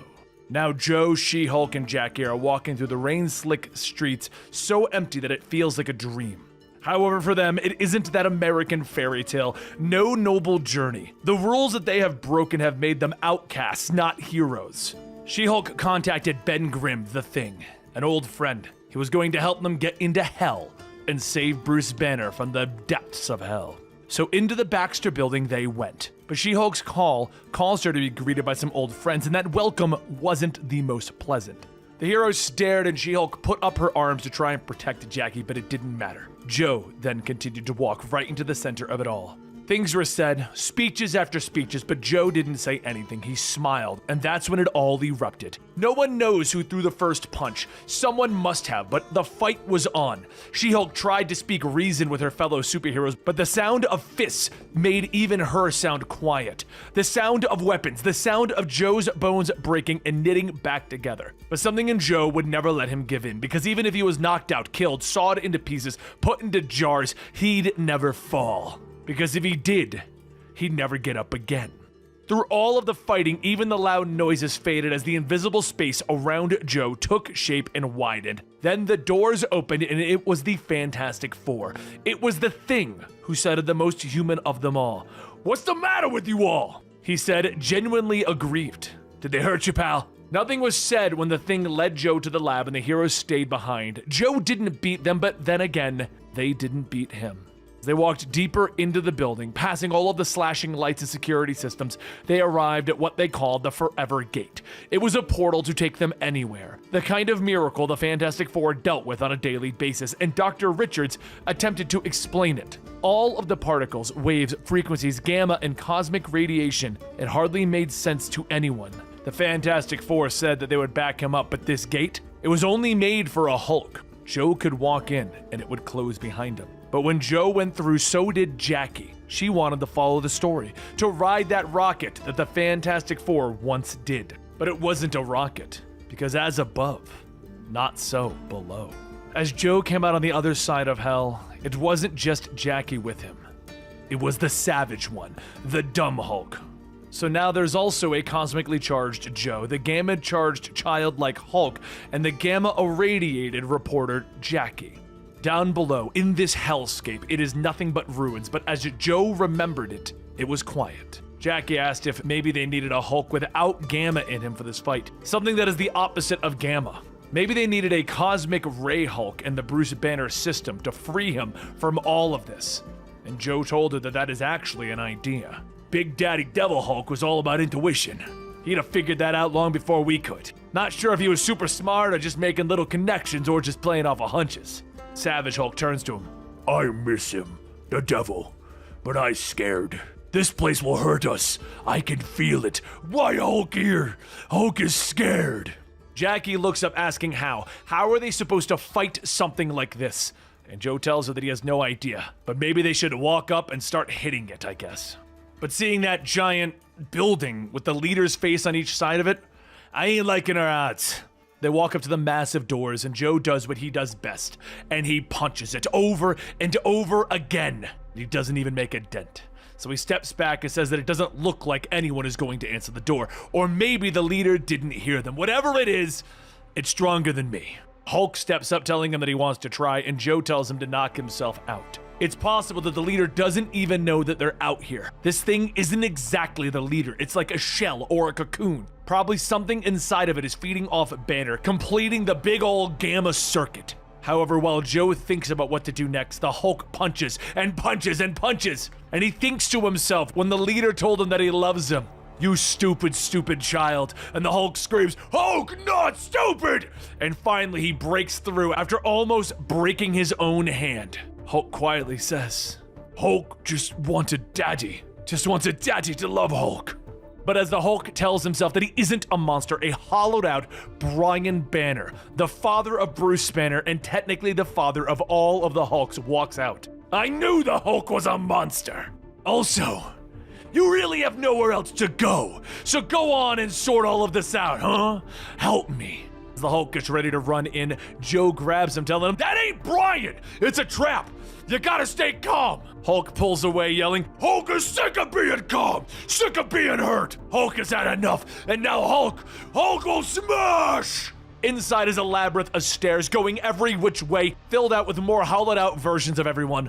Hulk sees Dorella walking, grabbing her arm, but her arm just breaks off. Then one of the hollows taps on the Hulk, telling him to stop, brother. You'll destroy everything. And the Hulk looks back asking, "Who? No. Hulk no face. Hulk no you. Big head man. Big head puny human self. Stearns." Hulk begins to rip the hollow Sam Stearns apart, telling him that he will climb and bring everyone back. And as he rushes on, Joe and Jackie step in to see another odd hollow. She asks who that is, and Joe says that it's Mike Berengetti. He was a casino boss in Vegas. Jackie says that all of these people, they're echoes in the Hulk systems, figures that have played important roles in his life to each of his versions. The two of them continue into the center of the building where they see a giant head at the top of the room, and it seems to be trying to eat the Hulk. The Hulk calls for help, but then an alien head grows out of one of the walls, and the leader says, "Sorry about that. Just making something so that I could speak. The big mouth up there is only for feeding."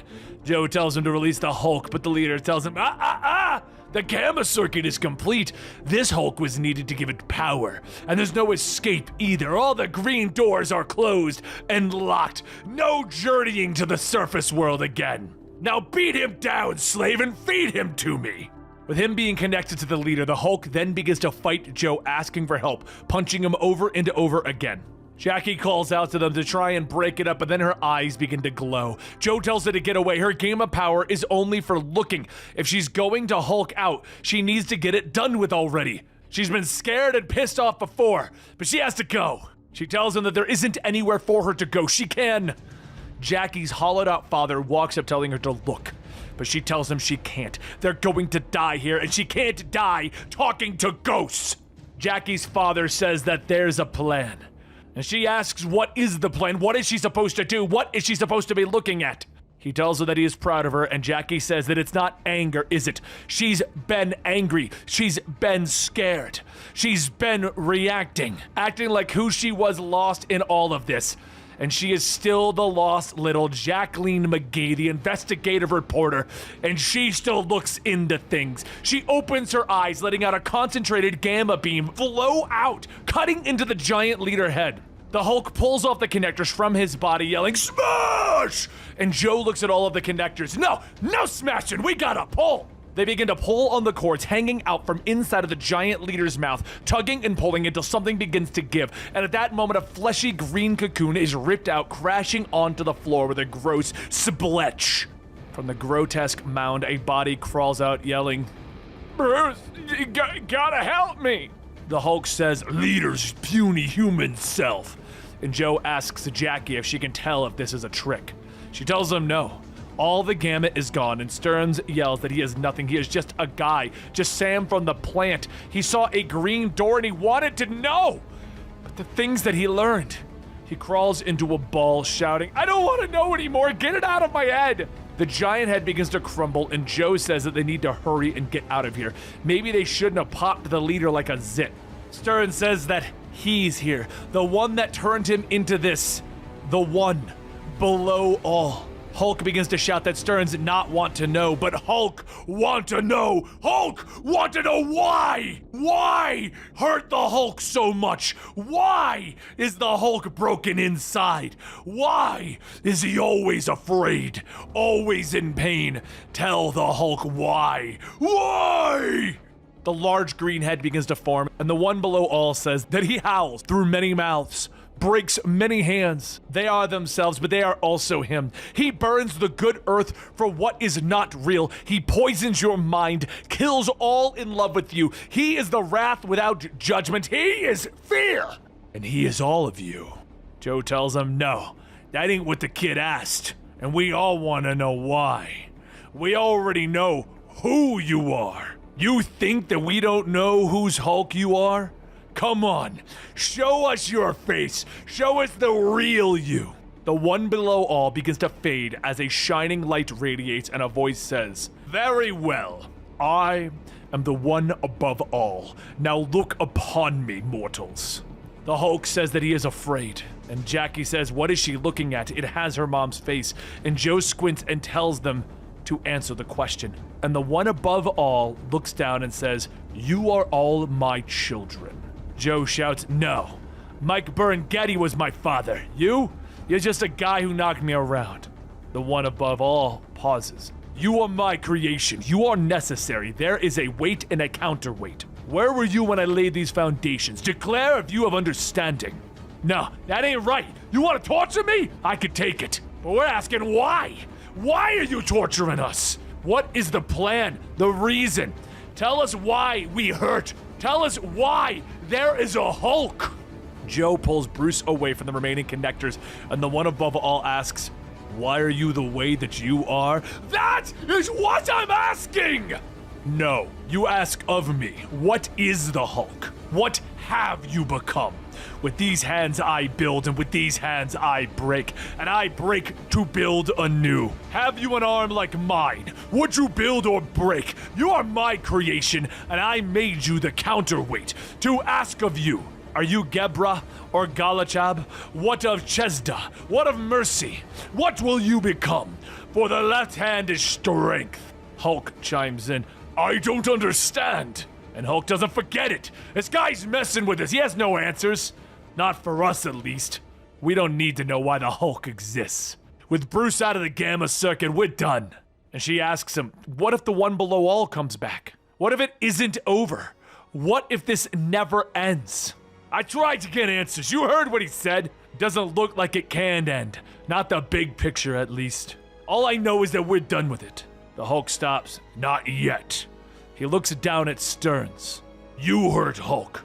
A lot. But if Hulk left you here, left anyone here, it would hurt Hulk more. Hurt Hulk inside. Hurt who Hulk is. So Hulk, forgive you. You are Hulk too. Same as Hulk. Hulk should forgive Hulk. Someone has to. And as they leave, as they walk down the road, Jackie asks, why of all people does Stearns get forgiveness? Joe tells her to ask the kid. He can forgive what was done to him.